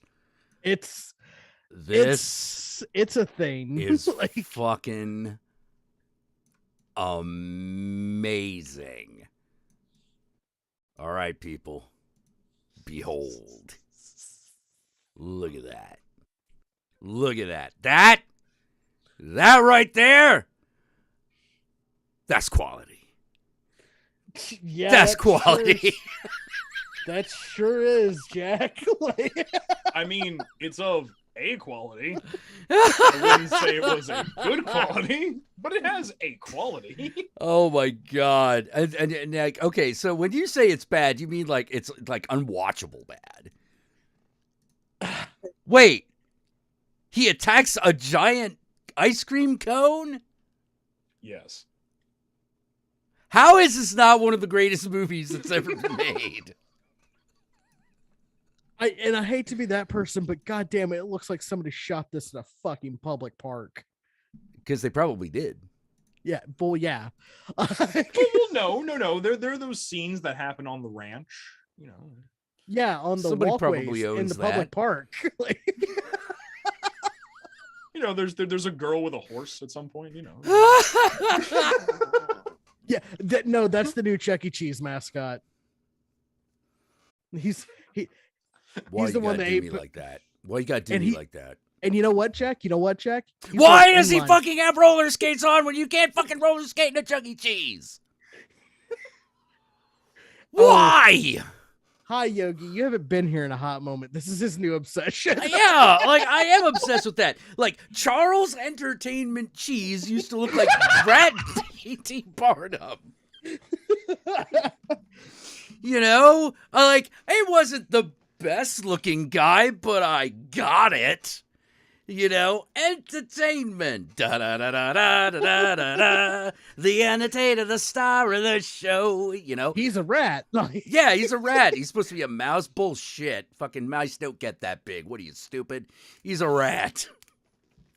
But then, sometime in like, I don't know, the Dark Ages, they decided Charles Entertainment Cheese needed to fucking look more hip, and they gave him that purple skater outfit and inline skates. And I'm like, why? That is specifically something you can't do at Chuck E. Cheese. There's no skate park at Chuck E. Cheese. It's because he's extreme. Extreme and radical. Yeah, but I was like, did they put a skate park in this shit? No. They're just like, no, he's just like cool, man. I'm like, but why fucking you could have given him a guitar and that would have made more sense because there's a fucking stupid animatronic band in the establishment. Yeah, but he's not the one that plays guitar. He's the lead singer. Well, then give him a microphone. You know, like... What, you think like kids aren't gonna come to Chuck E. Cheese because he no longer skates? No, they don't come to Chuck E. Cheese because the pizza is bad and the animatronics are from the third level of hell. That's that Frozen level. It's not good there. Yeah, no, when and it doesn't help. It doesn't help that, you know, you have better pizza quality at a fucking Pizza Hut. It doesn't help. Dude, it doesn't help. They have better pizza quality at a Sparrow's. Oh. Hey, now. Hey, you're not wrong. You didn't have to say it. Like, I swear to God, damn. I swear to God, I will find the person who called a Sbarro real Italian cuisine, and I will beat the living shit out of them. Oh, dude, like Chuck E. Cheese currently has the worst pizza I have ever had, and that includes 7-Eleven. Jack, have you walked through the frozen pizza aisle recently? There's some no, variety in Tombstone there. don't count. Tombstone don't count. No. They have Chuck E. Cheese frozen pizza now. Because Tombstone and Red Baron didn't suck enough? What? Hey, fuck you. Tombstone has gotten me through some rough times. Well, yeah, and the way Hardtack and Swirl does, you know, like... Yes! I mean, Come on. it's You protein can't even, and fiber. You can't even spring for the DiGiorno? Come on now. The DiGiorno crust never cooks all the way through. It's all fucking goopy and shit. I'm actually really happy about Really? Okay, so I hate DiGiorno. You're not cooking it properly then. I mean, probably, but like, even when I cook it properly. Oh, okay. Even when you cook it properly, you don't like it. Okay. Well, someone's a pizza heretic, a frozen pizza aisle heretic. Yeah. Shun the non-believer. Shun. Oh. Hey, Costco pizza is fucking. And I will fight RO. Oh no! Costco pizza is perfectly fine. It is great for like the $5 you pay for it. Okay. Oh yeah, no. Oh yeah, It that's great. Like $1.50 pizza. You know, you're just like, yeah. You know, I wouldn't put up against like Lombardi's, but like, I wouldn't even put it up against Lombardi's. But still, like, I mean, it's tasty. It's edible. Oh, Lombardi's. Yeah. I'm actually really this is one of the good things about living where I live. So how to put it? So Wegmans, the supermarket that I used to work for, and it's Fuck okay. Wegmans. Yeah. No. I agree. And it's okay. I can talk shit about them because since I quit without giving 2 weeks notice, according to company policy, I'm never allowed to be hired by the company again. So I really got no stakes here. I don't give a shit. What are they gonna do? Not hire me? Like, oh no, what are you gonna do? I have a negative opinion. Oh my God, you got to be kidding me. This is a list? No, I'm sorry. Look, it's not. What is this now? All right. Correct me if I'm wrong, but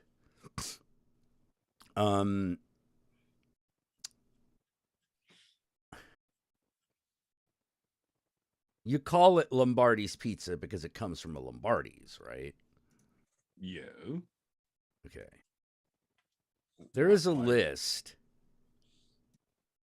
on Yelp that says best Lombardi's pizza in San Francisco. And I am like, but there's no Lombardi's here. So what's in the fucking list? And it's hurting me.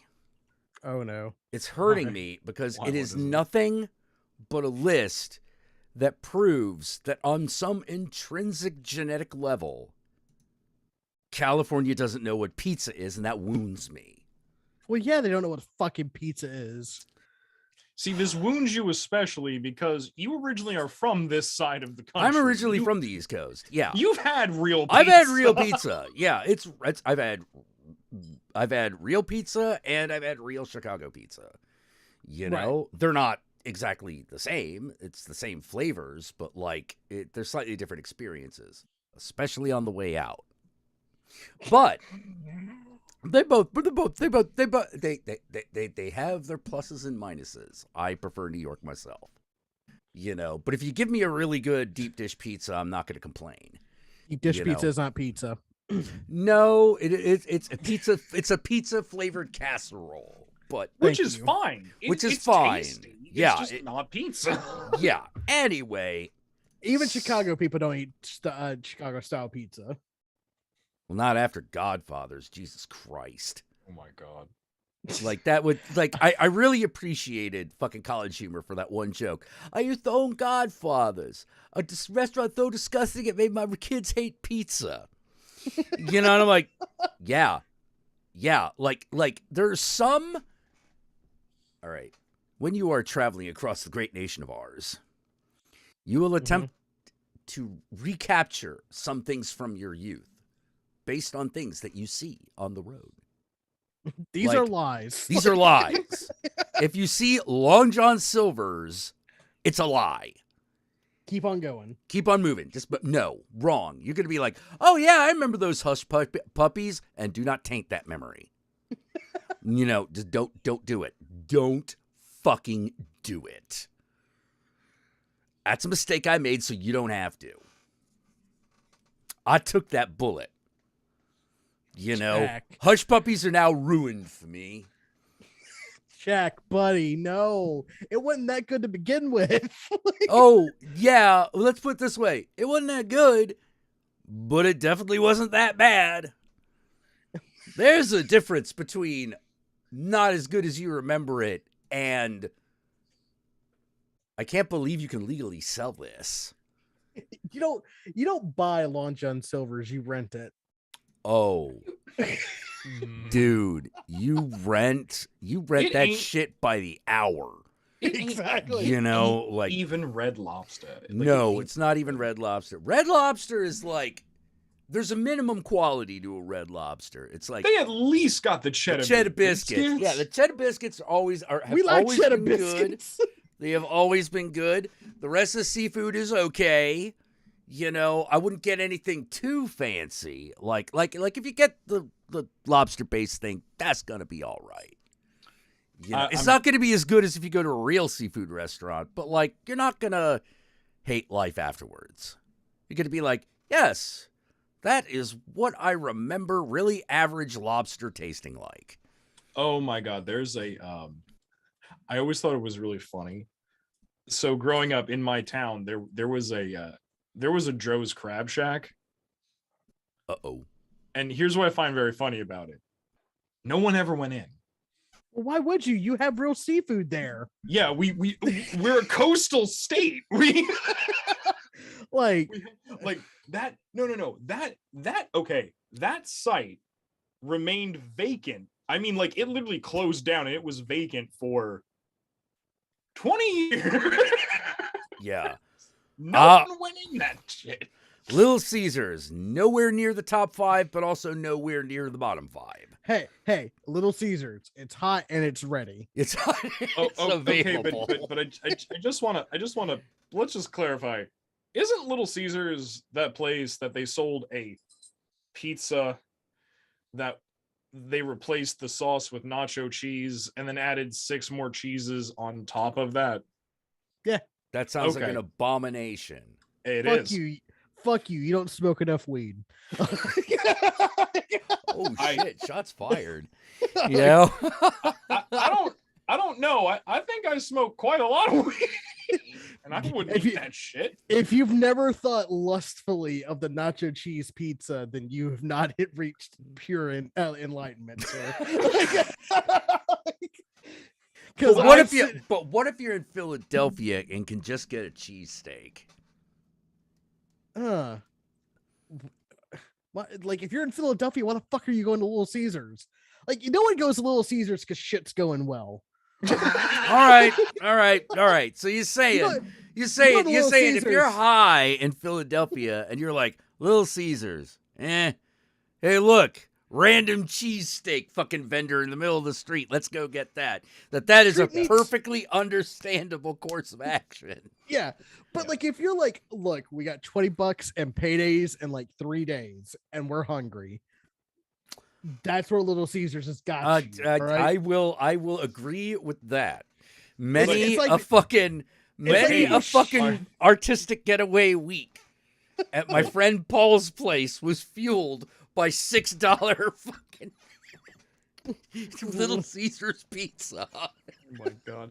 But I actually, since you brought up Lombardi's, let me ask you something. Have you ever had like the original Lombardi's like in New York? I don't think I have. It's how to put it.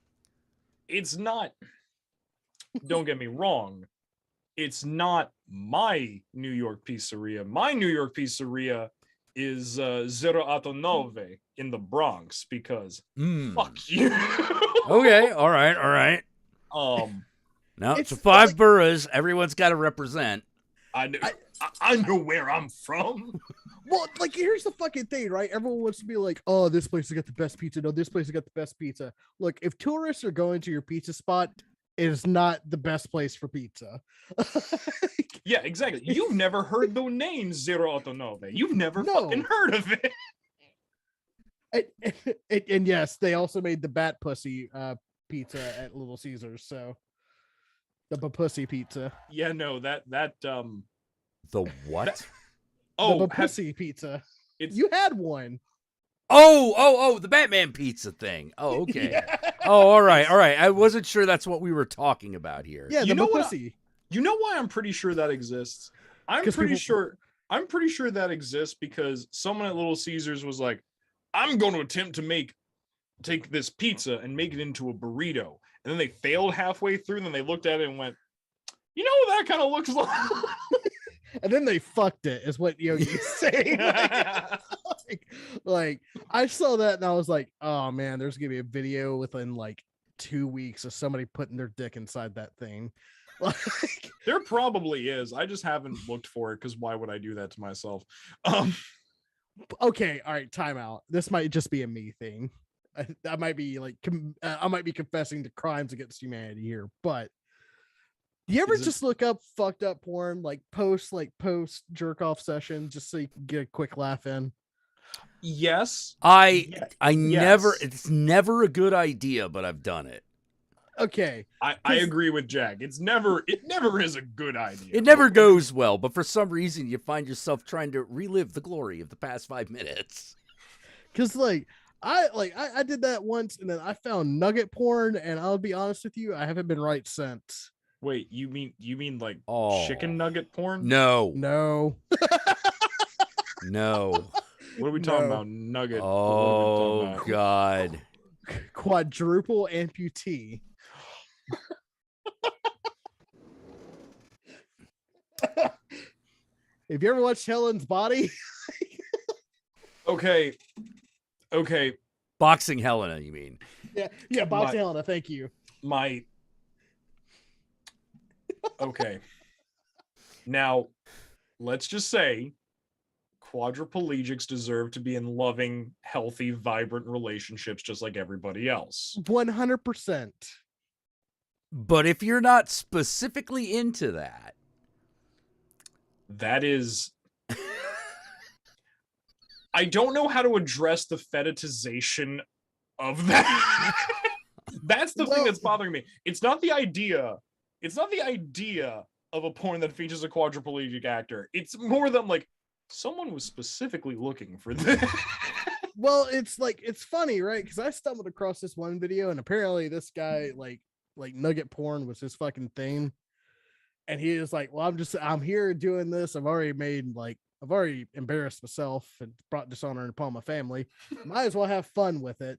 And he started doing like fucking like spins with the person on top, because like obviously. Oh, and I was like, oh god, I'm getting the coffee Yes, because I need yes. to fucking do something about the mucus in my throat. Oh god. Yes, I've done it once again. You know what this conversation is making me realize? What? I now have a smoke bomb effect. Watch that. Watch this.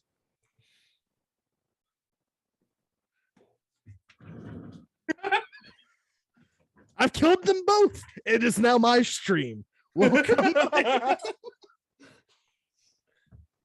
It's the fact that there's a term for it that bothers me. No, exactly. Like it's like no. It's like I got nothing wrong with someone having sex with someone else who's quadriplegic. I have a problem that this is now a genre. I mean, I was also that kid that looked up like Pain Olympic shit because, like, I don't know. Do you remember the good old days of Kids in the Sandbox? I remember. See, the problem is that he was using a cold jar and not a warm jar, not a warmed up jar. See, if he'd used a warmed up jar, then the glass wouldn't have flexed as hard. Yeah, no, it's really, it really comes down to like thermal physics, really. Right. That's the issue. Like, oh you know, God. Like, I really wish I could explain how many times I've had friends send me videos of the most fucked up shit, of a horse fucking a man. Like, oh, Mr. Hands. Yes, Mr. Hands. You know what bothers me the most about that? The fact that, and I don't know this from firsthand experience because why would I willingly look into this? But I have heard tell from other people that there's a bunch of men getting fucked by horses videos from before that and after that, in which the actors do not die afterwards. And I go, I don't want to live here no more. like fucking, it's all about the pull out. Put out a right? cigarette to get away from the goddamn computer and fucking deal with that. So just leave. So let me give you guys. Oh God. A little payback. So imagine you've brought vengeance upon us, and I was not involved in this. I am bringing down great vengeance and furious anger. You know, which is so nugget porn. Get out of my hair. A friend of mine used to refer to that as fuckloaf porn. And he was like, so imagine this. This is someone, you know, disabled. It's a little weird. So the only way you can make this worse and more uncomfortable is if they're developmentally disabled. No. Stop. I'm literally going out of focus. I want more. Bring it to me, bitch. Because this is an answer to a hypothetical moral question I have. There you go. Which is, if someone's developmentally disabled and they want to shoot porn, is that okay? Theoretically. Like there Now, are it might not be okay for one's personal taste, but it is ethical and moral. Is no less morally questionable to do so. However, unless you hear this phrase, "You said it would be nice. You said I'd be in picture." No, stop. Am I doing it right, Janet? Yeah. Oh man. Am I doing it right? Rudy Tooty Disco Cutie. Rudy Tooty Disco Cutie. Rudy. Oh, speaking of which, I saw that same actor, the guy who played the dad in Greasy Strangler, in another movie last night that I really recommend. It's not as disgusting as the Greasy Strangler, but it is I as should strange. say not. That's a one of a kind. Oh yeah. But it is strange as hell. And it has the same type of humor. It's just not as gross. Oh. It's called Fingers. Oh God. It's about a guy who these two guys keep coming up to him and cutting off one of his fingers. Is it the same guys? Yeah, same two guys keep breaking into his house and cutting off one of his fingers. He's not the main character. The main character is a woman who is terrified of black midgets. Didn't see that one coming.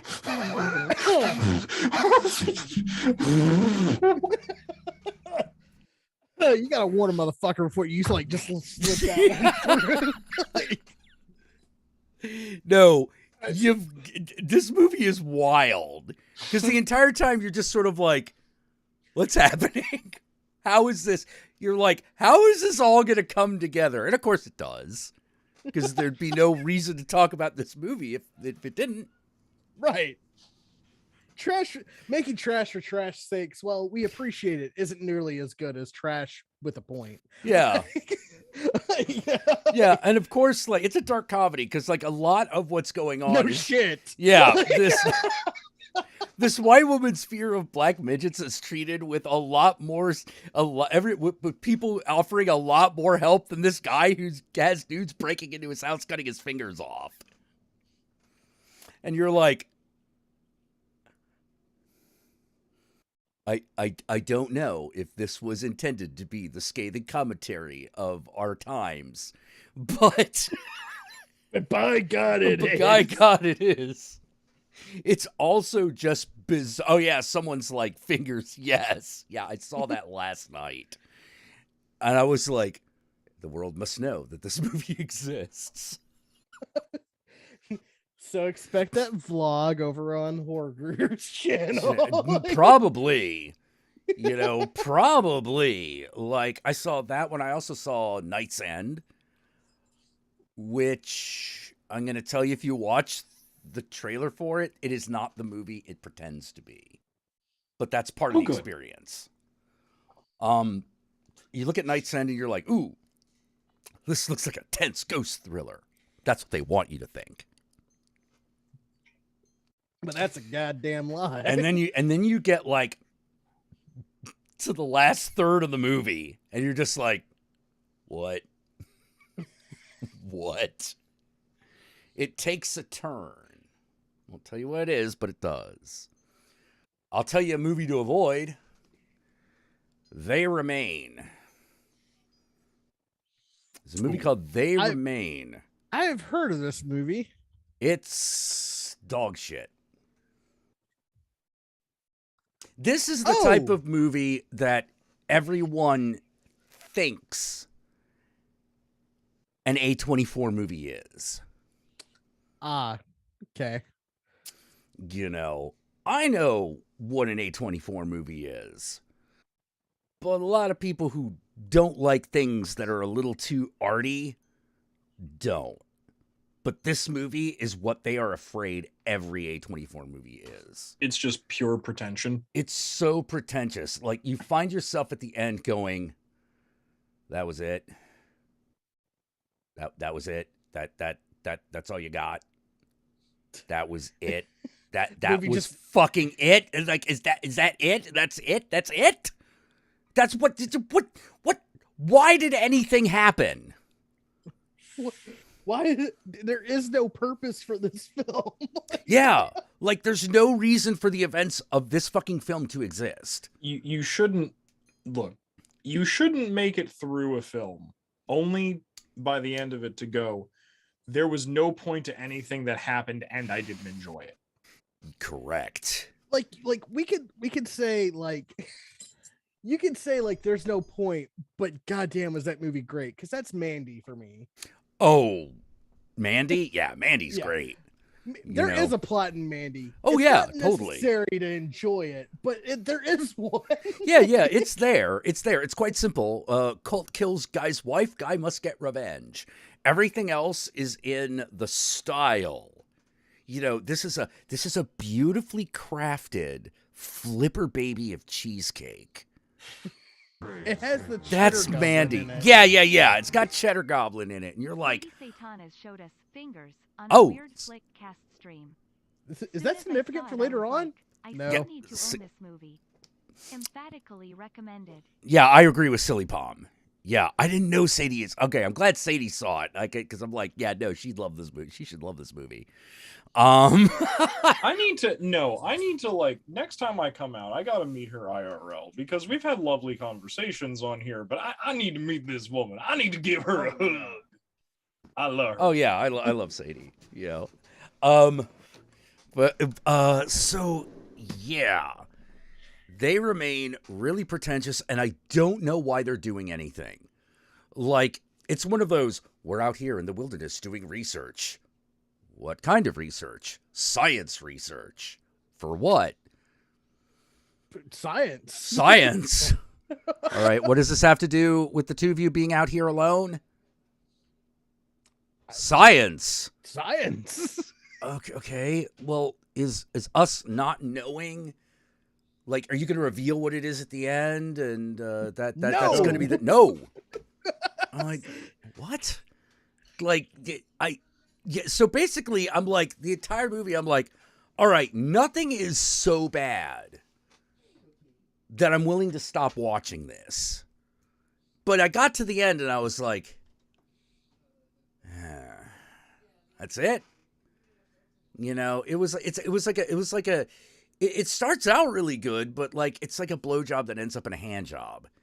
You're like, well, I mean, yeah, I guess, you know, It's the like it's the blowjob where like they like as soon as you're coming, they fucking like pull out and like finish it with the hand. Like as soon as you're about to fucking bust a nut, they're like, and then no. fucking jerk you off. This is the kind of fucking blowjob that goes on for a little too fucking long, and you're like, are we going anywhere? Like, are we going Something should anywhere with happen this? by now. Because yeah. There's a pretty definitive end to the conclusion to this, and it doesn't seem like we're getting anywhere near it. And then it kind of happens, but you're like, huh. It's like you know that orgasm you have after you watch like really nasty porn? Yeah. Sorry, And then I'll you answer got that shame that comes over you. You're like, oh God, what is wrong with me? You're just kind of like, Imagine you huh. just have that. Oh no. Yeah, Oh. and it keeps getting it gets worse the longer you get away from the movie. Like, you think about it and you're like, that didn't make a lick of fucking sense. Like, and it didn't make a lick of fucking sense, not because it couldn't have. It's because you literally didn't tell me what the fuck was going on. Well, it's okay, Jack. We'll always have lamb. Word. However, I did see another movie, much more cheaply made film. Like, this thing looks like it was done by, this was like a really, like a pretty, like a decent student film. It's called They Look Like People. That one. I've seen things about that. That one's really good. That one I can't tell you anything about, but it is really good. Like, it's one of those, the acting's not the best, the cinematography's not the best, the direction, nothing is top shelf. But this is But it completely gets its point across and tells a Yeah. story that you have not heard before. And it does it well. Ooh, I do love an original story. Yeah. Yeah. I can tell you that is about a guy who runs into an old friend, and the old friend hears a voice that tells him to do things. And the question, at first, the question is the voice real or not? Then the question becomes something else. And it's all about the last 5 seconds of the film. It's all about the last minute of the film. Like when when you get there, you're just like, oh my, okay, all right, that was good. Like that was good, Like the glitz and the glamour wasn't there, but the nuts and bolts of storytelling were all in place. And it was, and that part was done really well. It's hard to explain unless you've seen it. But this is one of those. This is what a director and a writer can do with not that much of anything else, as long as they just have it. So it proves a concept we all fucking hold, which is you don't have to have the best looking shit. You just have the most. You have to have the most like heart wrenching shit. You have to put your soul into it. Yeah, and this movie definitely did that. Like it clearly, like this. How to put it? This clearly comes from a place of experience. It may not be exactly this situation, but it is something like it. Someone experienced something like it and then made a movie out of it. Really good. Really good. I really recommend They Look Like Humans. They look like people. Sorry, Yogi, I know you're doing like Flonase right now, but I was like, bitch, don't be doing poppers on fucking stream. Oh, it's no, it's not Flonase. Oh, okay. Is it poppers? No. It's the menthol. It's the camphor. It's the. Okay. Now you're not eating it, right? Why would I do that? See, up until a few days ago, that's what I wouldn't have had to have asked. And it's not about you. What? I was on somebody's stream. No. As in an audience member. And they decided we're going to watch episodes of My Strange Addiction.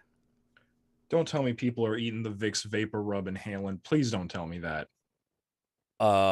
This one girl was eating the inhalant, the rub, all of it. This bitch knows menthol exists, right? Like she can just go get some fucking Pall Malls and fucking Newport. Oh no, she does that too. Okay, all right. And she eats Vicks Vapor Rub. Can I say though, the fact that people don't know what this is hilarious. Because when I whip that out in public, I'm just like, excuse me. You're like, what the fuck? I'm sorry. Just one of my friends has been like enjoying single life and being gay. So he's been doing poppers a lot. Actually, I think the poppers would fucking evaporate in that particular delivery vessel. But theoretically, in this one, theoretically, there you could like, it wouldn't be a great way of doing it, but you could theoretically put cocaine in it. Though, this being said, for everyone who's like seen like the Vicks Vapor, and like this one technically isn't Vicks, it's like a different brand. It's like, this one has like Himalayan pink salt, menthol, and camphor and mint in it. But anyway, like anyone who has come across these in your local drugstore, which you definitely will both around allergy time and cold and flu time. Yeah. If you are a partaker of the marijuana and the LSDs, oh yes, use this. This is a good thing to use. It will boost whatever you're doing. Yeah. It will. It does that thing that menthol does. Don't tell me that, Yogi. Why? Oh, because now you gotta do it. Yeah, you gotta do it. What are you talking about? Exactly. It's like, I have cursed you with information. We have cursed you with terrible knowledge, John. It's like You know? now that I've like fucking tripped and went out in the woods, I'm like, I have no fears. What? There- I would.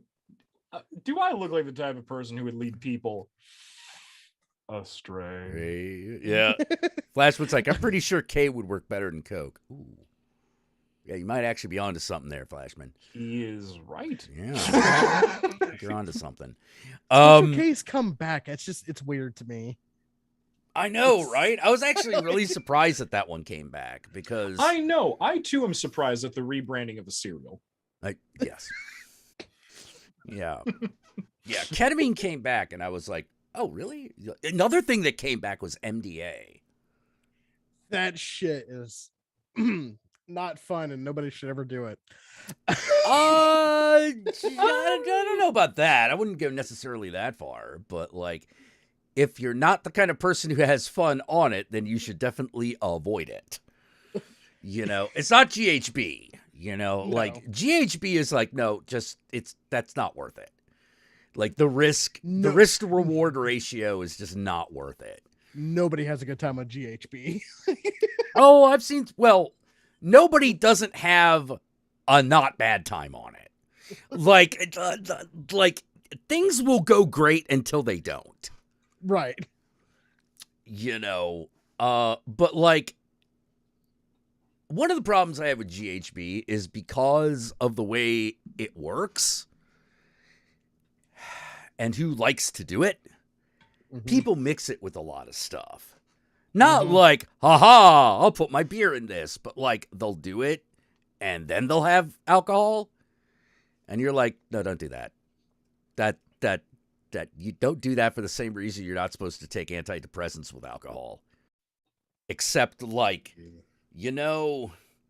how like the you just shouldn't do it because it's a bad idea. It might not happen, but it probably won't happen, but it could.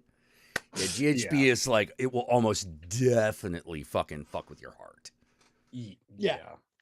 That combination is almost guaranteed to fuck with your heart. There's a reason why a lot of the wrestlers from the 90s are dead. Like, they were mixing GHB with fucking somas, Jack. Oh my God. Man. See, I'm old school though. You see, I don't do all this shit. I'm an old school person, man. I just like, just give me some MDMA and some glow sticks. I'm fine. Yeah. It's like, no, that's the MDMA is like, it's not guaranteed to be a good time. You can have bad times on it, but you can have bad times on any drug. Yeah, you can have bad times on any drug, It really comes down to who and what you're around. Yeah. If you're around a bunch of people that suck, you're gonna have a bad time. I've the only bad acid trip I had was when I was around somebody who I wanted to kick out of my life, which I eventually did. And it was only because like the medicine told you. Oh, Yogi, I knew beforehand because I have trauma. No, this guy was like a toxic positivity narcissist. Oh, fun. Yeah, we were talking about this. Oh, yeah, you were. Yeah, I remember this. Oh my God. So we're still playing with playing D&D with one part of this couple. And before they broke up, one half of them was like, oh man, I like, while they're still being friends, like, oh yeah, I really enjoyed being single and I'm just so happy now. I mean, I hope you're happy too, but like, I'm very happy being single. And then their life came crashing down after everyone kind of just got tired of their shit. And now apparently the other day, my friend was over there and he the dude was asking him like, oh, how's your life? And he goes, oh, well, I'm single, enjoying life. Everything's great. How are you? Like, Yogi, you need to meet my friend Nick, because I don't think this house can contain that amount of sassy bitch. Wow. I'll be honest with you. How to put it? Like, it's really weird. Hello, The cat. Nekomata, he calls. If I don't let him out, he will let the luck escape too. Cats are the guardians of the luck and prosperity of the house. This is true. It's true, and they're also like Wiggly cat. they also remember being gods. But Yeah, they remember the fact that we like used to build temples and put them on pedestals inside them. and we still feed them and clean their shit up, so they still get that kind of same treatment. Yeah, this is true. I mean, I always wondered, growing up, I always wondered if my dog was perplexed at the fact that I would pick his shit up and take it with me in a bag. Like, he's just like, where are you taking that? Does it have worth? Is it like gold? Do I poop gold? Am I the best boy? It's a dog. He was like, oh man, you like playing with my shit too? Good point. But no, it's weird though, John, because simultaneously it's weird because going on trips to visit people and do other things and just not give a fuck has simultaneously never seemed like a closer possibility and farther away. It's really weird. Life is weird. Yeah, let me guess. Hey, I now have the funds to do this more regularly. However, the time and the responsibility. It's like, ugh. Yeah. And I'll be honest with you, especially since, like, okay, full disclosure, I have not been doing well today. And the reason I've not been doing well today is because, okay, so they took my grandmother to the emergency room last night. Ooh. Oh. Okay. She's currently on a ventilator. Ooh. So apparently what has occurred is that she was always a slow eater, and like she's on like the nectar thickened thing, so she doesn't like all that Right. shit. Right. Apparently, like the past like week, she's been really stubborn, refusing to eat. Like we've been getting her to eat, but like she refusing to eat, like she doesn't want to, and oh dear. And she's been acting a bit odd, and was it last night, like she was really lethargic and she had like a high fever. So my parents brought her to the emergency room. It turns out what happened is she did aspirate on something she had eaten or drank, and she has pneumonia in one lung. Oh. How old is she? She is in her 80s, in her late 80s. That's not. Yeah, that's so rough, bud. Yeah. No, it's like one of those things. Luckily, the team that's around her is really good. The attending physician she has is excellent and is completely about no. We have to try to strike a perfect balance between medical care and quality of life. Like he's really good, right? And I'm very happy for that. But it's literally just one of those things where right now it's still kind of touch and go, because what they're gonna do is they're going to keep her in the hospital on the machine. And what they're doing is that the plan is every day they're going to test her strength to see if she can if she's like breathing and swallowing and everything on her own again. Oof. And if not, machine. If so, okay, cool. We can start working towards, towards like bringing back home. But yeah, no, it's just kind of like, eh. Oh, dude, I had a scare.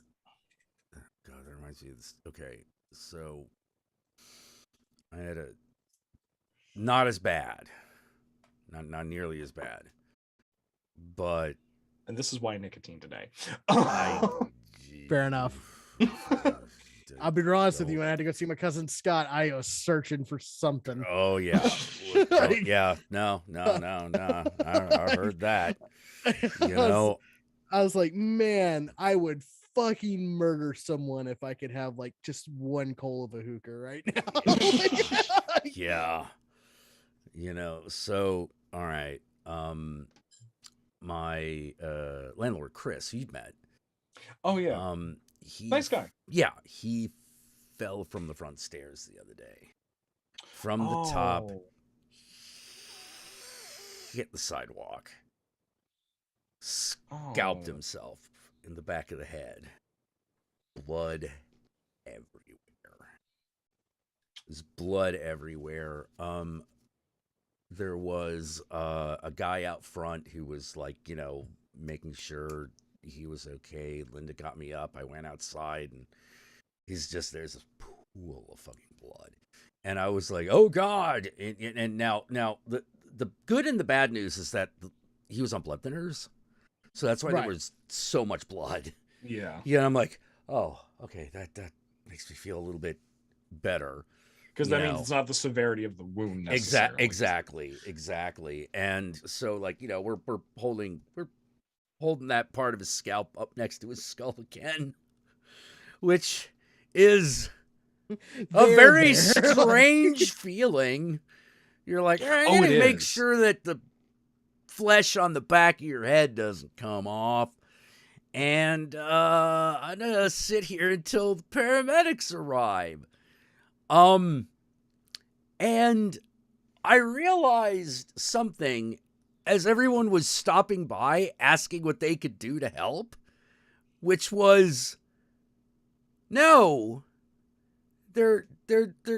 I appreciate your concern, but only this person who has just now told me that they are a nurse can offer any assistance whatsoever.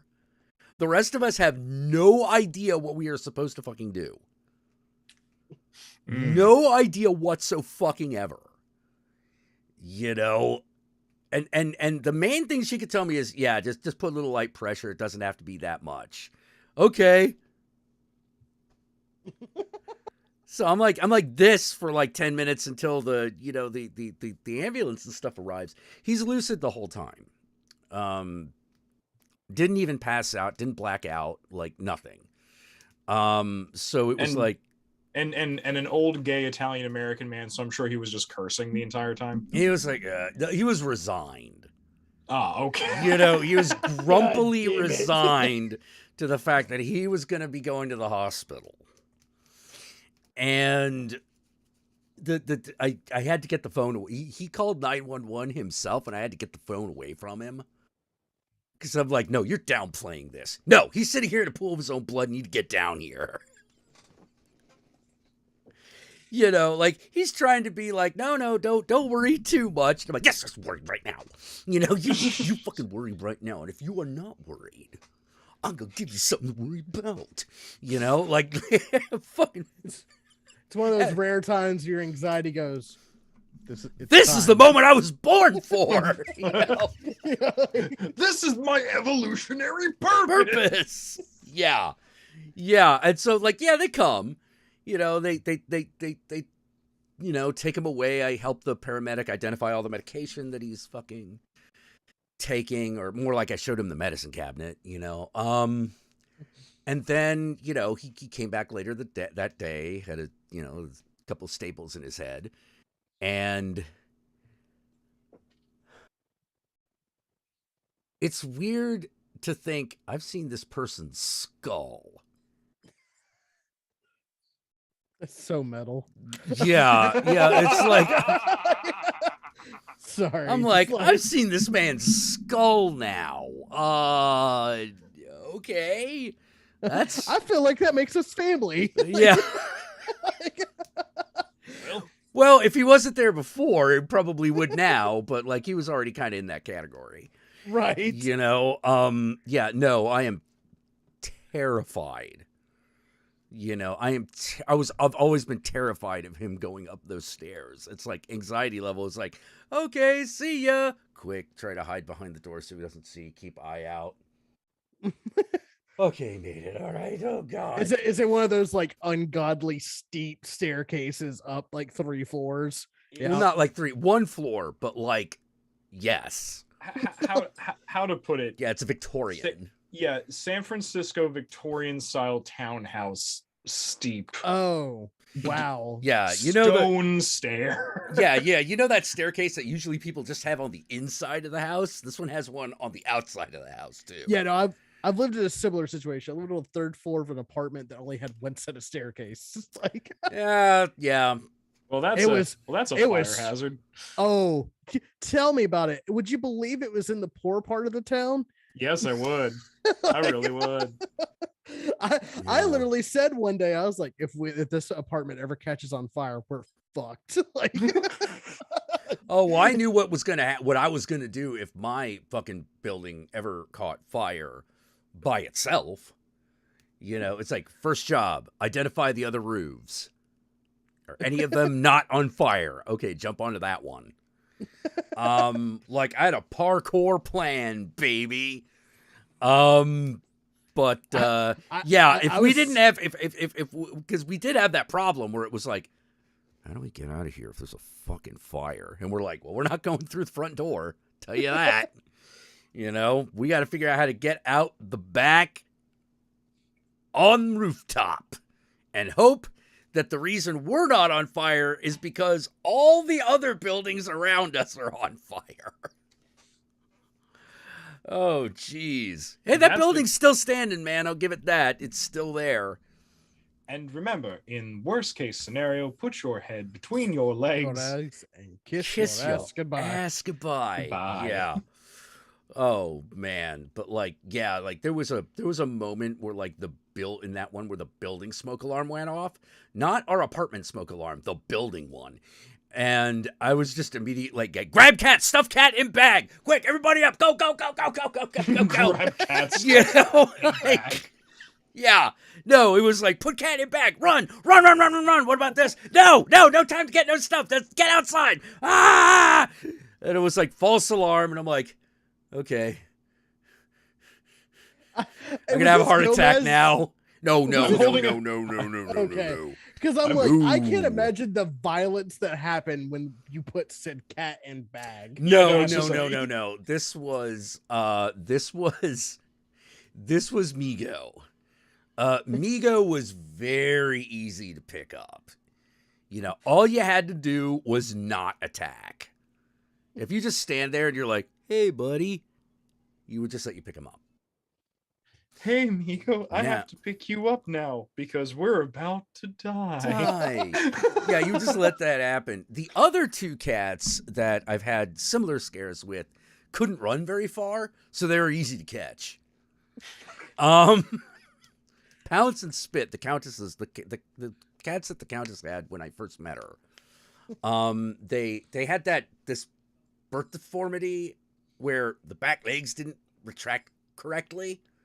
And so they always were doing like porn legs if you put them on their back, and they had to like kind of angle themselves to get themselves like, yeah, it was adorably sad. It was adorably pathetic watching them run. You know, because they are trying. This is kind of like how I feel about how currently my favorite cat on Twitter is a disabled cat. Got the heart of a champion. That would be Jinx, if anyone knows Jinx. Oh yes. I love Oh Jinx.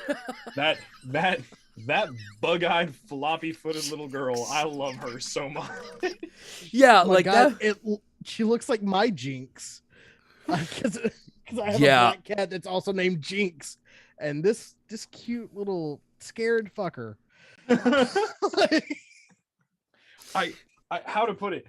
When I first encountered Jinx's Twitter account, I was so captivated by like the fact that her eyes were too big for the skull for so long that it took me like a week and a half to notice that her feet weren't right. Yep, here she is, everybody. Yeah, she's got like extra feet. Extra inches on her feet. She's got extra bones. Yeah, she got she got the club foot. You know, but that's her. She's like a little lady dancing away. Yeah. So, okay, it wasn't like that, but they definitely, their back legs didn't work quite right, so they couldn't jump. They could jump up like 2 feet, which for a cat is embarrassingly short. Yes. You know, but I love those two. But I love those two because there was something very admirable about them. And that is collectively, they don't take no shit. Now, one of them was like the scared brother. He was like, they're from the same litter. He was the one who like, I hide. But then Pounce, the larger brother, was like, nah, fool. You take me on. You're taking the world on. I'm going to fuck you up. And he got along with Migo because Migo didn't seem to care about no hierarchy. It's like Migo be like, hey, I sit in this chair. Pounce would be like, I'm going to sit here because you can't just jump up and fucking attack him. I'm going to amble my way up to the top of the couch and then fall on him, making sure my paws hit are against the headboard, and then just bonk. Yeah, that's right. This is my spot. Little Migo's just a kid and going, mew. Okay. Hey, yay, we're falling now. And then Migo went, I sit on the floor now. No, yeah, no, he was a lot like Cat. His attitude was very cat bug like. Yeah, not even Daddy's upset. I mean, no biggie, but here's the thing. The thing is, you did not tell Pounce and Spit what to do. Not if you were no human, no dog, no cat, nothing. The fuck you think you're gonna do to me? Yeah, it's like, what do you think you're gonna do to me that my mama didn't try to do right after I came out? And who's still here? I am. Like, that was really obviously like Pounce's deal. Because they were like so like malformed that they had to be rescued from their own mother. They were the runts. That's about right. Yeah. Yeah, and his response to that is just to be the meanest son of a bitch he could be. Just take no shit. Like, dogs were terrified of these two. And you're just sort of like, what did... I don't even know what happened in that room. All I do know is that the dog ran out, making the scared dog noise. like horrible, unspeakable things were happening. And right behind him is just Pounce, like... He was like, what kind of Jedi mind trick did you play on that fucker? Like, that guy's 3 times as big as you. Like, you fucking Jedi mind tricked him. What'd you do? And Bitch, Kitty got claws. Oh, yeah. Okay, so we had a roommate, and she was on thin ice. She's on thin ice. With you, the cats, or both? Oh, yes. And she had a cat of her own. That cat was on thin ice. Oh, that cat was way on thin ice. Like, this cat was used to being the only cat. And in the process of the two cats getting to know each other, she makes a fatal miscalculation. Oh, no. She tries to pull dominance on Pounce. That will never work. That never worked. Because now he just has a target. And now you're And the thing is that she was declawed. Oh. He wasn't. Oh. Or rather, his back claws weren't. His front paws had to be. Right. But his back paws, which were the fucked up ones, still had their claws because it's, they needed those to walk. Right.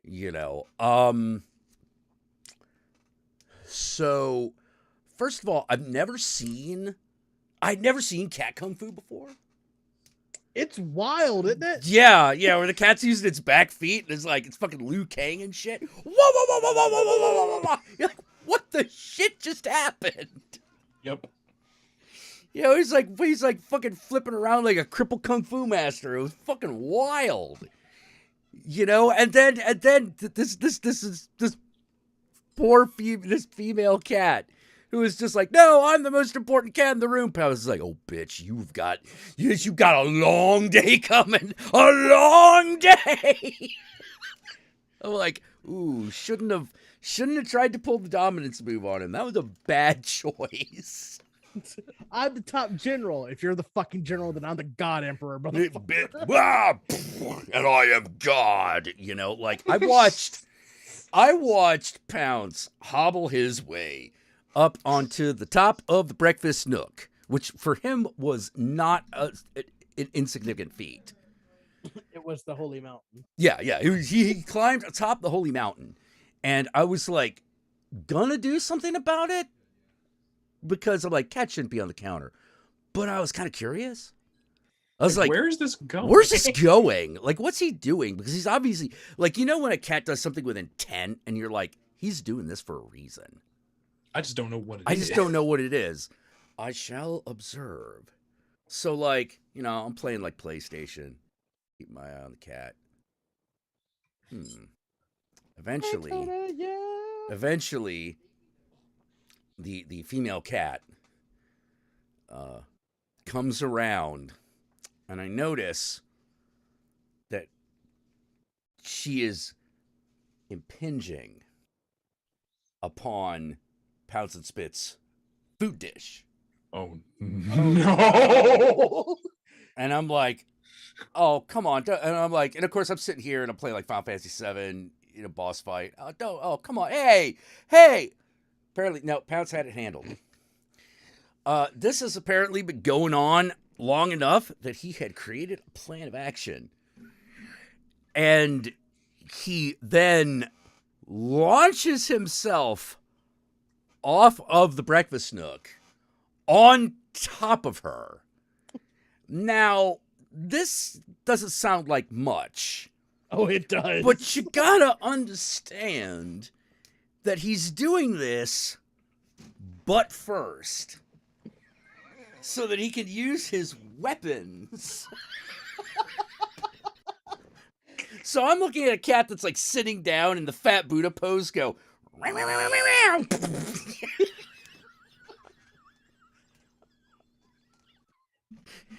I'm just like, this is not happening. That did not just happen. You're like sitting there playing Final Fantasy and you're like, I need to get a job. I'm looking at the other cat and I'm like, see, that's the problem. You hit his limit break, man. Like he unleashed on you, but giving him shit. Nah, he's just sick of it. See, I was going to say he's sitting there playing Final Fantasy VII and goes, damn. Not my problem. This ain't nothing compared to what I just saw. Migo he wasn't the cat version of Ralph Wiggum. Migo wasn't dumb. He was very chill. He was aware. He was like a relatively smart cat that was like stoned all the time. He was that kind of cat. This means that you could pick him up, you could pet him, he would fall. If you picked him up and put him in the bed with you, he would sleep there. You know, really cool. So essentially he was like the cat version of Sugar Bear. Yeah, kind of. Yeah, he's kind of like Sugar Bear, you know, he's really, really sweet. Everyone loved him, you know, and everyone got to pet him and it was wonderful. Gomez does not let anyone touch him. And what I felt honored. Yes. And what honored. You should, because he warmed up to you in a very quick amount of time. Well, I'd been there before, so he'd gotten used to the fact that's no. That don't mean shit. No, that doesn't mean shit. Well, okay. Like because my cat Peanut, who's also like fucking is lovey-dovey if you're the right person. Like Peanut will just decide you're a piece of shit and just attack. Or he'll just hiss at you. He's old. He doesn't like to fight anymore. but like no, Peanut, like even if he knows you, he's like, you pissed me off today. He's a bitchy queen too. I don't know how smart Gomez is. I know he's at least average intelligence for a cat, but it's kind of hard to tell because what he really is I must run now. And you're like, I must He is. kill. where's the cat going, and why is he going? Why did that happen all of a sudden? It's like, do not question. You do not understand the ways of the Gomez. Do not try. That way lies only madness. See, I think You know? I think maybe that's the reason. Okay, I think maybe that's the reason that Gomez warmed up to me, because it was very clear very early on that I did not give a shit what he was doing. Yes. And I think that's what freaks cats out about It's humans. definitely something that freaks him out. You know, it's definitely, people being interested in him is definitely like Oh. they've seen me. You know, I must run now. You know, like, and so it's one of those. I don't know how intelligent he is, but he is the most active cat I've ever owned. To the point where I'm like, do I need to be giving this thing Valium? You know, like, Maybe, but it's fun to watch. Yeah, the other thing, he's also the largest cat. He's And a I'm- chonk boy. Yeah, he's a chunk. And the thing is I'm like, I know you're getting enough exercise. So you have to be eating when you're out of the house. But by the way, just to let you know that when it comes to cats, a group of chonks is known as a chumbus. Oh, okay. It's true. It was written in the bylaws like 3 years ago. Oh, okay. Yeah. Okay, good. Good to know. Good to know. Don't want to. Yeah. All right. If I may, and particularly I want Yogi here for this. Ooh. Look, if we have any of you in the audience, don't take this too personally. Uh, Unless you fit too much of the criteria, in which case, yeah, maybe I am talking about you. Hopefully not. Are we talking about the Straits? No. Okay. Oh. No. No. I mean, we might be indirectly, but that's not the defining feature. Okay. Which is, so my occult Oh God. things, Okay. yeah, my occult learnings took me in the direction of Thelema. And so I have been occasionally hanging out in some of those circles. And the biggest problem I keep running into is I am like, I do not think like anybody else here. Hmm. If you Especially politically. I haven't even gotten into that. Like, It's a here's the whole thing. thing. Oh yeah. Now here's the thing. These are not like I don't know how else to say it, but they're not orthodox Thelemites, which is good. But just like a Christian wandering into any other religion, there is a huge amount of religious baggage that comes with having a theological discussion with them. You know, like, let me put it this way. You know, you talking to if you know how Catholics aren't as bad at this, although they do it. But like conservative Christians are really bad at this. Like they can't put anything other than in the Holy Trinity context. You know, like multiple gods, they just don't understand the purpose. Oh, I can actually speak on this. Yeah. Like they don't understand the whole no, you pray to multiples and you pray like to one to get on their good side so they'll fight against the other bad god. If I want to have a good time, who am I going to pray? Who do I want to pray to? Poseidon or Dionysus? You know, it's sort of like, well, where am I? I'm in the forest. Duh. Like Poseidon. Yeah, I'm going to pray to the ocean god to make sure everything's cool in this woodland. You know, like what kind of sense does that make? You know? So that's not the specific baggage I'm talking about, but it's that type thing. Right. You know, where like there are certain basic concepts that they haven't opened up to, and it's really hard to have a discussion about anything worthwhile because you're sitting here going, the fuck is an aeon? Someone define what this word means. Someone tell me what this word means.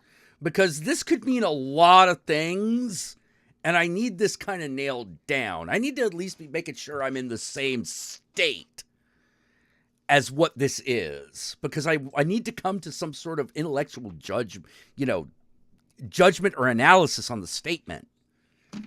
And they're like, well, you should just meditate on it. And I'm like, no. I'm not asking for its meaning to me personally. Right. I'm literally just asking for a dictionary definition of what some of these words mean. This word, as it appears in this ritual, what is the context and meaning of this word? Of this word. And if the answer is, oh, it's a riddle, then fuck you. But if it's actually, oh, it's actually a puzzle. It's a puzzle you're supposed to solve. And then it's like, oh, I now have context. Right. I now have an idea what I am supposed to do with this group of words. Because it's not making sense in a normal context. It's in the context of a normal English reader. There are a lot of words here that seem to have meanings that I do not know. And I can't look up in the dictionary because they are occult words. They are esoteric words. They are words that ain't in the Queen's English. I can't just go to an authority and get that authoritative definition. I have to ask somebody.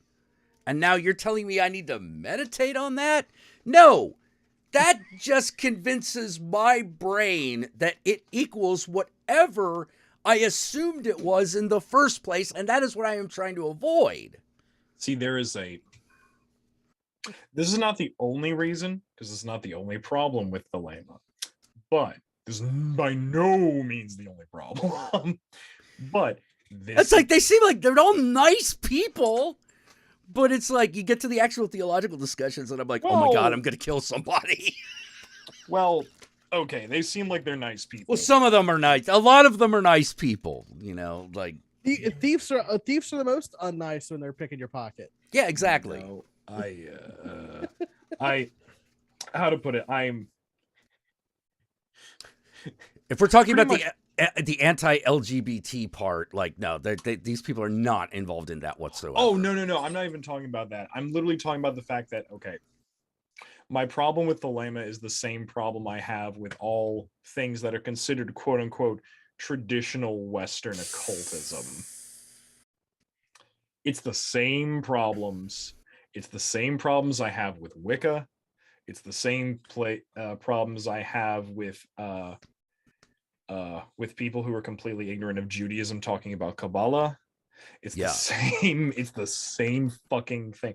Also, how to put it, it's one of those weird things where I'm not sad about how Aleister Crowley's life ended, because that man literally wrote an entire paper on the Jewish question and then tried to use Kabbalah. So you know what? Yeah. Let's not fucking say that the man was some sort of fucking saint. I mean, at the very least, he did call himself the Beast. He kind of told you from the start that he was an asshole. Yeah. Like that's one of those things. Like, what do you feel about Crowley? I was like, he's very clever about a lot of things. He had a lot of insight. The man is clearly. I would clearly have gotten into fights with this man. Clearly. Also, Stacy in the chat. No. Okay, so looking up the definition in the dictionary for aeon won't work. That doesn't work. Yeah, because basically in English and also in Latin, an aeon is just a very long period of time encompassing many ages. Yeah. The problem is the word aeon. In the word aeon in the Thelemic texts clearly does not mean that, because it's used differently. It's weird. It's one of those. Someone say incorrectly. Well, here's the thing. I'm willing to meet it where it lives. Right. I'm willing to meet it and say, like, what does aeon mean in the context of this? But they won't tell you. Yeah, but no one's telling me. And I'm like, could you look, I'm not You handed me something, and I'm going, awesome. What do I do with this? And you're like, think about it. All right, I'm thinking about it, and I have no idea what's going on. Is it a puzzle? Is it a box? Am I supposed to like put to my forehead? Like I'm just asking for some kind of context because that's how I solve these puzzles. I don't know how else to describe this except everyone knows who the true heir. If an Aeon is something I am supposed to literally put my dick in and fuck, is that right? Like, because that could be a legitimate answer. Well, it's because, how to put it, this is one of the many, many reasons that the true heir of Aleister Crowley is not whoever took over Thelema after he died. It's not anything. Clearly. The true heir to Aleister Crowley was L. Ron Hubbard. Yeah. I was literally thinking, I was like, this seems like one of those questions that like leads to a session where you have to hold on to 10 cans. It is. And go clear. It is. Oh yeah. Like it's not as okay. Let me put it this way. It's cloaked in a lot more esoterica than just tin cans. Like basically, it doesn't look that stupid, but it is essentially the same thing. Look, if you're holding 2 black candles and seeing which way the flame goes, it doesn't really fucking. Okay. That's what I mean. That is exactly what I'm talking about. It's like it doesn't look that stupid. It looks spooky and serious, but that doesn't mean that's not what it is. Oh, also, Stacy, Googling this will not help because the Thelemites will not tell you what it means. Yeah. And I inherently don't trust that way of instruction. Because my opinion is, what are we trying to accomplish here? Do you just want me to hear the voice of the angels? Because I can bypass all of that right now. I can bypass that. We're good. I don't need to do this part of it. But if it's something important to you, I want to know what that is. Like you're talking about the Aeon. Are you talking about the end of the modern world? Is that what it is? Like you'll understand when you go clear. Exactly. And I'm like, no, I inherently don't trust that kind of that kind of thing. Listen, just meditate on it and then come back to me. Exactly. And I'm like, right or not? No. I'm like, no. You're like, no, that's not how it's done. Not when it comes to a text. It's like this is either a test of something, but if I don't know what's being tested, I inherently don't trust it. Because I found out that every test you take where you don't understand it is bullshit. It's a trick. It's a trick. Yeah. Like, what's the exception? Haven't found it. Some would say a scam. Exactly. And I'm like, sorry, I'm sitting here not believing in shit and just being like, yeah, this seems like a really good way to make suckers pay you money. And it is potentially that. And that's what I'm trying to ascertain. And I'm sitting there going like, I like you guys, but this isn't looking good. Like if the angel speaks to you, what does it say that has nothing to do with you? What does it say that has to do with things beyond you? And why are you getting hung up on details that don't seem like they would really matter? It's Aleister Crowley. It's all about stroking your own fucking ego. Oh well. Oh no. I'm that's a given. Like I already had that going in. Consider this. In Aleister Crowley's very beautifully illustrated but really energetically fucked up tarot deck, he literally switches the numbers between justice and strength. He does this so when you match the major arcana up to the different Sephiroth on the Tree of Life of the Kabbalah, your personal will is held above the concept of universal justice and equilibrium. Yeah. Yeah. That is stupid. Yeah, it's egotism. It's egotism. It's absolute egotism. Because like You the know? only thing I'm getting out of this, and again, outsider, not magic practicing type person, the only thing I'm getting out of this is it just seems like to me it's what it, like you said, it's one of those Scientology questions where it's like you're like there is no answer, right? Just tell me that and I'll fucking move on. Yeah. Like Yeah, just- but just I'm stop. I'm one no, of the that has to be $3,000 later. Right. well, like not yeah, and it's not it even. I don't even know if it's that or not, because I immediately go like, like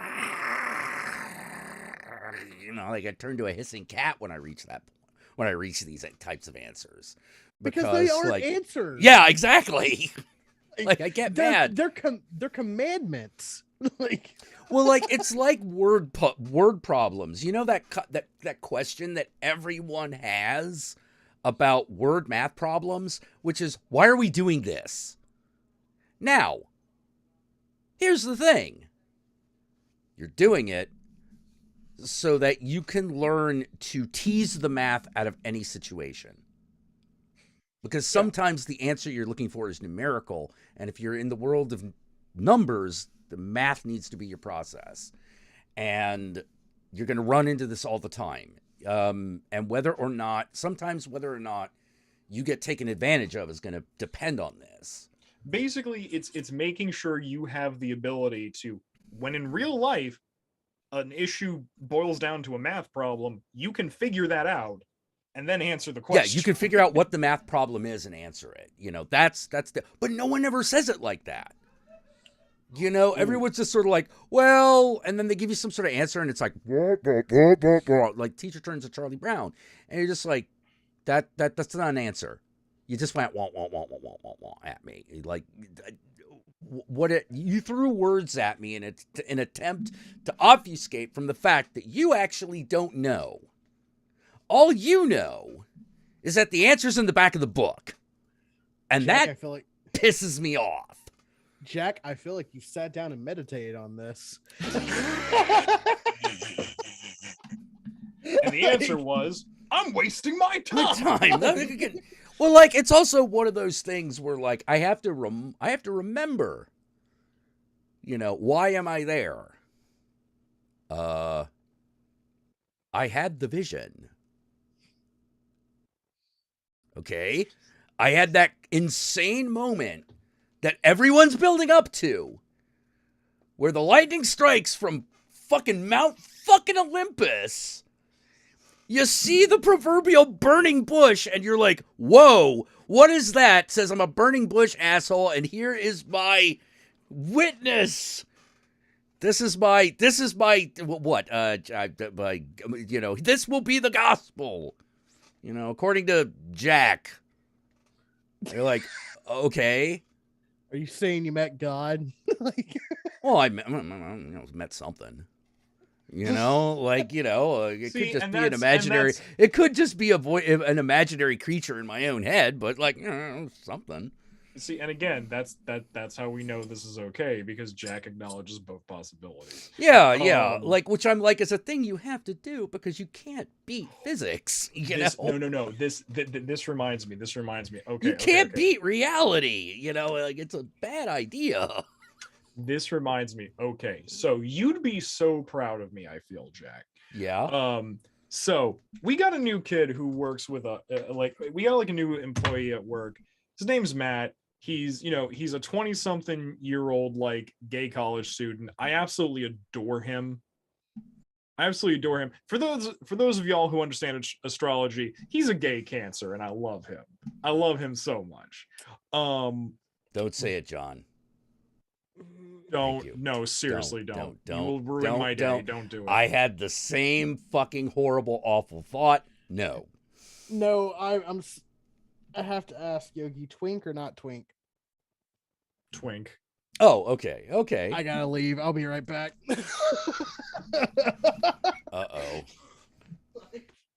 Uh-oh. What have I done? I've caused something that I wasn't expecting. That was not the reaction I was expecting. So now I don't know. Yeah, no. Same. I'm just like, huh. what's going on? So yeah, like it's I don't I don't want to be an arrogant asshole about it. Well, I mean I do a little bit, but like it's that feeling of like I had the vision of your thing. I didn't do any of this. Like none of it. Yeah, which can barely read the text. Which I think actually in and of itself is very important. Now you remember that when this initially happened to you, you asked my opinion. Yes. And you asked if you should start reading up on Thelema, and I said, sure. Only later for me to go, yeah, it's full of shit, isn't it? To which you went, wait, you knew that? And I said, you knew yes. that? You let me go in anyway? You know, like... And, but here's the thing. Because I feel like I know why you saw her. I feel like I do. But it would not have sunken in without going where you have gone. Yeah, because it was one of those things where it was like, well, look, if we're gonna like, hey, you want to make up a new god or goddess? Hey, no problem, man. I get, I got you. If I happen to like what it's about, I'm all in. I'm Chinese. New gods happen all the time. Do you have an image? Do you have an image in a strong enough thought form? Awesome. Yeah, we can work with this. It'll be great. But you see that here's the thing. Now, because I think you've said it on here before, you had a vision of Babylon. Mm-hmm. Yeah. You had a vision of the Red Lady of the goddess Babylon. Yep. Now here's the thing about this. I think the reason that you saw her without doing any of the Thelemate shit is because I believe in Babylon. I don't believe in anything else Aleister Crowley did. Yeah, like it's clearly, if nothing else, it is an archetype that kind of escaped from the Christian laboratory. Yes. That as an inevitable, much like the concept of Satan, it was an inevitable consequence of all the things that weren't said and weren't done, but were implicitly implied. Because you got to ask yourself, wait a minute. If devil's not... Wait, is the devil on God's level? I mean, it's clearly more powerful than us, right? Why are we fighting him? If God could just kick his ass, why doesn't he? Because they're not fighting. Exactly. On the same fucking team. If you read the book, it tells you that. Yeah. There's like actually not a fight. Like any fight that well, let me put it this way. If you're Babylonian or Assyrian or Egyptian, Yahweh is probably your enemy. He was probably your enemy because he was the god of those motherfuckers that kept invading, were pissing you off. And so what you did in response, if you were Babylonian, was you were like, fuck that. You know what we're going to do? We're going to get a bunch of empty boats. We're going to send a bunch of soldiers over there. We're going to grab a bunch of those guys. We're going to enslave them and bring them the fuck here. We're going to break them because we're tired of them constantly fucking sniping at us. And we're going to be extremely successful at this. So much so that Babylonian culture eventually is synonymous with evil in the Judeo-Christian mythos. Well, one, yes, but also, how to put it, without the Babylonian capture, we would not have the Torah and the Talmud as we currently have it. No, not even a little. Like like that's where it gets wild. Oh, but yeah, so the thing is, I think I understand why you had a vision of Babylon without doing all the Thelema shit, which is that I think that the goddess Babylon Mhm. is part of an archetypal thing that, how to put it, Crowley stumbled upon her completely by accident. How to put it, a broken clock is right twice a day. Well, yeah. I mean, like if there's a there to be perceived, then it will be perceived. Somebody's got to see it. Exactly. And I'll be perfectly honest with you. I've noticed this because through the rise of social media and the fact that there's a bunch of really toxic, like Thelemites and ceremonial magicians who use social media, I think, now, for John's sake, hypothetically, if she were to really exist outside of our heads, I feel that her opinion would be, I'm done with being associated with this. I need to start revealing to myself to people who have nothing to do with it. Yeah, someone needs to actually. Just putting out the booty. It's hard for someone who worships you, to be your friend and ally. Yeah. This is why Hinduism is still thriving after 6,000 years of history, is because our relationship with God is considered interpersonal, within ourselves, without ourselves, and as all relationships. Yeah. So it's kind of hard to not have it's really hard to be Hindu and not have a personal, speakable, approachable relationship with God. Yeah, because that's what it's all about. I went downstairs to get myself some food. Shit, what did the twink say? Oh, I was waiting till you came back. Yeah, we're waiting till you came back. Oh, thank you. Yeah. It's okay. We got you. I was waiting till you came back. Because Jack would be proud of me for this, and I think John would be bemused by this. Because so here's the thing. His name is Matthew. He's a really nice kid. He's actually really good at his job, which, oh my God, thank you. So we were talking the other day, and the concept of, like, belief or lack thereof, came up. And he pointed out, oh, well, I'm an atheist. Is that going to be? I'm like, no, I'm Hindu. I don't give a shit if you're atheist. I'm not a Christian. I'm not trying to save you. I don't give a fuck. Like, I'm just like, no, you see no reason. You have seen no evidence of anything beyond, in that context. Therefore, you say, I don't believe in such thing, for I've been shown no evidence to prove that it exists. That is a logical conclusion. And he was like, oh my God, really? He's like, you're the first religious person I've ever talked to that does. I'm like, no, fuck. And we started going back and forth. And he started to ask me, okay, well, he's like, don't take this the wrong way, but you seem rather intelligent. Why do you believe in something like this? And I said, And so and essentially I Alan Moored him.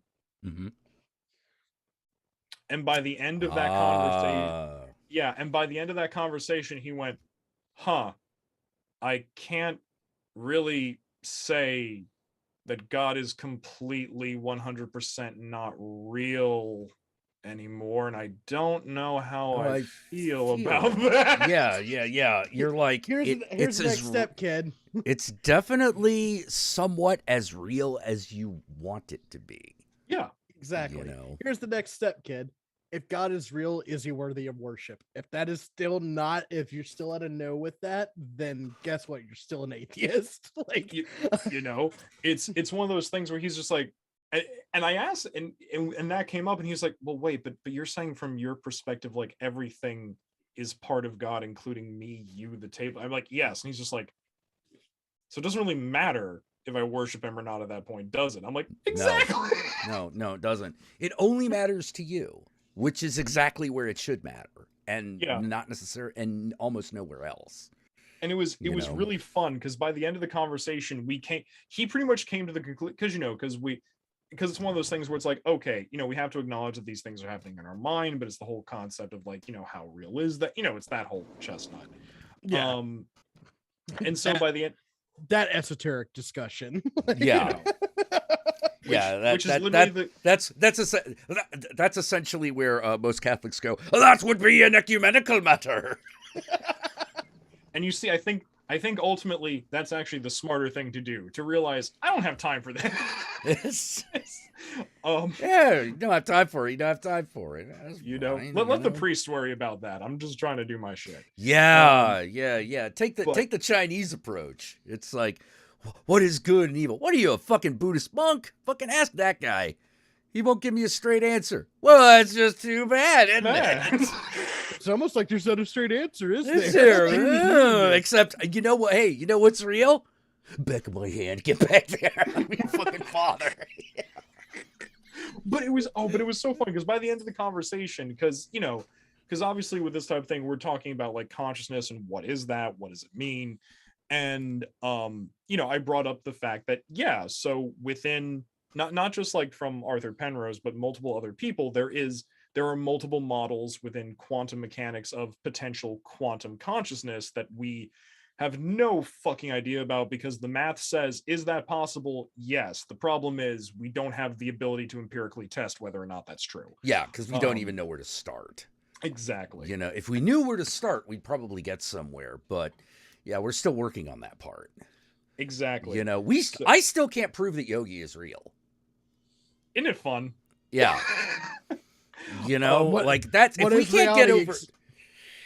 Yeah, that's the other thing. What I know, I have a good mnemonic for what reality is, which is it's that thing that stays there when you stop believing in it. Well, to quote Terry Pratchett, who I think was actually much more of a mystic than people give him credit for. Oh, he definitely was. To quote Terry Pratchett, witches don't believe in the gods. They work with them, of course. They know they're real, but they don't believe in them. That'd be like believing in the postman. Yeah. Yeah. Yes. Yes. Terry Pratchett's brand of atheism is my brand of atheism. Yeah. Like, do you believe in God? I can't be fucked to fucking believe in a God.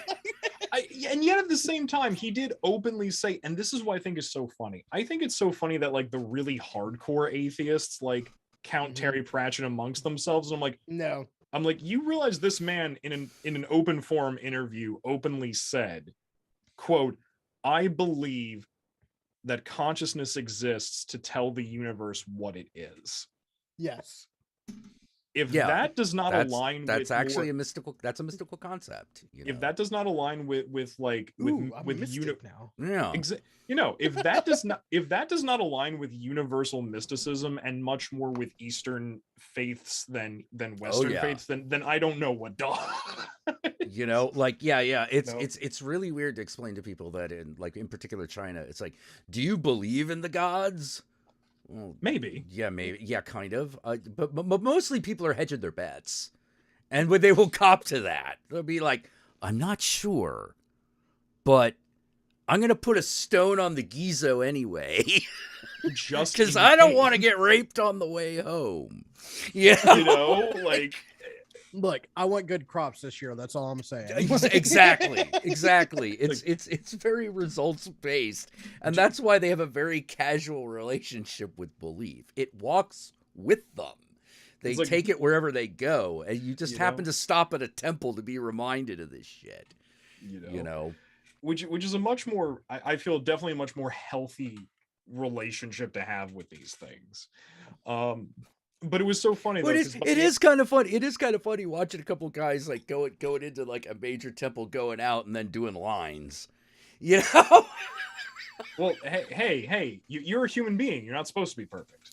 Well, yeah, no. It's just funny because I'm like, this is something that Christians need to hide from each other, as opposed to like just mom and the police. Yeah, it's like my favorite joke. Where do Baptists not recognize each other? At the liquor store. Yeah, exactly. But it's like that. It's not. Oh, you shouldn't do this. God would be angry. It's like, no, you shouldn't do that because you're gonna wreck your life. You're gonna get bad grades. You bring you'll bring dishonor to the family. Fuck you. Boom. I hit you with a sandal. I'm gonna fucking end this. What have you done to me? But yeah, no, but so it was so funny because by the end of this conversation, this kid turns to me and goes like, okay, so either consciousness is a byproduct of the biological computer of the brain, or it's part of a quantum field of consciousness that exists beyond us. And I went, yes. And then he went, okay. And then in addition to that, things like gods, magic, spirits, blah, blah, blah, either exist in that same way and are therefore real, or they only exist in your head and they're real as thought is, but that doesn't matter because since human beings have those thoughts, it ultimately plays a part on physical reality. So it really doesn't matter either way. And I went, yes. And he was like, so there's really actually no point in arguing about anything. And I went, no. No, there's no point in arguing whether or not God exists, no matter what your stance on it is. It's, you know, like, it's the reason why I get to fucking hang out with you two wonderful people and like not fucking want like go crazy, because it's like, no, there is no God, there is no magic. I can't be fucked. Like, I just don't care. Like, if you believe in magic and you fucking pray to like whoever the fuck you pray to, cool, that's great. Say one for me and fucking like try to get me in the good spots. But yeah, I always if you get to heaven before I do, make a little hole and pull me through. Like, but like at the same fucking time, it's like I understand that like it's only as real as your brain makes it out to be. Like I used to believe in God. I used to be Pentecostal. I used to speak in tongues and everything. I was fucking crazy. See, that's the thing though. Those practices wouldn't be that bad if they weren't used for terrible things. Right. Yeah. I mean, like what like church, like let's break down what actually is really good about going to church. It's community building. Yeah, it's a way for you to be with your community and like share some extra moments with them every weekend. And sometimes you do it like multiple times during the week. It's great. And it's the one thing that as an atheist, once you fucking stop believing, it's the one thing you kind of miss the most. That being said, the problem is that they hold you emotionally hostage to that shit. Yes. Yeah. Because if it was just all about like, nah, come over here, we'll put some water on your head, and I'll give you the blessings of God and the blessings of the God, and just promise to do this thing over here and have some ribs. You know, like fuck off. Like if it was just like have a mango, like if it was like that, there'd be no argument, there'd be no problem. That's the reason why, like, I gave up on that firebrand atheist, gotta prove everyone wrong bullshit. It's tiring. Like, it's extremely tiring for really no fucking gain. And for two, it doesn't fucking matter whether or not, like as an atheist, you can't disprove God. You can't. You can show a lot of disproof of God. You can show like reality. Oh yeah, you can show that there's no proof of God. But once we get to the consciousness fucking question, that's where the rubber meets the road, and you can't really. Yeah. You can't really debate that. Is there a greater consciousness than I, and do I owe it something? I don't fucking know. No, yeah, because like that's the big question, and a lot of people are like, oh, in fact, that's most people's answer. Yeah, no, it's like, look, when I pray when I sit and meditate and pray to and talk with Ganesh, I could be talking to an intelligence that exists outside of my mind and conscious being, or I could be having an internalized monologue with a different fraction of my psyche that I'm using this interaction with to get to know. Yeah. Either way, it does not matter. The result is the same. Yeah. Let's think. Wild. I intend to die as a Catholic, but I would never live as one. Okay. Here's my favorite one. That's why Oscar Wilde was brilliant. Yes. Fuck horoscopes. Like, whatever. Does the tarot actually predict the future? No, not in and of itself. It's just therapy. It's you asking a question of whether or not you should go forward with something, and then you using an outside source to come up with your own fucking solution. Tell me I'm wrong. No, that's exactly what it is. Okay, that's exactly what it is. There are, the main method it uses to do that is it uses a symbology system that is pretty much universal to most experiences. There are other ways to do this. Yeah, there's The multiple I Ching's divination another things. way. That's Yeah. another one. Though I will Coin say, magic, you know. though I will say, when it comes to card-based divination, this is, and I'm saying this because I am a professional card reader. Like I I do get paid. Fair enough. Fair enough. So as a professional, but don't tell the government that. Something I that always gets me about card divination is okay, because you can how to put it, you don't have to read with a tarot deck. You can do divination with playing cards. Oh yeah. But even in a standard deck of playing cards, there are 52 cards. The number of combinations of order of that deck is 54 factorial, which means it's 54 times 53 times 52 times 50 and so forth and All so the way on. down. Yeah. Yeah. And when you actually get that number after all that math, it is actually greater than the number of atoms in the known universe. Which means if you properly shuffle a deck of cards, which it has to be shuffled like I think 13 times to be fully shuffled, if you do that, there is a very good chance that that exact combination, that exact sequence of cards is the only time it will ever exist in recorded history. And that, to me, is where the true like magic of card reading comes in. Because how to put it, if you do a card reading and the actual interpretations of these cards are actually spot on for your situation, look, is it for real? I don't know. But that fact that combination happened is slightly miraculous in a mathematical way. The fact that you and the fortune teller can create this clear story about what this means, that's the thing that's significant. Or that means that's the thing you need to be paying attention to. As the non-believer, or it's just so vague in its understanding and description that it could fit any situation. Also, yes. Exactly. Yes. Yeah.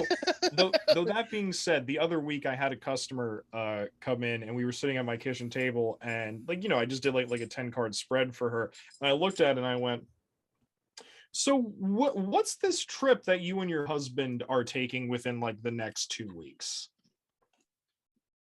And she was like, what? And I'm like, you and your husband, you're going away on like a vacation.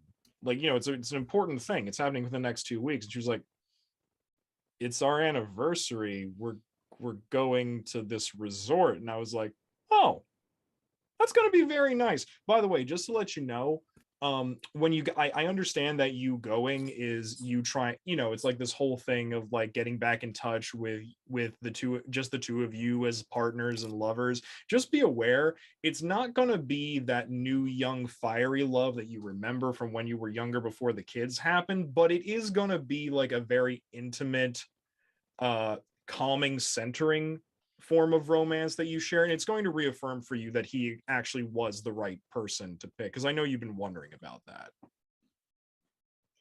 It's just gonna look what I would have said is, by the end of this you'll know, you'll have a greater understanding. But then again, that's me. Oh no, I don't get vague. I like to get precise when I can, because it freaks people out. I like to be vague. They keep coming back, you do it precisely. Like true. But like, but I've never not had a repeat customer. Yeah, for me, it's all about it's one of those things where I always found myself going, if the possibilities are nearly infinite, then what are the chances of it being correct for my period, for my place and time? I actually don't know. It is more likely for it to be incorrect for your situation than it is for it to be correct. Yeah. Like theoretically, and yet, why would it be correct at all Why would it be right at all? And because sometimes it is. What if you what if know? you're reading somebody else that's not even in the room? What if you're reading somebody in like fucking Zimbabwe's cards and like the message got like mixed up in the atoms? It could. It could. That would actually be I have to write a short story. That would still be the That's funny thing is amazing. that would still be evidence of magic, you know. Right. That would still be evidence of it, you know. And it would be evidence that not only would it be evidence, it's like, wow, magic is so real that it's not perfect. Fuck it up, yeah. It's so real it can actually be falsified. Oh shit! Yeah. Like, look, if the platypus isn't literally the evidence of evolution, it's definitely the evidence of magic can be fucked up. Yes. Yeah. Oh, I always thought it was evidence that God has a sense of humor. No, that's the 700 Club. I thought it was a quadriplegic with a huge dick. No, that's just cruel. Like, it's Okay. just cruel All right. things. All right. Like, Yeah. All right. I just fuck. Oh god! Now he brought up the 700 Club. I'm just thinking about that God. now. His blood is in my body. yeah, that's because you're an antediluvian fuck who fed on him. Get away from me, You know, vampire. like I fucking. It's weird because it's like I've never. Here's the thing. Popper's fucking insane. I get fucking. I don't know how to say this, but if you're Catholic and you believe it literally, and you believe in transubstantiation, i.e., it literally becomes the blood and body of Jesus Christ through some sort of like mystic bullshittery, cool. What part of It's Jesus part are of the you eating? religion. The junk. The probably well, like I think it all depends. Like if you're really good, you might be getting like, I don't know, his armpit, you know, soft bit. Well, If not, you're getting like a tendon. Are you know? getting Jesus's foreskin though? Like is that? Not Well, included? yeah, Is that was a part of it? somebody must have gotten it by now. I imagine, you know. Personally, because I am both a hopeless romantic as well as a very attentive and caring lover, I like to think that I'm getting the taint because that doesn't get enough time. Yeah. And You know, Jesus deserves that. Yeah, and they're like, how much Jesus is there? Well, that's the thing about the loaves and the fishes, you see. That's what that whole thing was about. Is Jesus like You know? Prometheus, where it just constantly like he? I think he reassembles himself? is.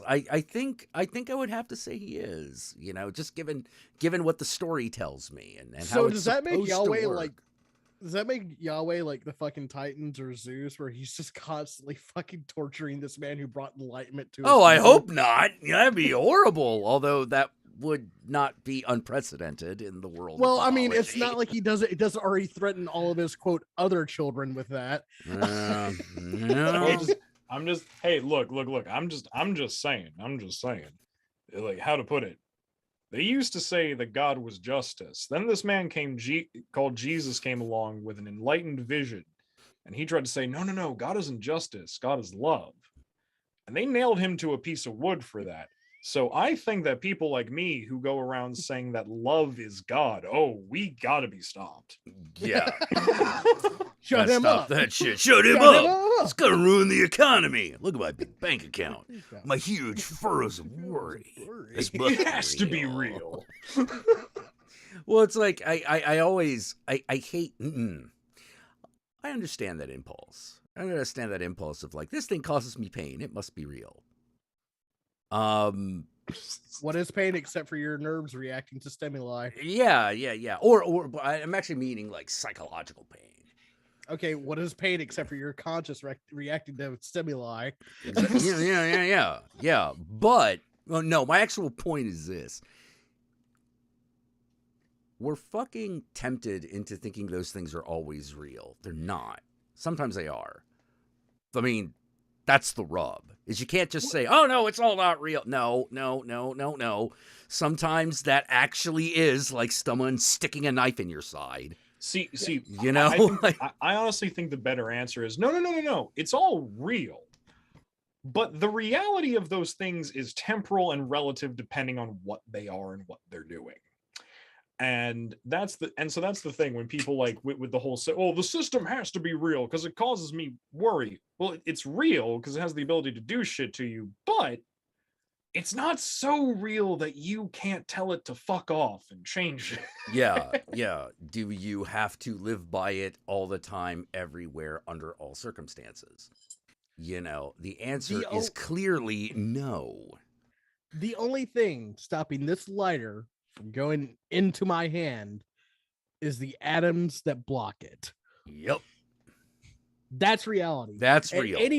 At any moment, your atoms and the atoms of like a lighter or a couch can match the proper tone, and you could phase through it at any given moment. It's highly unlikely. Theoretically, it's theoretically could happen, but it probably won't. At least not yet. If given enough force, something akin to this would happen, but it would be very painful and you would not survive. It'd be very messy. Right. Yeah. Right. Like I mean, I can fucking jam this lighter into my hand. I mean, it's not gonna feel great, and there's gonna be a lot of pain. It's definitely not gonna be pleasant, but I could do that. There's also a likely chance, there's a non-zero chance that I could just push the lighter through my hand and it comes out the other side. There's also a chance it gets stuck halfway and then you'd have a lighter hand. And then everyone would call you lighter hand. And this is why why the realization and incorporation of quantum mechanics into physics is fun. Exactly. Yeah, because it's the forefront, because it's where all the possibilities are. It's where all the things that we don't understand are at the moment. Oh my God, no. I'm sorry, John, go ahead. I was interrupting. I was gonna say, I get it, atheist. I'm with you. Like, you're like me, where it's like, I just don't think that the compulsory worship of gods is really a good idea. No, I definitely agree. I definitely agree with you there. I would agree. I think you should only have a relationship with gods if that relationship fulfills like good things for you. Yeah. But and here's the big one for all the atheists out there. It doesn't fucking matter if the person you're talking to believes in God, because you're never going to convince them, and they're never going to convince you. So long as they're doing no harm, why do you care? If they're doing harm, by all means, slam them down. Yeah. Like when we're talking about that bullshit that actually happens in the political arena. Oh, you better believe that matters. Exactly. Oh, yeah, no, like exactly. that shit matters. But if someone's like talking about like, oh yeah, I believe that there is a sock god, that if I don't live up to the good moral standing of society, he will take a massive dump, like fiery shit on top of my head. Cool. You know what? If that keeps you from being a maniac on the streets, do it. I can see him. Like, he's very proud of you. Yeah. I trust you. That is the dumbest thing I have ever heard. I love all religions. I love when people tell me about their magical beliefs and their practices. I love it. I will actually sit down and let you fucking do your shit on me. You know why? Because I don't know if I'm fucking right either, and it's good to have as many protections as you could fucking get. And then you act like an asshole like me, and you're just sort of like, you know what religion needs? More boobs. Yeah, exactly. Needs boobs, man. Needs more blackjack and hookers. I mean, I don't disagree. I mean, like, boobs are part of life, and if religion does not, if the religion you follow does not reflect the life does not like reflect or incorporate the life that you lead, then what the fuck are you doing? Oh man, this was actually another argument. This was actually a bit more of a this was a real philosophical argument, as opposed to the fucking online debate shit. Like unlike the Aeon shit, like yeah. This was actually an actual argument, which is there's a big discussion over whether temple prostitution was really a thing. It was. And the evidence basically goes like this: yes and no. It depends on time, place, and what exactly that means. Yeah. It's very. There was no orthodoxy about it. Yeah, that we know. Boom. didn't exist. Now, whether or not an individual temple or a bunch of temples that got together and, had a little powwow and were like, we're going to do this. Did they do that? Yeah, some of them did. Yeah, totally. But one of the problems is that we're once again looking at it with Western eyes, right? Yes. The idea that one group of worshipers could be led by one high priest and do something different from another one who's technically the same religion, that's a Western does not compute. If you're a little bit more Eastern, you're like, well, yeah, that's what happens. That's why the worship of this god in Taiwan is different from that one in Japan, but it's basically the same guy. It's basically the same one. It's why it's Quan Ji over here, but Kuan Yin over there. It's like, yeah, people do different things. In some cultures, the same god is associated with either cats or rabbits, depending. Like, what? Like, that's a pretty big spread. Like, wait, is it cats or bunnies? Well, it depends on where you are. What's your time zone? Yeah, what time zone you in? Actually, no, it's not time zone. It's actually latitude.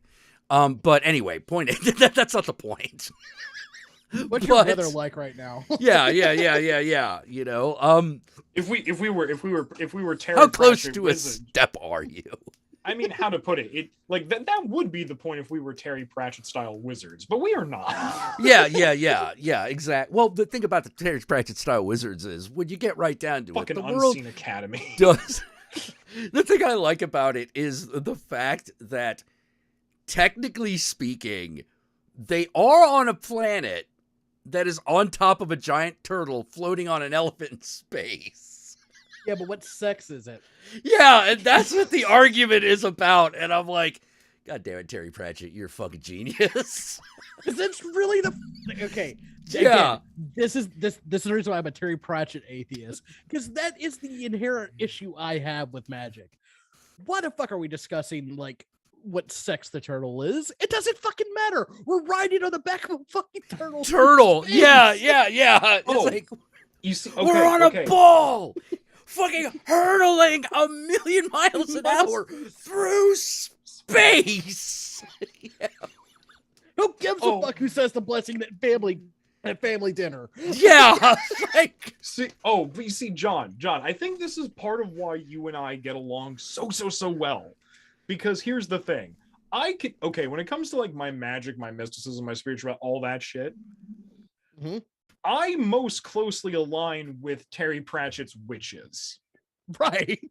And that's why you and I get along. In what way? Oh, in the way of like all that shit that the fucking wizards fucking argue about. Oh. I'm like, no, that's stupid. Yeah. The Unseen Academy, which is basically which is a combination of religious orthodoxy, the church, and Cambridge, or and the university system. Yeah, exactly. I'm fucking over here with like Granny Weatherwax and Nanny Ogg going, you don't need any of that. You just need headology. Yeah. I'm gonna put all these ingredients together and they'll heal you. You just made chicken noodle soup. Shut up. It still works. It does not matter. Yeah. If you go to the doctor and that works better, go do that. Yeah. Fucking like summoning it, like, summons a demon, goes, no, I don't have time for this shit. Just tell me, like, you can't treat me like this. Yeah, no. Look, word games are fine for wizards. We don't have time for this. Yeah, we have time for this shit. We need answers. Like, the fact that she turns to him and goes, what the disc is going on, and no mucking about or I'll boil you. We'll get right to the point. All right, let's get down to brass tacks. How much for the ape? Because I feel like the last couple of years I've come to the conclusion, like, that's the type of atheist that I am, and I fucking hate like the firebrand ones that just can't like you're just as bad as the evangelicals. Yeah, you gotta. It's like we're on the same side politically for the most part, but you might want to chill out. I don't know. Because, oh yeah, I- not all of them, but like, I did a bad the other day. Oh no. So are either one of you fans of like Comment Etiquette, his channel? Oh, I've seen that channel. Yeah. I don't. Okay. I'm completely. I've seen unaware of like a this few person. videos. That's all I know. He's done like a few videos about like very recently about sovereign citizens and shit like that. It's hilarious. Okay. He did one where he was talking about the new Lord of the Rings and how people are bitching because it's going to be quote woke. And he Wait, what? I don't give a shit. Wait, it's like because it's got black elves and black dwarves. I cannot express how much I do Motherfucker. not. I cannot express how much I do not give a shit about the skin pigmentation of mythical characters. I Yeah. cannot express. Yeah. I got over that shit when I was like 18. Well, I mean, I hate to be that person to both of you, but yeah, y'all weren't used to being represented. Oh no. Okay. But as the angry white guy atheist that Carl of Akkad is. Carl, you're not finished yet, Carl. He's like, this is going to be fascism kills people. You're not this is finished. gonna- You must continue. This is going to be the absolute worst thing they've ever done to Lord of the Rings and blah blah blah. Oh my god, did he actually say that? You know, he's like, oh, this is going to kill people's careers. It's like it is pissing on Tolkien's. I'm like, shut the fuck up. So I watched Comment Etiquette. Fucking video. Benifer didn't ruin people's careers. Well, okay, it may have ruined. Hey, it threw Kevin Smith off track for a little bit there. I'll give you that. You know, Benifer might actually be happening again, but I don't. know. I'm like, dude, I don't. Look, I understand y'all want that 90s nostalgia wave. I get it. I understand, but like, stop trying to make it happen. It'll just happen. Stop trying to make fetch happen. It'll happen or it won't. It'll just happen naturally. Stop forcing it. But fuck, I forgot where I was going with that. Oh, sorry. No, you're good. Worst thing to happen ever: pissing on Tolkien's memory. Right. So he does this like video where he kind of like goes through what Carl's bitching is about and flat out lies about him too and shit like that. I watched a 50-minute video of Carl of Akkad. And let me just say, I have no fucking clue how I got through that shit as a young atheist.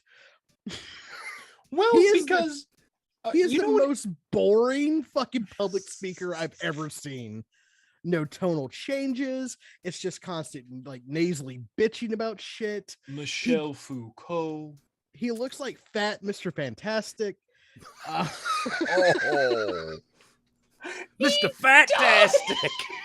Oh, like, especially when he didn't have the beard, like it looked really bad. Now he looks like Doctor Strange. You just let everything go. Benedict Cumberbund as opposed to Cumberbatch. Here's what I'm gonna say. I never got on the Sargon of Akkad train. Beyond the fact that I've never truly been an atheist. That being said, I watch and absorb atheistic content. I love Hannah and Jake. I think they're fabulous. Well, yeah, they seem like nice people. Yeah, no, they do. Folk. They seem like they genuinely do not care as long as you're not being a shitty person, and they would actually like to help you if something was wrong. Like, you know, they're genuinely nice people. But I never got into the Sargon of Akkad thing because, like, okay, when I saw like the Avatar art. Mm-hmm. Oh, I know, right? I couldn't because I'm like, wait. Okay, let me get this straight. This is a straight white British man, who depicts himself as a figure who the West loves to prop up as one of the most intelligent rulers in history, leaning in an armchair and smoking a cigar. And I'm like, wow. This is the most toxically masculine Douchey. bullshit douchebaggery I have seen in a long time. I'm gonna go now. Oh, Yeah, you didn't it's even make it to the so armored douchey. skeptic. That was one. Oh man. Oh No, we my don't need to talk. God. We don't need to talk Oh about my that piece of God. Canadian horse shit. I We really don't fucking- need to do that. Like, again, I looking back, I'm like, oh, this is why I was an angry asshole all the time.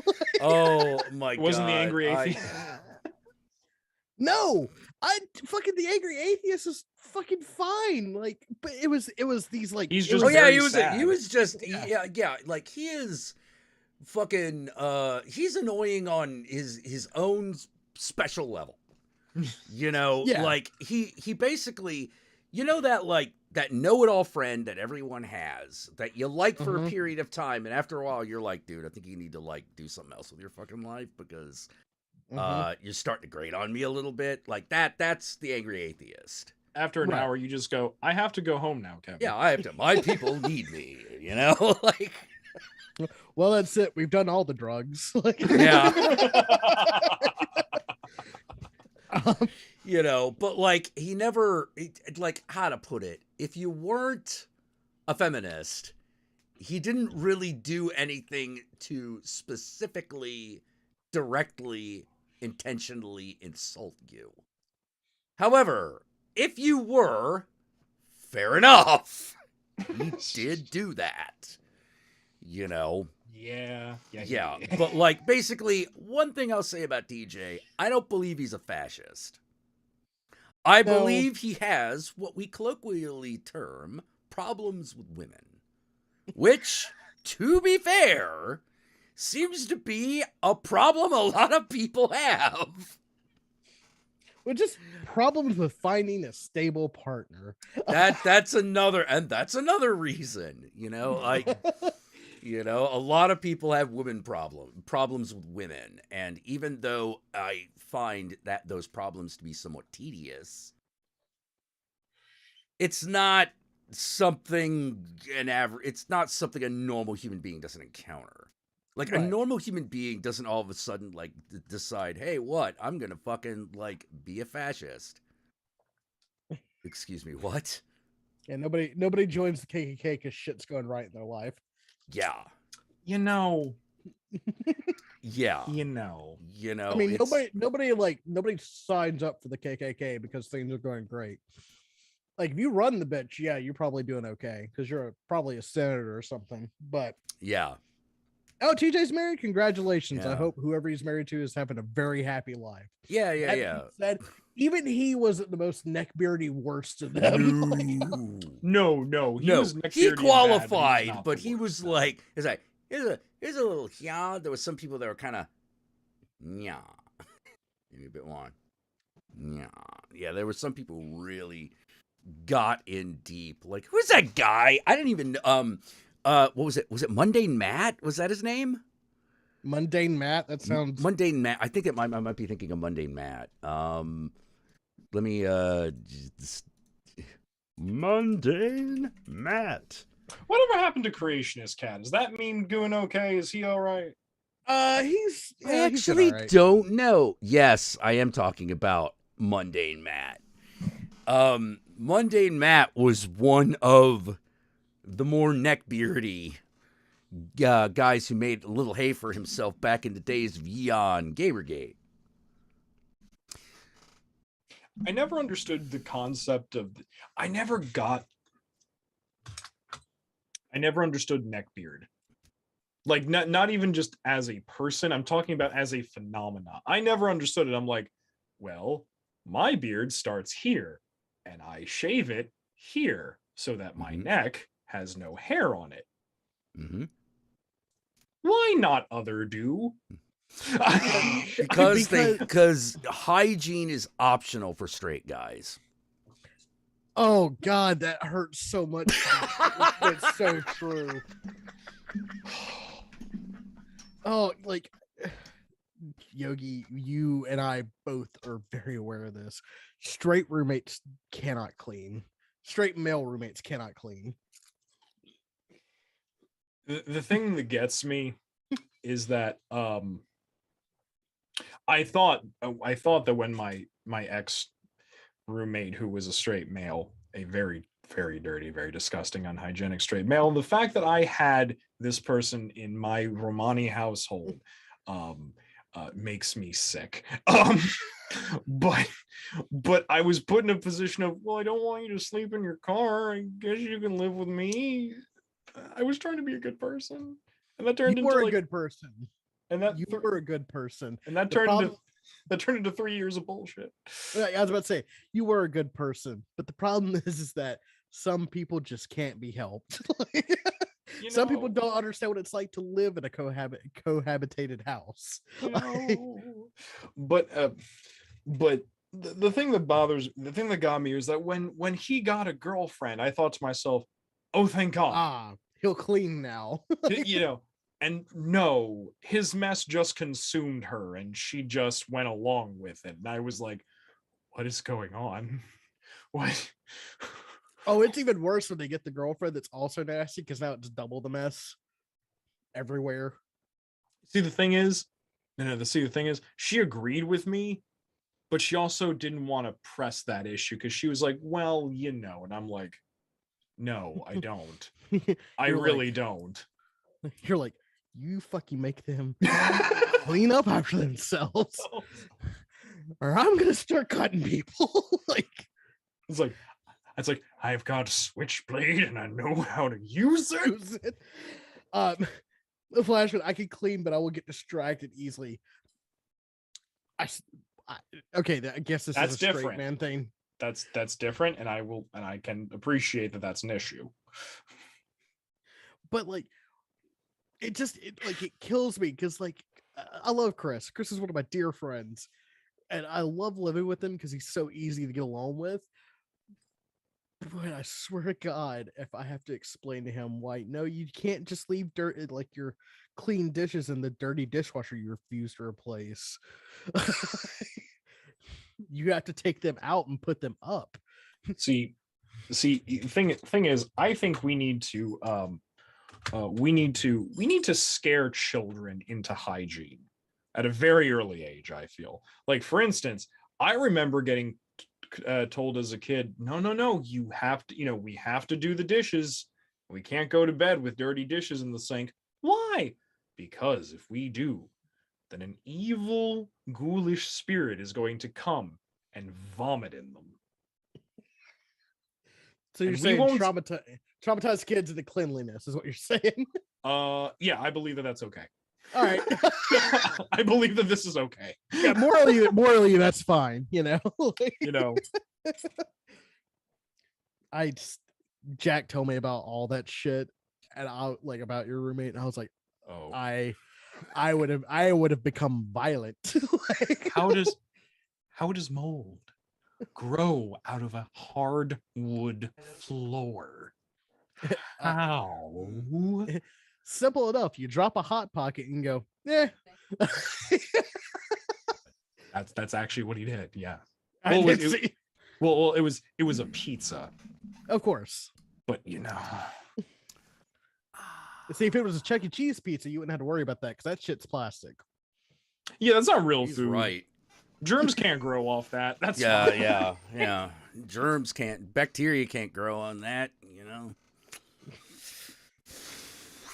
But Jack, you missed it. I was just saying that you see, the thing is, we need to traumatize children into cleanliness at an early age, because when I remember getting told as a child, no, we can't go to bed with dirty dishes in the sink. We have to do the dishes. Well, why not? Because if we do, then while we sleep at night, a ghoulish creature will come and vomit in them, but it's spectral vomit, so you won't see it, and it'll make you sick. How does it make me sick if it throws up on the dishes? Oh, because like the residue will just sticks to it.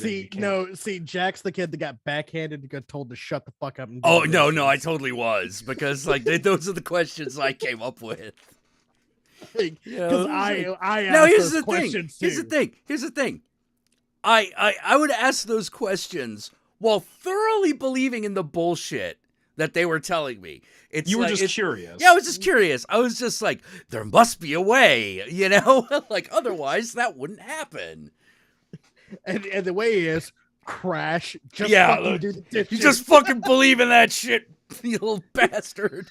Or, you know, kind of like how but then again, maybe I'm not the perfect Oh my person god, to- Stacy's like, Hubbykins made yogurt by accident. It started off as milk, and then, well, time makes fools of us all. Is this yogurt? Actually, that was milk. Look. Oh my god. Oh, that explains the weird taste on it. Like, Yeah, oh. But I may not be the perfect person to give such opinions about child rearing. I mean, after all, I also believe it's okay to tell kids, listen, you little fucking prick, if you want that goddamn thing that you want for Christmas, you need to be fucking good. Why? Because if you don't, a giant goat man is gonna come in and beat the shit out of you.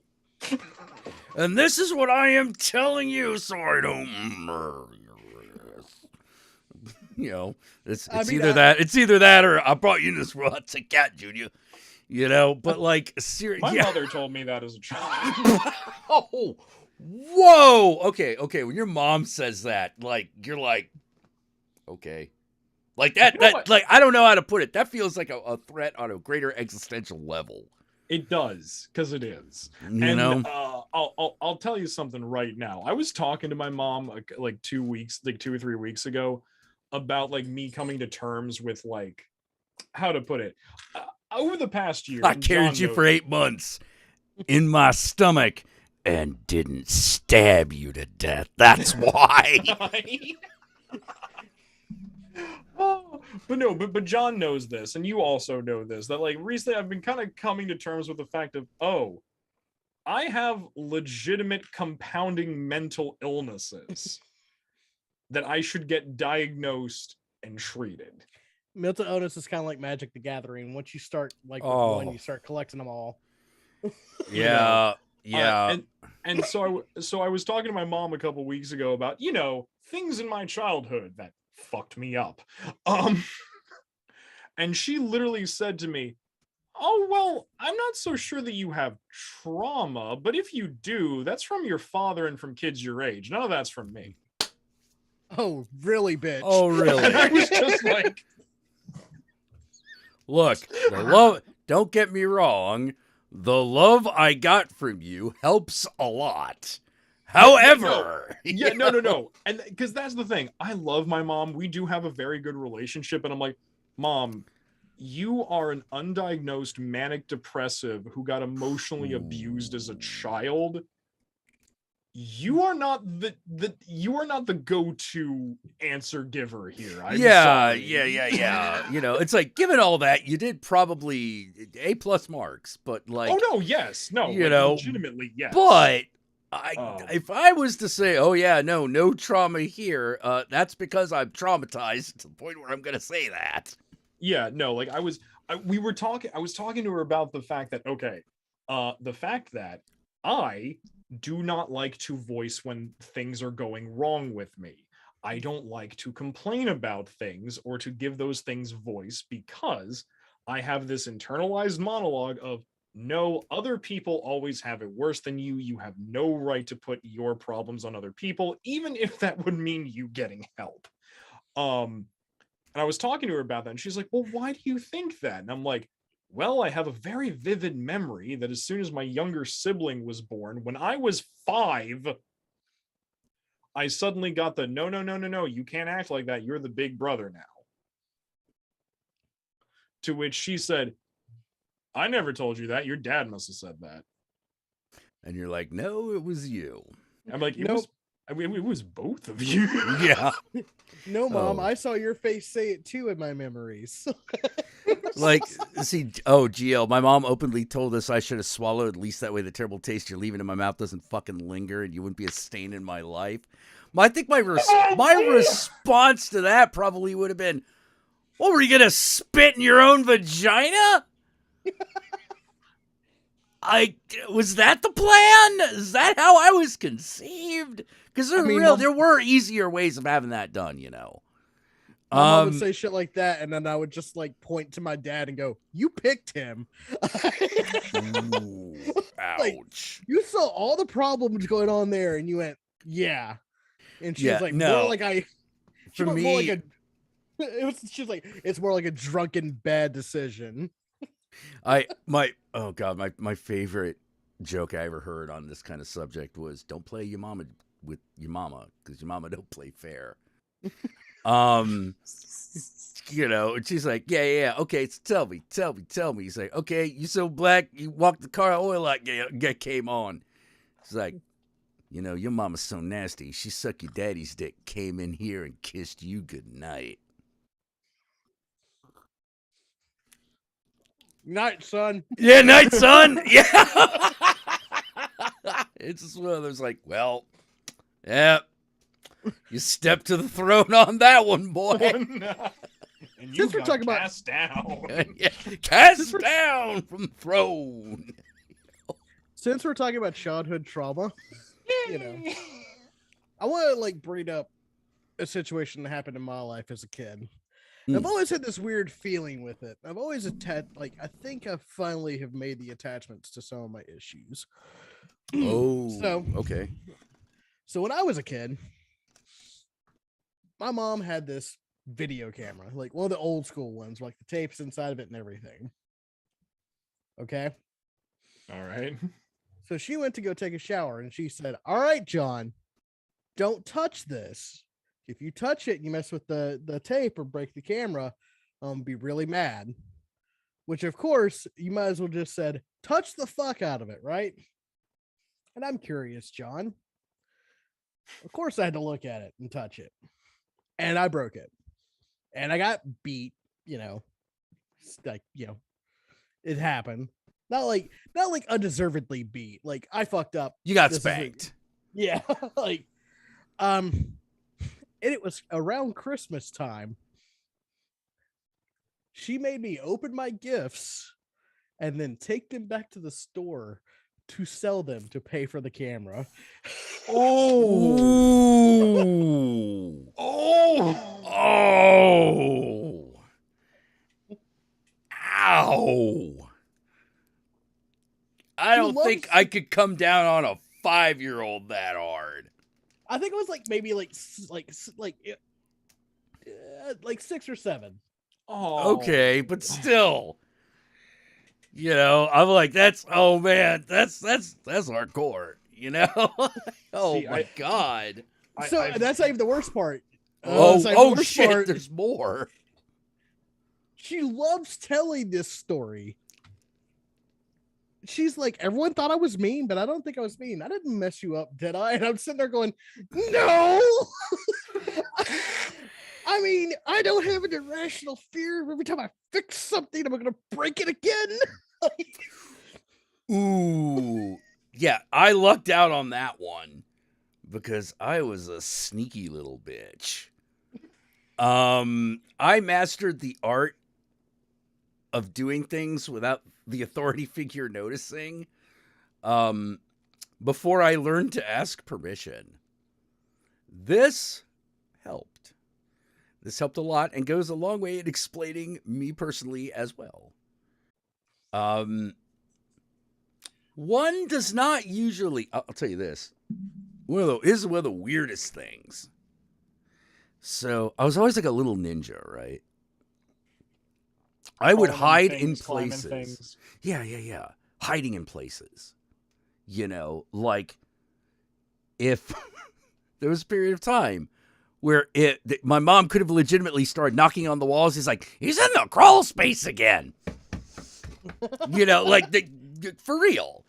But one of the things that I had figured out was I was like, wait a minute. This fucking hairband leads right to to my parents' bedroom. Oh no. So I know exactly what's going on in there at all times. Or I can, theoretically. That's not a good recipe for success. Oh no. So I was like, what do I do with this knowledge? Well, I realize, okay, it's this time. I have just heard her leave the bedroom. because I could hear it through the thing. I am now going to sneak on over,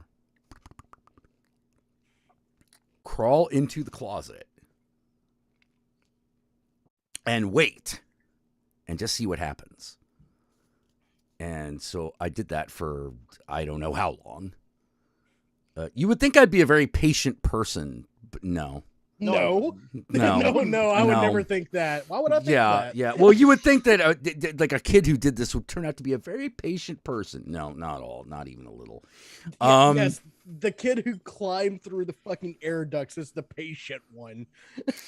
Yeah, well, I stayed in that closet for as long as it took for my mom to come into the closet because I wanted to see if she would notice that I was in there. Answer was no. Like, she didn't Michael Myers me, but like, because she didn't even know that I was there to be found. But I was wondering whether that mattered, and it turns out it does. What's the best way to hide? Make sure no one thinks to even look for you. Right. And I was like, okay, this is cool. What do I do now? Okay. I am going to, while she is in the room, go from the closet to under the bed. Now, dun, dun, dun, dun, dun, dun, dun, dun, dun, dun. Now, yeah. It's like defusing a bomb, right? Now, normally, I would have just assumed that she was letting me get away with shit. Except for what happened next.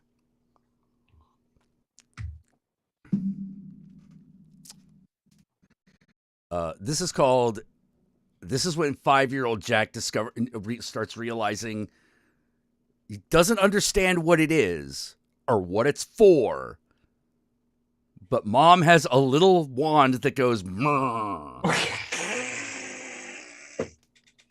That's what it sounded like, too. Yeah, it's what it sounds like from under the bed. It's like, you're like, I could go and investigate. Mom's got but a then, lightsaber. Yeah, or something, right? I knew it wasn't no lightsaber. Lightsabers weren't real. I wasn't stupid. I mean, look, Chewbacca was real, but lightsabers don't exist. Okay, clearly. I'm at that age, right? Santa Claus and Chewbacca are real, but I know lightsabers are bullshit. Well, because I can touch Chewbacca. That's yeah. That's like a dude, right? It's clearly not just a guy in a costume because, I don't know what that is. Anyway, so yeah, I'm under the bed. Mom's using, clearly, this is one of those things where, like, sometime in high school, like, you're thinking, you're doing something, you're thinking about your past, and you go, oh! Ah! What's wrong, Mr. Shen? Nothing. I was remembering I just got a really disgusting joke. Like one of those things. Because as a kid, it just does not fucking compute. It's odd to look back at like the pinpoint of your hypersexuality. Dude, this wasn't the only time I hid under my parents' bed, and at one point they did actually have sex in it.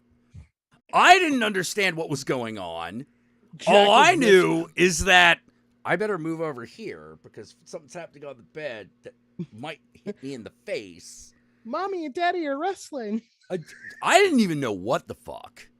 I had no concept of what was happening up there until later, once again, doing biology. Oh, yeah. You're doing math homework or something. Oh, I have a very clear memory of like being 13 years old and being woken up by my parents having sex in the next room, and at that point what that is. Oh yeah. By the time you're a teenager, you're pretty clear on the concept. Yeah. And I woke up. I realized what was going on. I went, no, we're just gonna put all the pillows on top of my head and ignore this and repress this. We don't have time to deal with it. Like you wake up and you're like, your brain's like, screenshot. We'll save that for later. Yeah, pretty much. It's like Yeah. no, we Well, don't have time for this look, right now. look, we'll file that under might need to talk to therapist about. Yeah. Okay, all right. So We're gonna put that in the therapy file.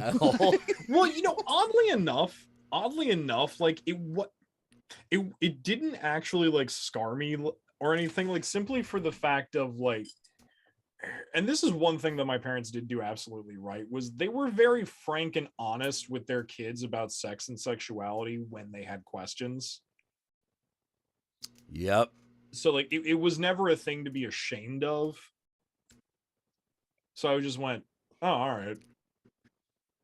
And how to put it, but like that point, I was like, well, they must still have sex. They're a married couple who sleeps in the same bed and they don't hate each other. Yeah, that exactly. But like, see, I never had that thought. I know. I'm sorry. I did, but when I realized what was going on, I was still kind of grossed out. It's like my parents love each other. They tolerate each other. It's about as strong as I'll go on that.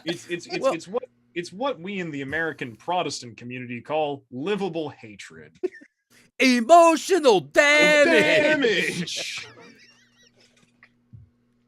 But no, I'm so fucking lucky that I like my fucking partner just gets me and understands I'm fucked up, like I'm damaged goods, and doesn't push on a lot of shit. No, she understands that you'll get there in your own time. It's like people are like, why does John always get so very angry about shit? And it's like, if you lived a day in his house, he's it's like, but, if you want to ask me, does John have issues? Yes. Yes. But he's trying to deal with them. But like that's the thing. Like I can't. Like whenever I start thinking about that shit, I'm like, okay, I know I'm a really bad dad. Did I have a bad mom too? And you start to think about it and you're like, huh. Well, yeah. Like it's weird. Like when I think about my own dad, what the worst thing about him was that he wasn't there. Right. Like that was the worst thing. But the thing is I understand how that happened. It's one of those, I understand how that happened. I understand how it is very easy for one partner to make someone believe that they're causing all the problems. Yep. It's possible. I've seen it. Because she hated my dad, and then when he was gone long enough, and I got old enough, guess what happened? I hated her too. Yeah. Whoa, no. Like I started looking like my father. Now, all of a sudden, I was the evil child. It was the demon spawn, the one that, she wasn't so sure about. Well, at least she wasn't far off. To be fair, but like, still, Sorry, like,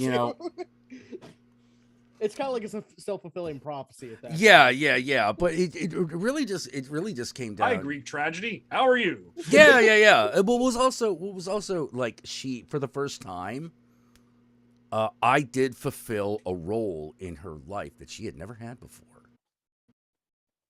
This is where it gets nasty. When I look at my mother's history, I'm like, oh, I get it.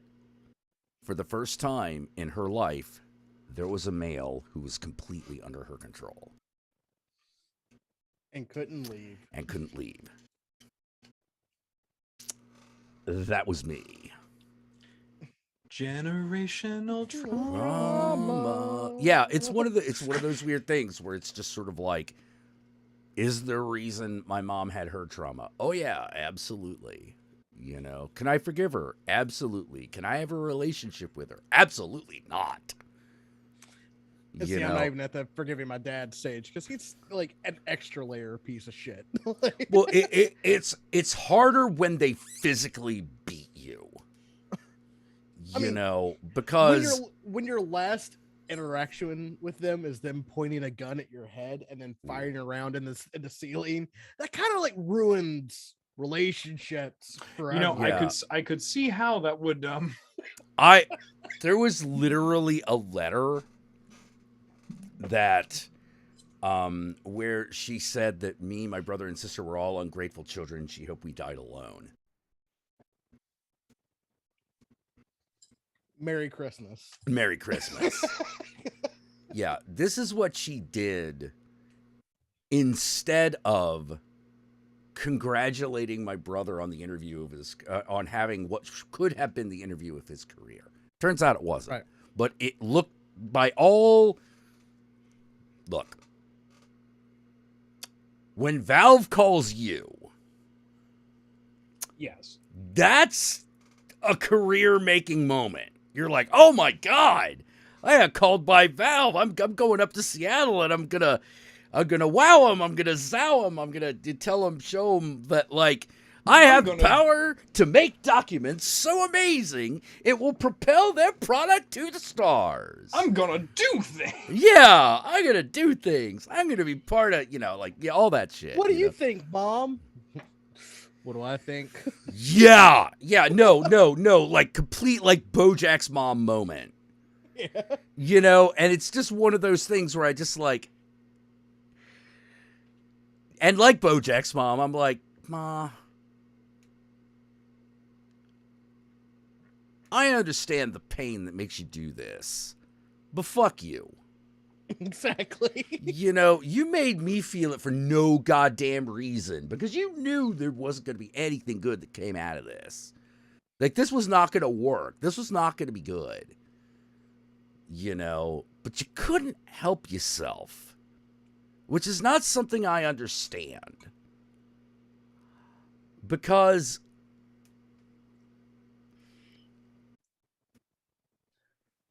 I will never get that.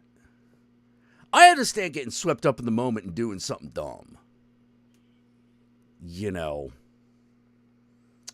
My hands have been places they shouldn't be. You know, but at some point, but very quickly, you go, wait a minute. That was fucked. That was fucked. I shouldn't have done that. Why did I do that? Why did I think it was okay? Oh, I didn't think it was okay. I just thought I could get away with it. Okay, that's fucked. We're not doing that again. You know? Man. What? Shrek was right. You're just peeling back that onion, man. Yeah. It's just layers upon layers. And it's, you know, it's why I'm like, look, even the best person has done one thing that's been at least one thing that's fucked up. You know, just fucked up. You know, it and that goes for both men and women. Oh yeah. You this know, this is not a gender specific. This is not a gender specific thing at all.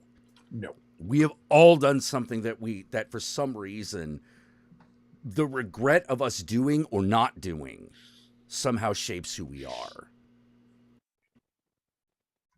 That's just the way it is. Is it fair? No. Is it the way it is? Yes. Again. And upon realizing this, and with proper help and guidance, can we turn it into a thing for constructive purposes in our lives? Or could we? Yeah. Can we actually end up? Can we do something with it? Or actually, I don't even know. I don't even know. Chance. It's like there's a chance. Well, it's possible. There's a certain point at which you're like, no, you can walk this one back. You can work off this karmic debt. You know, this is fucked up, but you can walk it back.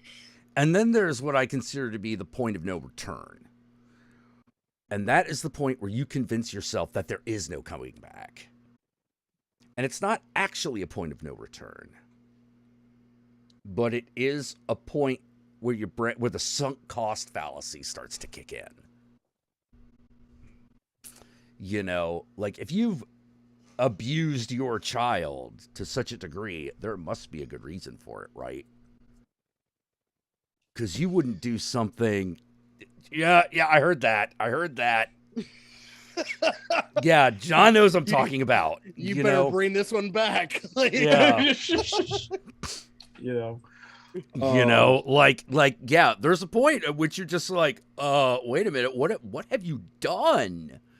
You know, like, do you deserve forgiveness? I don't know. You may deserve forgiveness from someone, but you ain't getting but you're not necessarily getting it from me. You know, like, holy crap. And also, may I say this? As someone who has come to know both of you like rather intimately as friends, and I mean this with like wholehearted honesty. If for any reason either of you became like parents or guardians of young people, I can guarantee you. No, I'm serious. I need you. Oh, I know, just anxiety, man. I know. I legitimately mean this. I know for a fact, and you can tell me, oh, Yogi, you don't know that, but yeah, I do. You would both be much better parents than what you had. I mean, I wouldn't beat my kids. That's already a step up. Yeah. But I mean that. I seriously mean that. You would both be yes, much better than what I agree with you, and like it's definitely something I've thought about. You know, like, do I want to be a parent one day? We're getting really deep tonight. I like it. Yeah. Well, we're catching up. Right. You know, we have another meeting in 3 months when the world has to be turned correctly. Yeah. We had to grease the gears of the world cog in order to make sure it doesn't like fucking like go out of orbit. Right. You know? But like I know that I would probably be a way better parent than my dad. Like I would be a way better father than my dad. But there's also parts of me that understands that like it doesn't take much to fuck a kid up. This is true. That is true. And that's where the anxiety sits in. They're built to take certain lessons very seriously, and you don't always know when it's going to happen. Right. You know, I would. You are very correct. Because how to put it, I'm someone who wants children, and I also have these these thoughts. I also have these thoughts. Don't get me wrong. Good. And these feelings. But how to put it, what I tell myself, I don't know if it'll be any help to you, but if it is, awesome. What I tell myself about this is like, no, because we're aware of that, because that is a fear that we have, because that is something we're worried about. Yeah. That automatically, I feel, would give us better chances as parents and guardians simply for the fact that I think that's that's a big thing that caused that in the first place, is not giving a shit about whether you fuck up your kids. Yeah. I always worry about the hypothetical day. Yeah. When if something happens and me shaking and getting very intense and looking and going, I love you very much. If you were a is not good enough. Like if that, I fear the moment that's not good enough, you know, because it's one of those like for example, because sometimes fuck it, that shit happens, man, even with the best of intentions, even if you're a good person. Like my favorite example is this guy I knew named Johnny. He had to fucking like, I don't know how to say it, but like he had to whoop his kids. One time it happened, you know, but it was all about setting fire to the bed. Caught him setting fire to the bed. And he's like, no, this absolutely does not happen. And he's like, I wish I could. What else could I have? What was I supposed to fucking do? And I'm like, the problem is that probably was the best answer. at that time for that thing, because set fire to the pet. No, that needs to be stopped immediately. Perfect Right. answer tomorrow is not worth as much as a bad answer today. You know, you just can't let it become a habit. This can't be how you deal with things. The kid has to know that this is the thing that'll get your ass whooped. Like that there is a hard line that exists here. Yeah. Not all kids need to know that hard line, but if he's doing like that kind of destructive behavior, yeah, he needs to. Right. You know, like the problem is, like the difference is like when you're doing it for like kid shit and you're just exactly.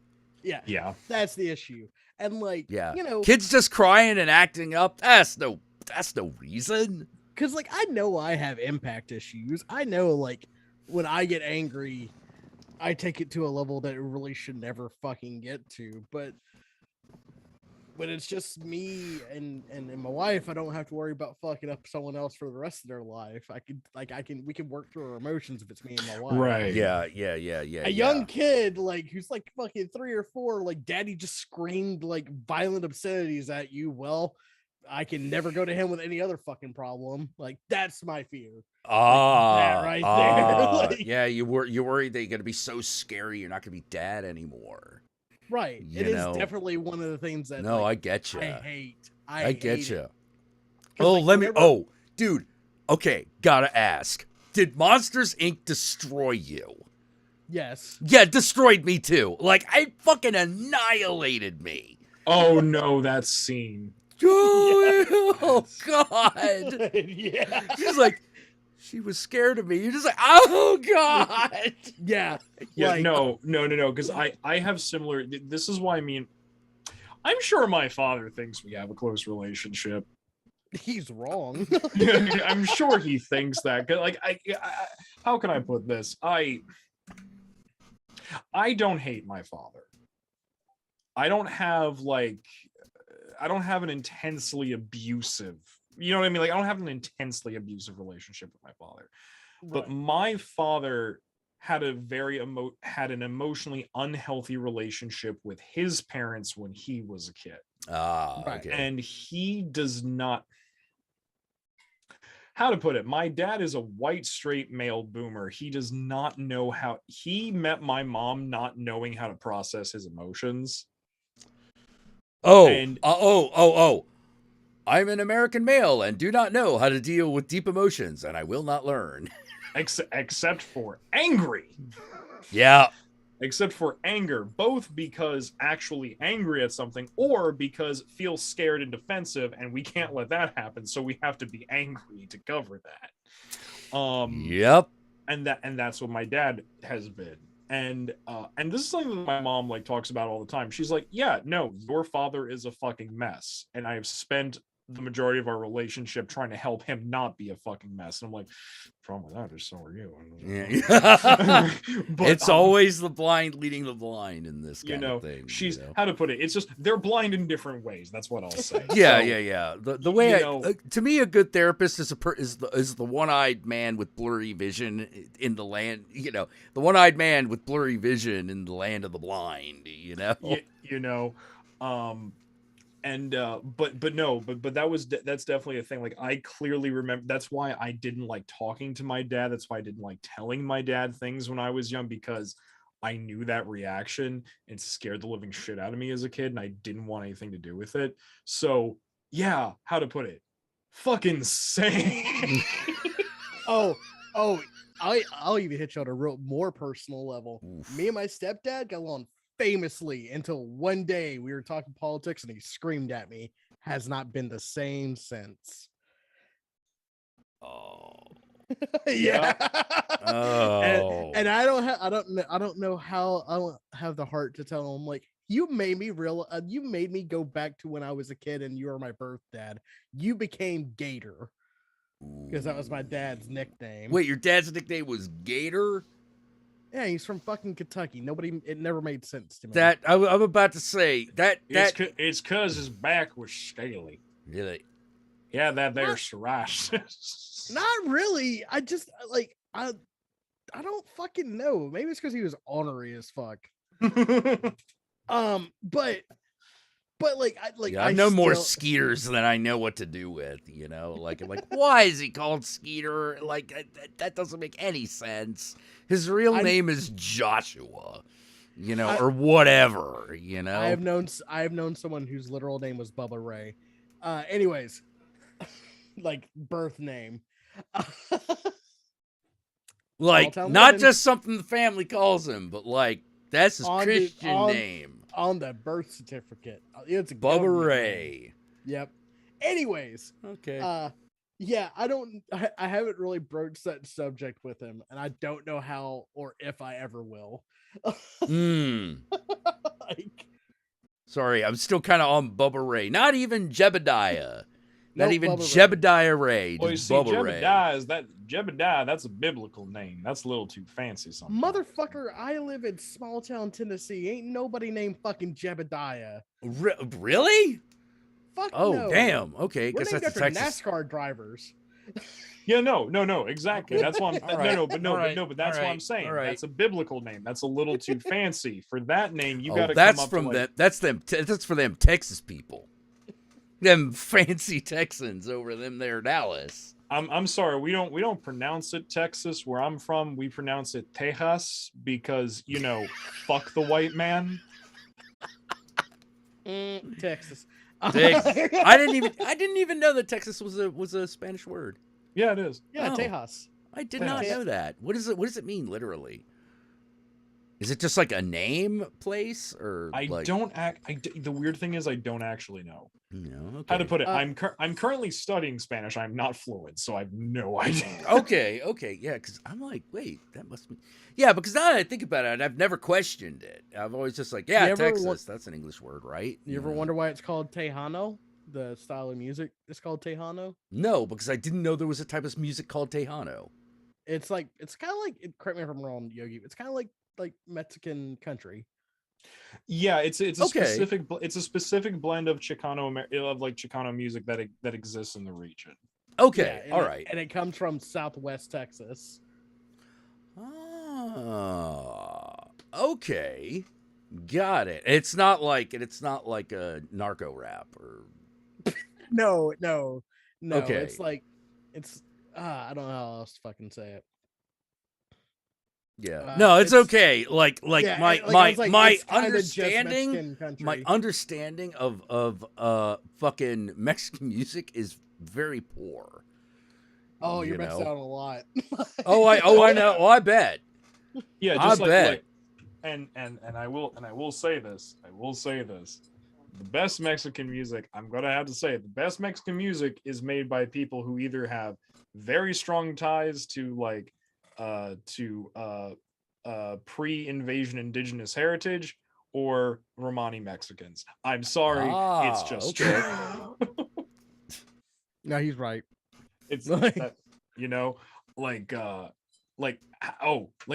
like how one of the best, actually, if you want to see like actual like Mexicano Gitanos, if you want to actually see Mexican Roma, you need to go to Mexico City.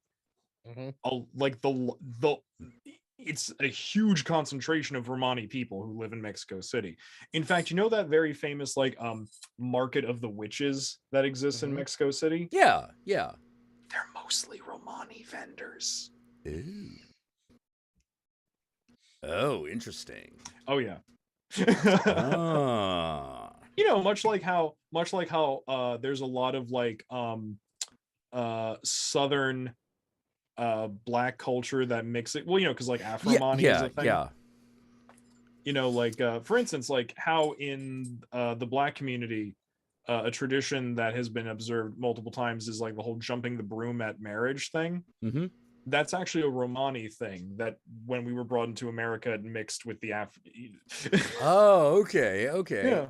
Well, yeah. Oh man. Okay, so I was watching. There's apparently this British mystery series called Midsummer Murders. Oh God. That has been going on for literally 25 years. Same basic cast. Okay. So you get to watch people age in real time. Now, It adds a layer of realism. Yeah, it adds a layer. Now, first of all, there are a couple things that you realize watching this thing. You're like, wait a minute. This bit sounds like that bit in Hot Fuzz. This episode sounds like that other bit in Hot Fuzz. Wait a minute, is this what Hot Fuzz is making fun of? Yes. And I'm pretty sure the answer is yes.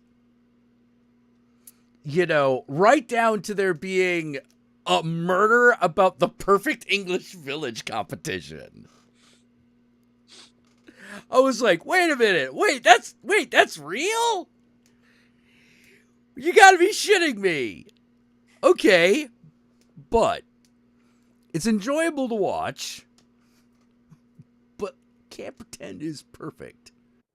Because at one point, a guy comes into town with a horse and a wagon. And I'm like, oh no. No. No. Don't you do it. Don't you do it. They did it. They did the racism against my people, didn't they? Fucking hell. And all of a sudden, yeah. Bile just starts playing. You're like, God damn it. God no. damn it. Like, you know, and all of a sudden he's got more family members than he told people he had. And they've all got wagons and horses. Like, and they're thieves. Like, yeah. They're like poaching ducks and things. I'm like, no. You gotta be fucking shitting me. Now, the good thing is, this is like, is one of them the murderer? No, of course not. We don't go that far. But still, it was the, okay. Give it a couple years. They'll put him there. Like, yeah. Like, you know, like. This is Turf Island we're talking about. I don't know how else to put it. Europeans in general, and this includes the UK, I don't care if they're not in the EU anymore, they're fucking Europeans. They're poaching on ducks, Richard. You know, like, oh god. Yeah, no, I don't know what it is. Like, Europeans in general just can never allow us to just be people. Yeah. Well, they believe they own all the land. It's like, because basically, the part of the plot is basically dude killed a goose and cooked it. And they're all like, that was one of our geese. It's like, well, hi, my family needs food. Yeah. So. And you wouldn't sell me food because I was one of those dirty, Romney people. Yeah, they never actually use the word, but they dance around it, like the way. Oh yeah, because they know that we'll start kicking up a fuss if they do. Yeah. But like, it's also, to be fair, it's one of those. To be fair, as racist as it is sympathetic. They aren't the villains. But still, there is that. Oh God.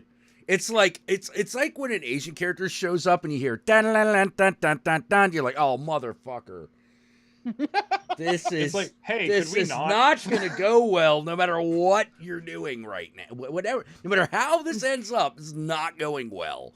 I was gonna say, Herokan Rumbo. Boom! You know, like, God damn it. I was about to say, it usually ends up with Dong. Where is my automobile? What? Oh, did you never see 16 Candles? Oh, see, now I'm getting flashbacks. Yeah. See, it doesn't matter. It doesn't matter. The thing is, white people never I saw that movie once. It was like, I ain't watching this shit again. There's better tits and better movies. It's like, God damn it, John Holmes. Yeah, or no, it wasn't John Holmes. It was John Hughes. Who's the John Hughes? John Hughes. Like, John when people John Holmes had the big dick. Yeah. I'm sorry. But God damn it, John Hughes. You know, like, yeah, for me, John Hughes basically came down to this, which is, even as a kid, I was like, I'm not white enough for this. I'm not white enough for John Hughes movies. I'm just not. Now, Weird Science notwithstanding, okay? Like, that's the exception. That's the exception that proves the rule. Yeah, that's the exception that proves the rule. Like, you know, Weird Science is great. You know, Confession, I don't think I'm white enough for most John Hughes films. I find most of them to be Jesus Christ. Well, yeah, because here's the thing: you're white, John, but you're you're not one of those kinds of people, man. Like you're how to put it? You're real. You don't. You Fuck don't. you, Yogi. Don't put that evil on me. You know, Yeah. I know, right? You don't do this whole idyllic suburban waspy bullshit. Yeah, 'Cause I grew it's up like in a trailer for most of my life. yeah, for me, I kind of identified with weird you're science you are because a son. I'm sorry. Go ahead. trying to use like, you know, computers and magic to make a sexy woman. Hey, that was, you know, We've all come been on. there, right? Well, yeah, I mean, we've all kind been of, there. but yeah. You know, yeah, or a version of it. You know, but I couldn't. I could not identify with the Breakfast Club. Oh God, no. You know, I am like, you're all still standing? Yeah, I don't like even the worst shit. I'm like, this is what they do to white kids? Fuck you. The thing that really also got me about the Breakfast Club is like at the end of the movie when like he starts reading like the letter from the nerdy kid. And I sat there and I listened to it, and at the end of it, I literally just looked at the screen. I said, "Fuck you."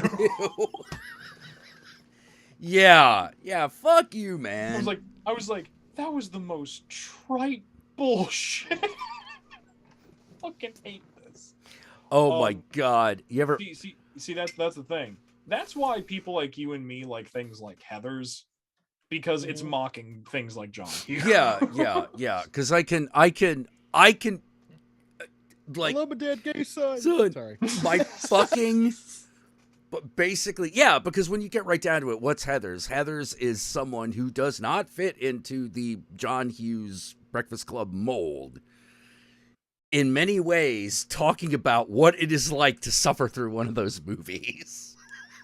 Now, that's not what literally happened, but I guarantee that's an aspect of it.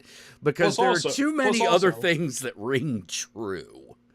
Plus, also, we get Otho as a priest, and that's hilarious. Oh, my God. The way that life can suck. You know, oh, dude. Eskimo.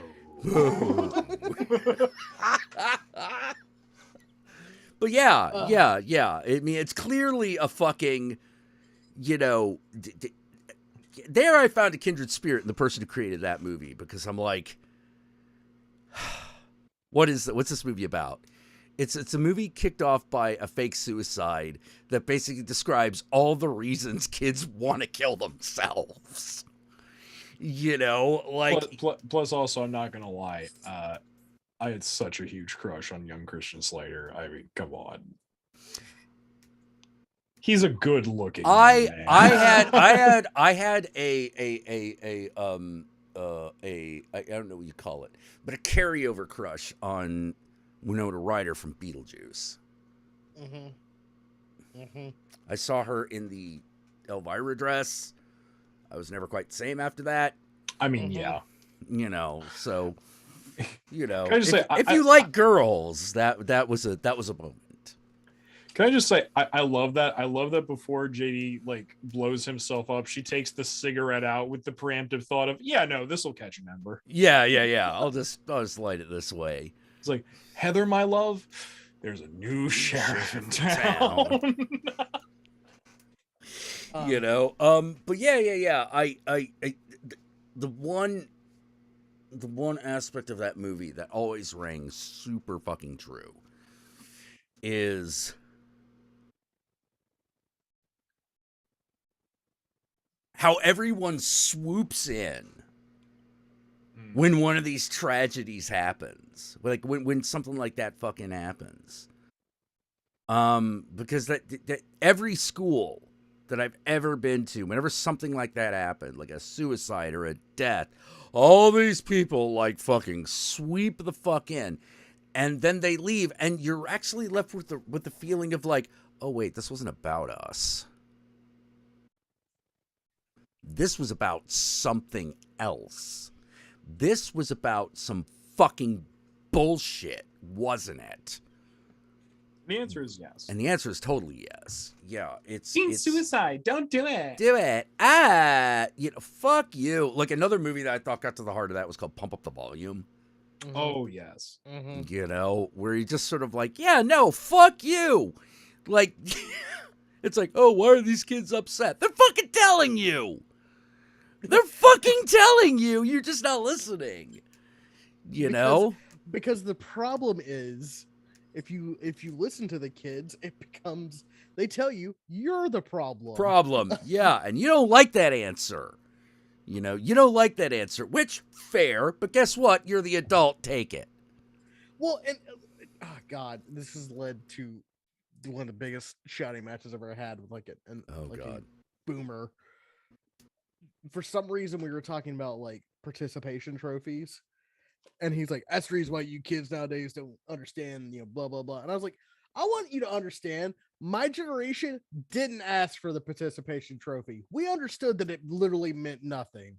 No one got a participation trophy and went like, ah, yes, I have accomplished something, except for like the lowest of losers who are psychopaths. Okay? You're God Emperor, Yeah. Most of us understood that meant that we sucked. It was you parents that couldn't stand the fact that your kid wasn't fucking special that got us those fucking participation trophies. Y'all bitched about that, not us. You did. Also, the weird thing is I never understood the argument over the participation trophy thing, because I'm like, wait. So first of all, number one, that only happens within a certain age group. Right. Second of all, even within that age group, the first, second, and third place, like, things were actually like trophies. Right. Like they were bigger. They were more. Yeah. They were more of a totem of victory. The whole point of the participation trophy is to attempt to teach a child to celebrate the fact that he tried something. And that's not how it. That's not how it worked out. But that was the intention. That was the intent. And do you want to know why they did that? I want y'all to sit down. All right, y'all sit down. Y'all strapped in. You're all okay. Because now I'm not saying this because you're gonna get mad. I gotta tell you this because you're gonna get sad. You get really sad. Oh no! And it's because a report came out that, hey, children that don't receive enough praise commit more crime.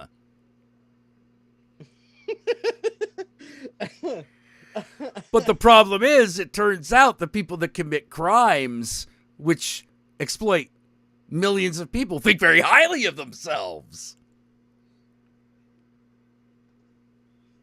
So really, those two things have nothing to do They with have each nothing to do with each other, but they were convinced they were by a pop psychologist.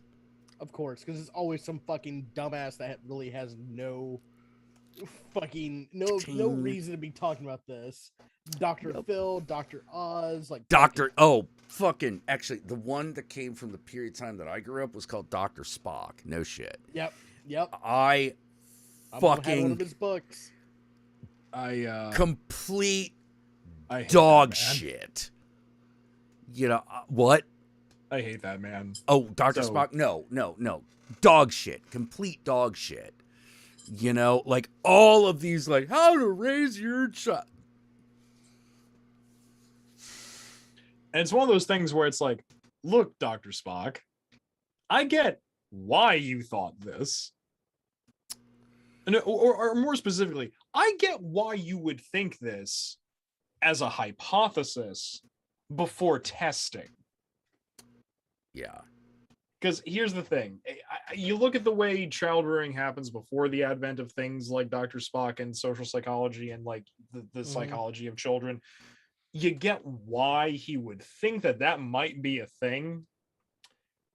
But because it is legitimately not true, it Yes. kind of makes you wonder what kind of actual testable scientific evidence did you bring forth? I'm guessing nothing.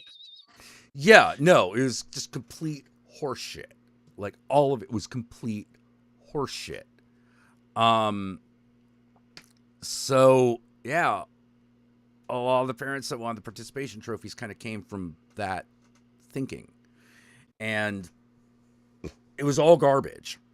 Yeah, because it doesn't. It only fed the parents' ego. The kids knew what kids are smarter than they. Oh, dude, fourth place sucks. Right. Fourth place sucks. I was number 6. Hi, I sucked worse. Wait, you had 6th place? Oh my god. Oh yeah. We didn't even have 5th place where I was from. See, here's the thing. I got 4th place in like fucking everything. And I think the reason I got 4th place because they couldn't just not give me something. Because it would look weird if all the white children got 1st place and I got nothing.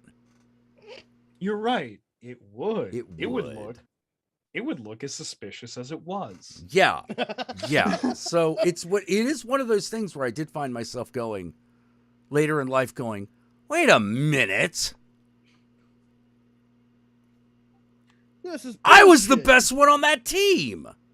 This is bullshit. This is horse shit. You know, like it's really weird realizing, wait a minute, no, I was actually the best, you know, the best choice, the best player, the best fill in the blank.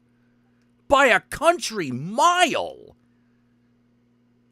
They still didn't Which is didn't more didn't want to impressive give than it one to of me. our city miles. Yeah. Which and I was like, wait, it's one of those. Wait, you actually judge based on what? Nobody else did any of that.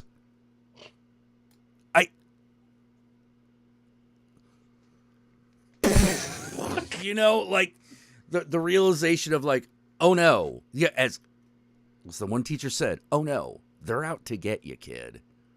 And I don't mean you as a kid. I mean you. You need to run away from this place. I you know, because at the time I was like, oh, that can't possibly be true. They love me for who I am, because that's what Jesus said. I'm accepted, right? Wrong. Absolutely fucking wrong. I mean, I don't know.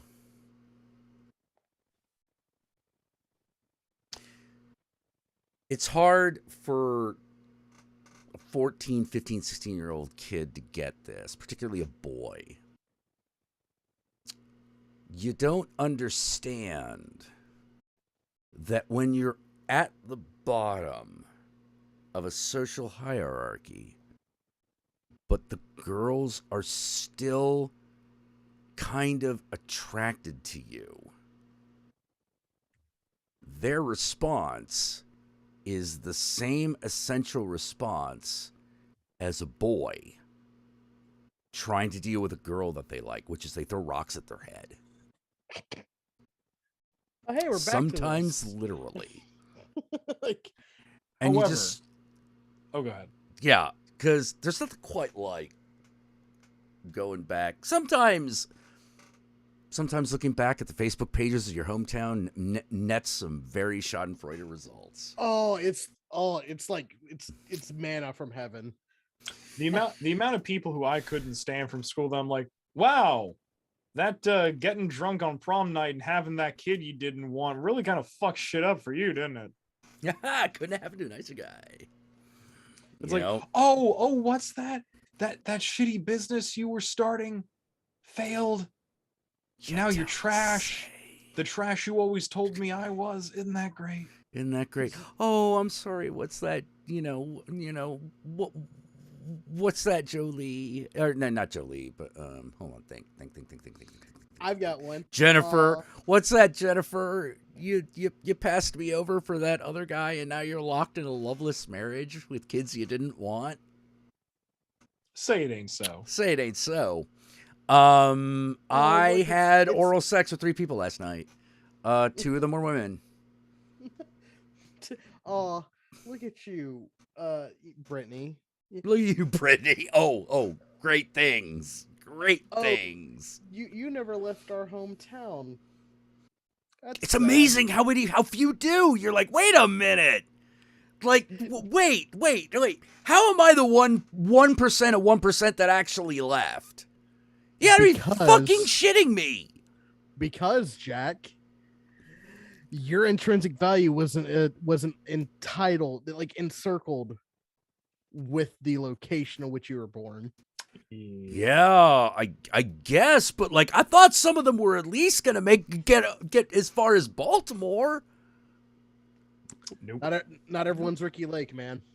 I guess, like I thought they would get somewhere. I thought it'd be like, well, like this guy at least made it to Philadelphia or Florida or Virginia. Or ooh, I've got one from, since y'all had one, I got one. Oh, what's that Teddy? Yes, Teddy. What's that Teddy? Oh, I already hate him. Oh, you fuck. Oh, are you in? Oh, what? Your life didn't go the way you planned, and now you're serving a very long sentence in jail for peddling harsh narcotics to underage individuals. Oh, I feel for your no, I don't. Your mother's a piece of shit. I hope she's dead. Oh, I feel for your mother, and by that I mean I hope she's dead because she was not a great person either. Fuck this, like probably one I did have that I feel a little bit bad, that I feel good about.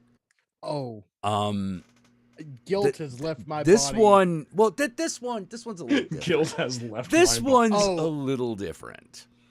When it comes to like any of the high school like sweethearts that fucking made my life hell, no, I don't give a fuck. The fact that they don't the fact that they continue to exist on this earth in some form or fashion that isn't just destitute living is more than they deserve. Okay, this girl didn't do that. All right, she didn't do that. Like this was one of those.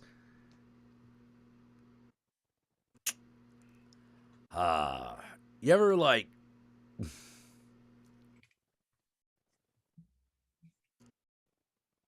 run into somebody's friend and you're like, oh yeah, she's doing this, and I just really hope that one day she finds a guy that, will really love and appreciate her. And I go, no, she needs to say yes.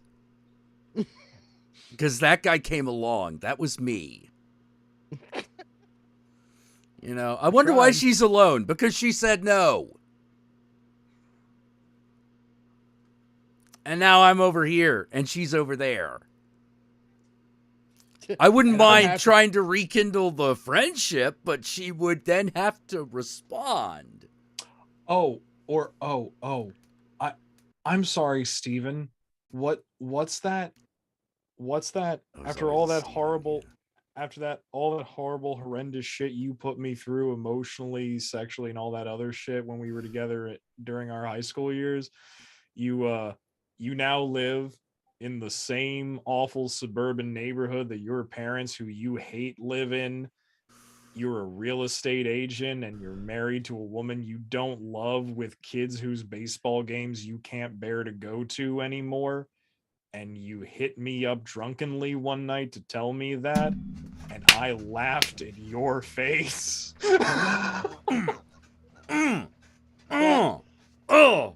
No, that is no. Like I'm sorry. That is the hottest person you have ever met. Drop a trowel, bending over, and say, "Do me in the dirt" button. Like that's just mwah, mwah. It's perfect. Harry Styles. I'm not gonna lie. Yeah, I might fuck Harry Styles. Yeah, I can see that. I'm glad we're all in agreement on that. Yeah. I was like, How to put it though? I do kind of demand that sometime, either before or afterward, I do want to be serenaded with an acoustic version of Watermelon Sugar. I just want to. He has to keep the Dorothy dress on for me. That's fair. That's fair. I love how people don't get that Watermelon Sugar is about eating a girl out. Yeah. I love that. I'm like, they don't? It's not subtle. Oh, okay. I was about to say, I didn't think it was. It's not.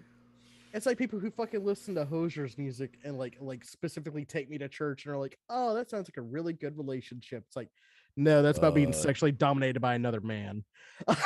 Take me. Yeah, it's about being It's about being sexually dominated and the only one, and there being a goddess that appreciates and believes that this is a sacrament, unlike that other church. How can I put it? Hosier is really best understood by queer people who are raised Catholic. I'm sorry. That's just true. Oh, yeah. He's best understood that way. That man is a beautiful Irish wood nymph who is the embodiment of bisexual frustration. You're telling me, Yogi. He really is. You're telling me. Oh, that's a good way of putting it. Yeah. You're telling me. I love the love that lesbians have for him. It somehow makes sense. Yeah, it does. It makes all the sense in the world. Yeah. Him wrapping himself in both the rainbow and the lesbian flag makes all the sense in the world to me. I'm like, yes. Yeah. Like, if he came out as like a trans female butch, you'd be like, yeah, okay. Yeah.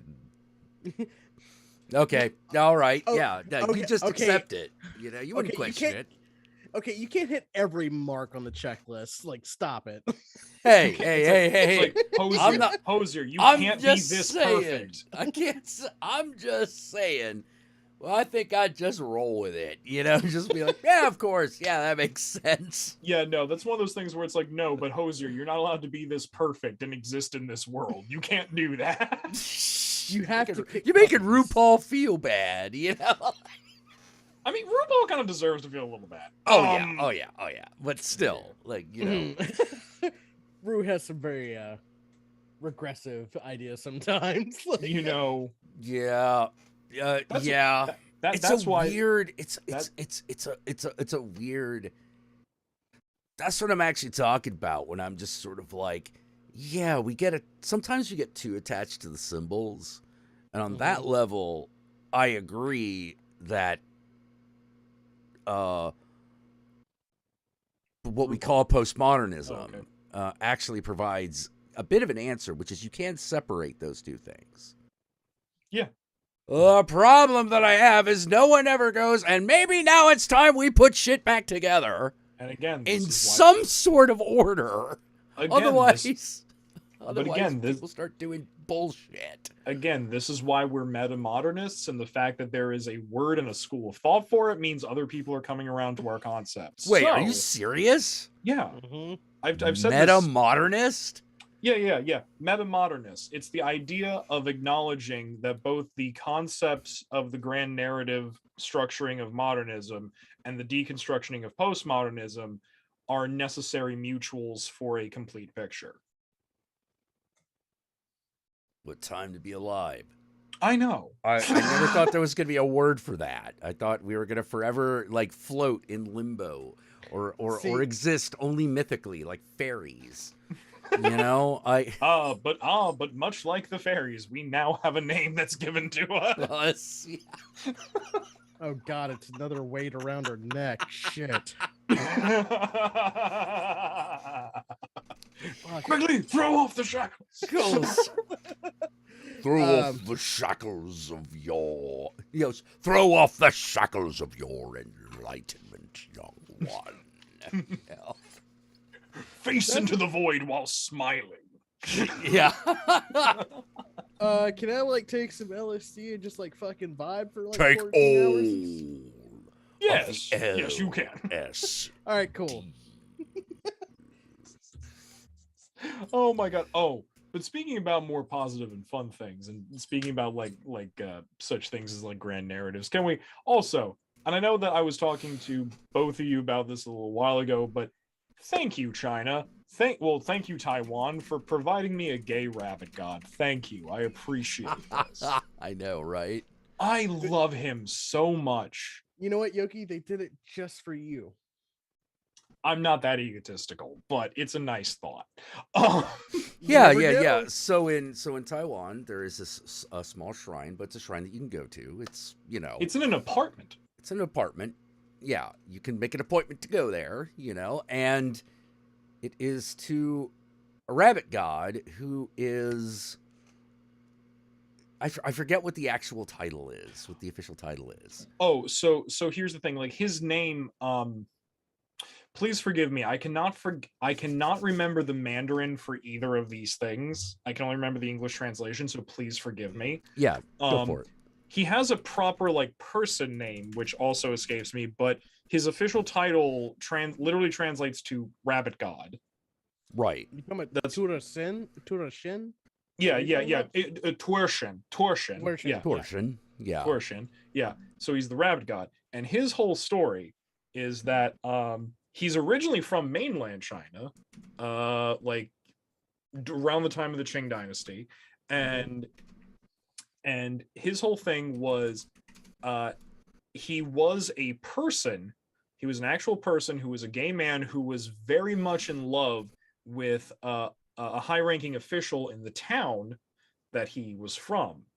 So much to the point where when this official was going into his private chambers, he peeked in through the rice paper to try to get a look at him, and he was discovered, and he confessed his love, and for doing such a thing he was murdered on the spot.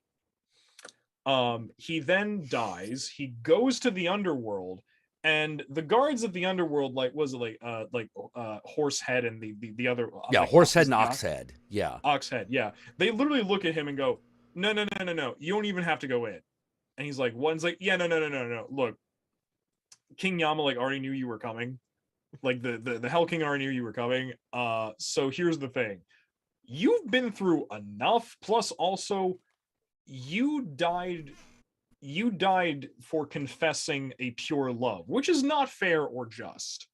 So what we're gonna do is we're gonna make you into a god now. Yeah.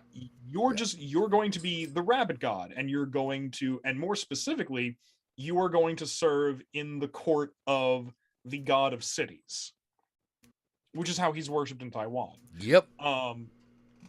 It's and he's like, oh, that's awesome. So the next night he appears in the dream of a man who is a Taoist priest in his town and goes, hey, I'm a god now. I need a shrine and worshipers. And, this is what I do. This is my position. And on top of that, I'm very, very gay, and I love gay love as well as other love. To which this man goes, oh, awesome, cool. We'll build a shrine. And he tells the other people in the town, they're like, well, this happens all the time. Yeah, sure. Let's exactly. That. Yeah, because it does, Yeah. And so his worship got so we got a new god now, people. Exactly. And back in mainland China, in his town of origin, a couple hundred years ago, his worship got so widespread that the royal family was notified of this, and they're like, wait, a god of gay male love. No. Stop this right now. We're shutting this down. And so a couple years ago, there was a Taoist priest in Taiwan who was like, it kind of sucks that gay men and gay people in general don't have someone to go to, because there is a god of heterosexual love, but there's no. That kind of sucks. Yeah. And he started doing research, and he started digging, and he found the true story of Tworshin, whose actual story has been highly edited by the mainland China. And the most important part, never officially demonized, which means never officially unrecognized, meaning which he's still a god. Yeah. And so he's like, well, I must build a temple for all the gay people in Taiwan to this rabbit god. And it makes sense because it's in Taipei, it's in the capital city of Taiwan, and he is in the court of the god who rules over cities and metropolis. Yep. Which means he's actually a really, really good god to worship if you live an urban life. He's a really good god to worship. Yeah. So that's a thing now. And I know that as a worshiper, you don't refer to him as Torshin, like you refer to him by it's not Shifu. Yeah, there's like a big title, there always is. You know? You could just call him Daddy, though. Yeah. No, don't do that. Oh man. Okay, Zaddy, whatever, you know. but yeah, so he's just a thing, and to which my upon hearing upon this a couple days ago, my reaction was, oh god, quick, I have to look. And I looked on social media. I could not find this young Taoist priest who's in Taipei anywhere on social media, which is pissing me off because I'm like, no, I want to worship the rabbit god. I need to be instructed in what his worship is. Oh, you haven't found him? No, I haven't found him. I'm still gonna look though. Okay, yeah. I'm not giving up that search. Yeah, might have to go there. Does he speak English? I think so. Okay, if he speaks English, there's a chance we could actually look for him. When I actually be able to find him and communicate with him. More important, just as importantly. Yeah, it's one of those things of like, hi, yes, no, I'm here to pay homage to the rabbit god. Also, how do I do this at home? I want to build a shrine at home. How do I? Yeah. Well, the first, if it's anything like any of the others, first, you must have a vision. It must appear to you. That's almost always the first step. The god appears to you. What, you mean the one that you build a shrine of in your home? Yep.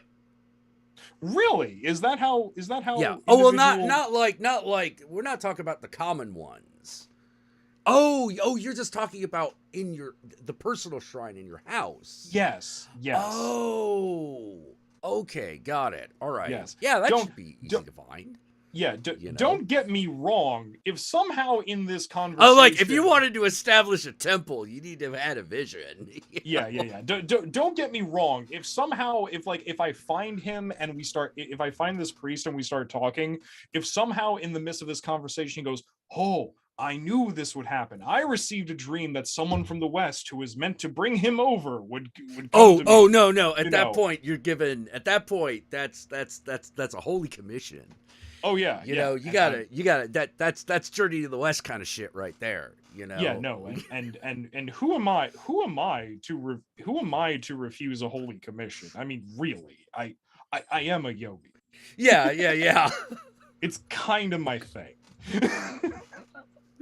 Oh man. But yeah, like it's ain't that delightful? Little gay rabbit god. You know, gay rabbit god. You know, like sometimes this is the thing I like about occultism is witnessing the if not the birth, then I know that's about a cat. I know that shit's about a cat. I love watching this kind of stuff emerge because, like, it's weird to say, but once something becomes a god that someone begins to publicly venerate, that's a weird stage of that's a really interesting stage of cultural development. When those things happen, because you're like, oh yeah, something's changing. Will it take root? How deep it takes root, you don't know. But I always like to see these things start. Oh, it's fun. It's very fun to watch. We were talking about this a while ago, Yogi. It's like before every great, like, age of enlightenment, there is much strife in the world. like a violent birth. Yes. like before a new world begins, the old world has to The old give world birth and dies. die. The new world struggles to be born. Now is the age of monsters. Age of monsters. Yeah, it's Dark Crystal time, folks. Yeah. I yeah, call like, Ogra. God damn it! All right, I'm Fizwick. Like,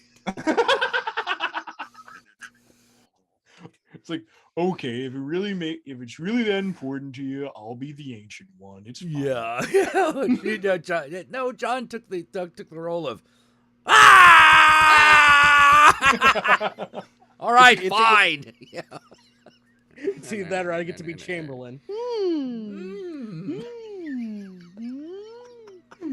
I hate your whimper. Rotten. You know. Is Chamberlain gay? I still say me and Yogi are the fucking like Mystic and Skeksis from the fucking Netflix show. Yes. That makes a lot of sense. Oh, also, speaking of comparing me to things, I as I mentioned to you recently, so I went on Netflix, I watched The House. Which The House? Oh wait, the is it called The House? The triptych of animated shorts. Oh, stop yes. motion. Yes. Yeah. How to put it? When you and Guru did a review of it, and you're like, yeah, no, this one character reminds me of Yogi. I just went, I'm either gonna love or hate this. I don't know which. Then I watched it. I'm like, okay, you win this round. Yeah.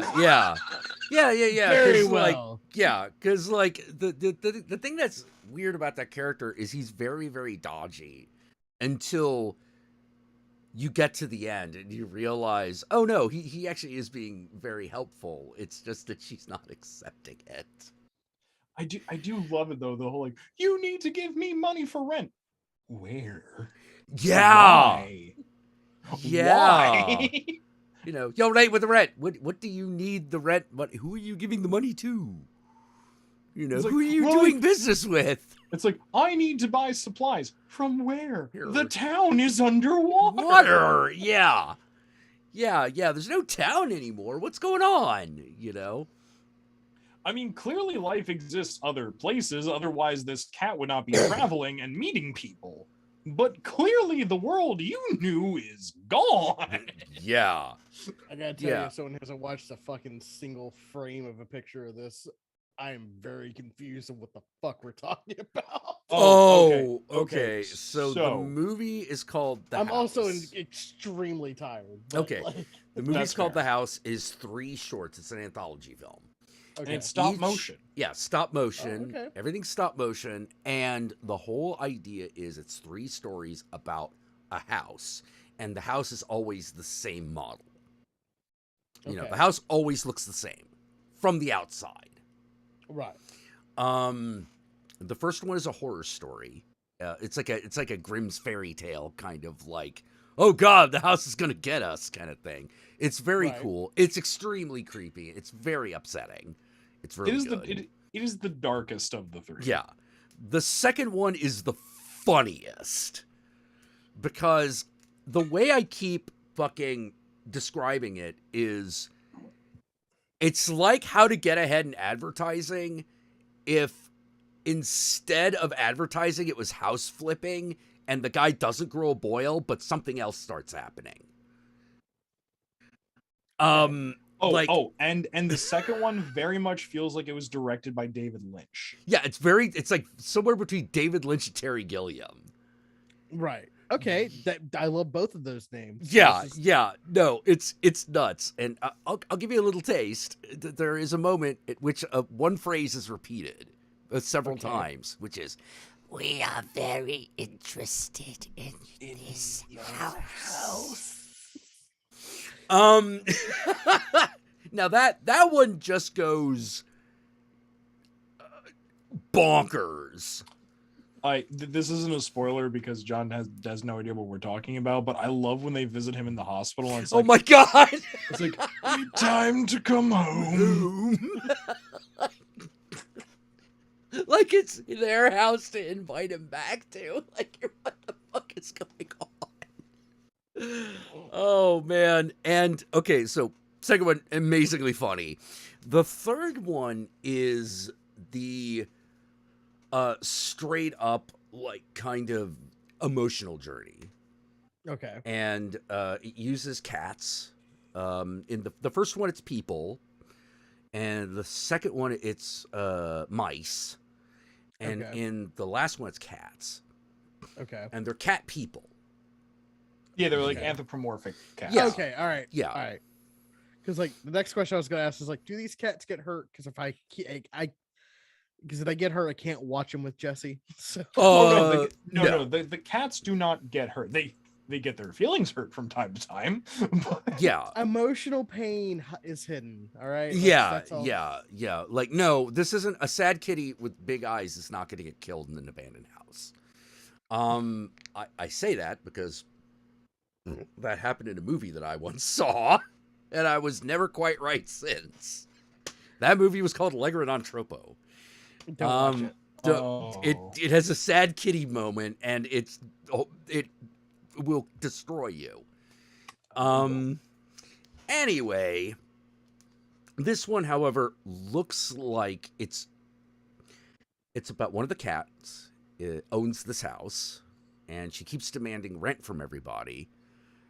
And she's very, very frustrated with everybody because no one will get a job, and no one's paying rent. And what are we going to do when they shut the gas off?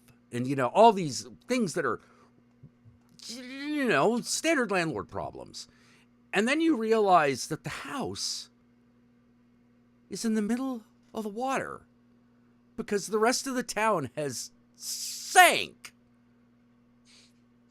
And you're like, there's nowhere to go. Who's coming here?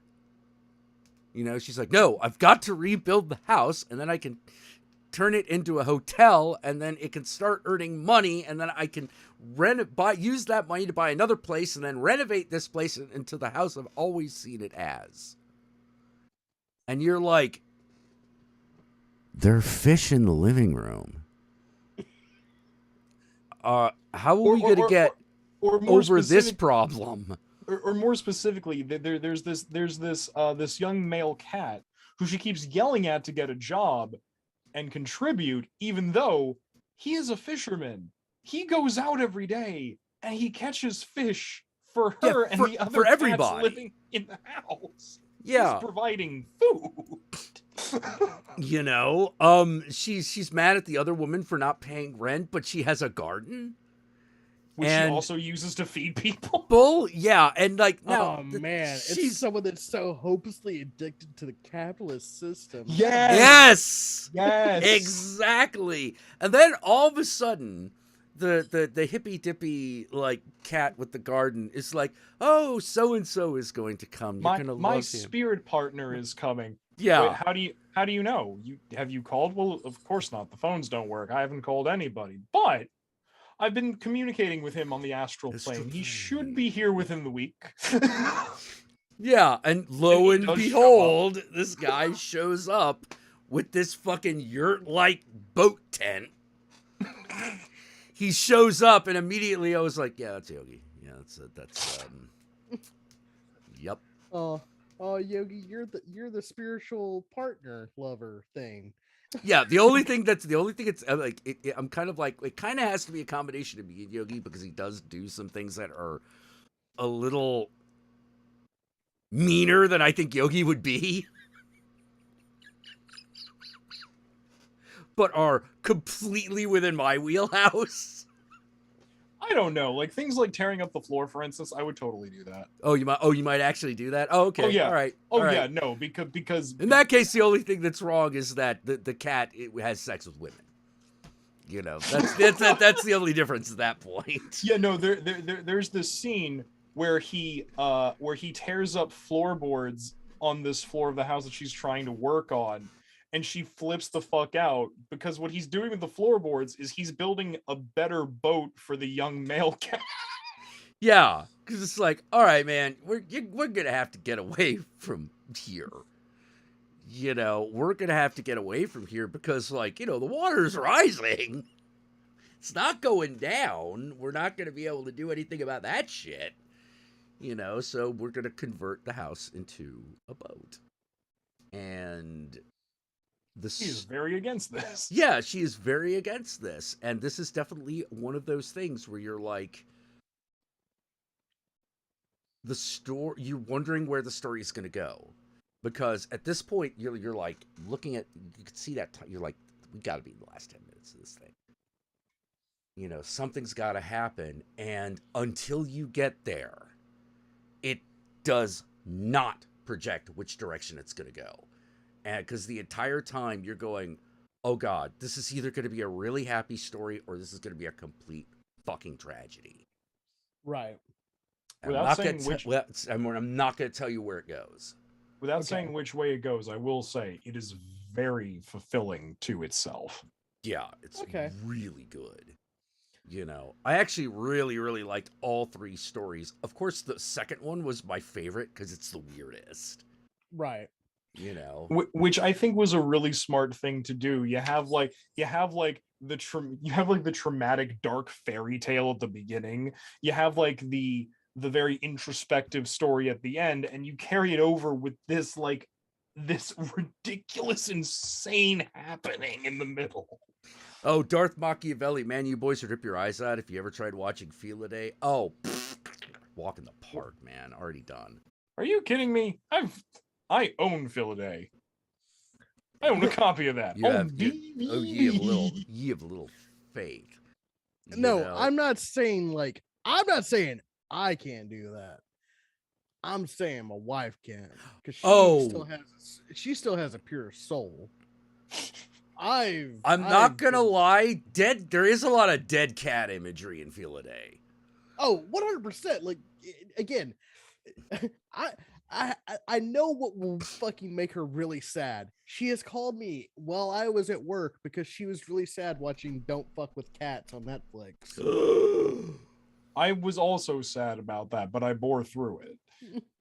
Because how to put it, like, actually doing horrible things to animals, like, no, you deserve to have your head cut off. Yeah. Oh, she was like, she wasn't so much as like sad. She was sad, but she was more like fucking pissed. And I'm like, oh, yeah. she's like, why did you let me watch this by myself? I was like, what do you mean? She's like, I want to kill a person now. Like, I would actually murder someone without like any thought right now. And I was like, well, what are you talking about? She's like, this fucking person killed cats and drowned them in shit just for internet clout. And I was like, yeah, people are fucking weird like that. And she's like, I don't give a fuck. I want to murder him. Like, she's like, I was like, we gotta understand. She's like, no. I don't have to understand shit. I am perfectly fucking enlightened here. Motherfucker gotta die. and this right here is why Jesse deserves to be our Lord High Magistrate. Yeah, he does. Oh man, but no, yeah, it's. Well, boys.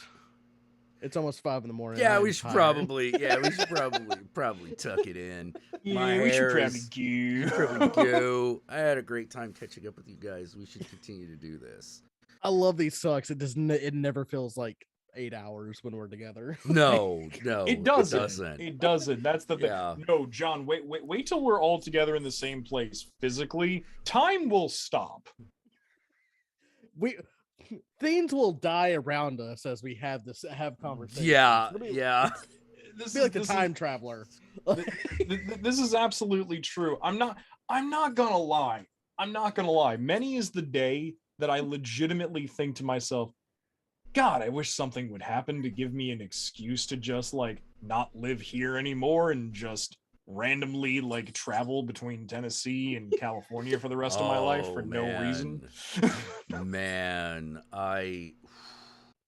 look, feel free to live the stereotype and get a wagon. I won't hold it against you. I'll always have always have a spot in my parking lot for you, bud. I don't have a parking lot, but if I did, Wait, it's in fucking San Francisco. but yeah, so it's in you're San fucked. Francisco. You could probably park by the park. You know, know, probably have to the- move it every couple of weeks because that here come the fucking popo. I don't know, man. That fucking Winnebago that's been there for years. Oh Jesus, yeah. Well, I mean, there've been. I know it moves every couple of months because it goes away and then it reappears in a slightly different spot, and I'm just sort of like, all right, in my brain, I'm going. That's because it exists neither here nor there. You know, lost, adrift in time. When the reality is probably the police knocked on the door and fucking, hey, you get the fuck out of here. And they like, I don't know, went over to like Alameda for a day or something. They went to New You know. Mexico to cook, you know. Yeah.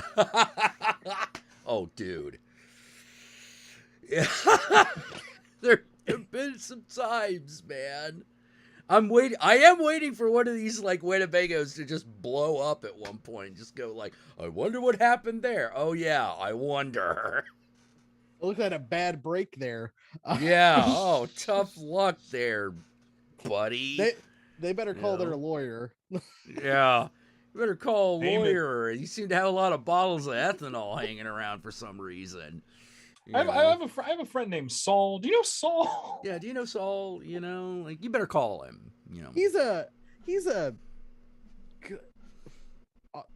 lawyer. lawyer. He's an interesting man. He's an interesting man.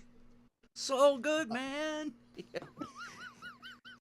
All right, now we're getting delirious. All right, and so thank you. I want to thank everyone. I want to thank Silly Palm. I want to thank Count Eccentric. I want to thank George Vision, King of the Fat, GL Knight, and of course Thorgrim Hammer. For the donations. I want to thank all of you for coming down tonight, even those of you who have already left because you have some good sense to get some rest. But for those of you who have stayed, consider yourselves one of the worthy. I will see you, and I will see you later on in the week. I will definitely be playing Ghostwire during the week, and until then, Ave Satanas, Disco Inferno. Remember, Satan and I love you all very much. Don't forget to wash your ass. And Yogi, do you have something you would like to say? You'd like to add to the sign off? 6 of one, half dozen of the other. Namist.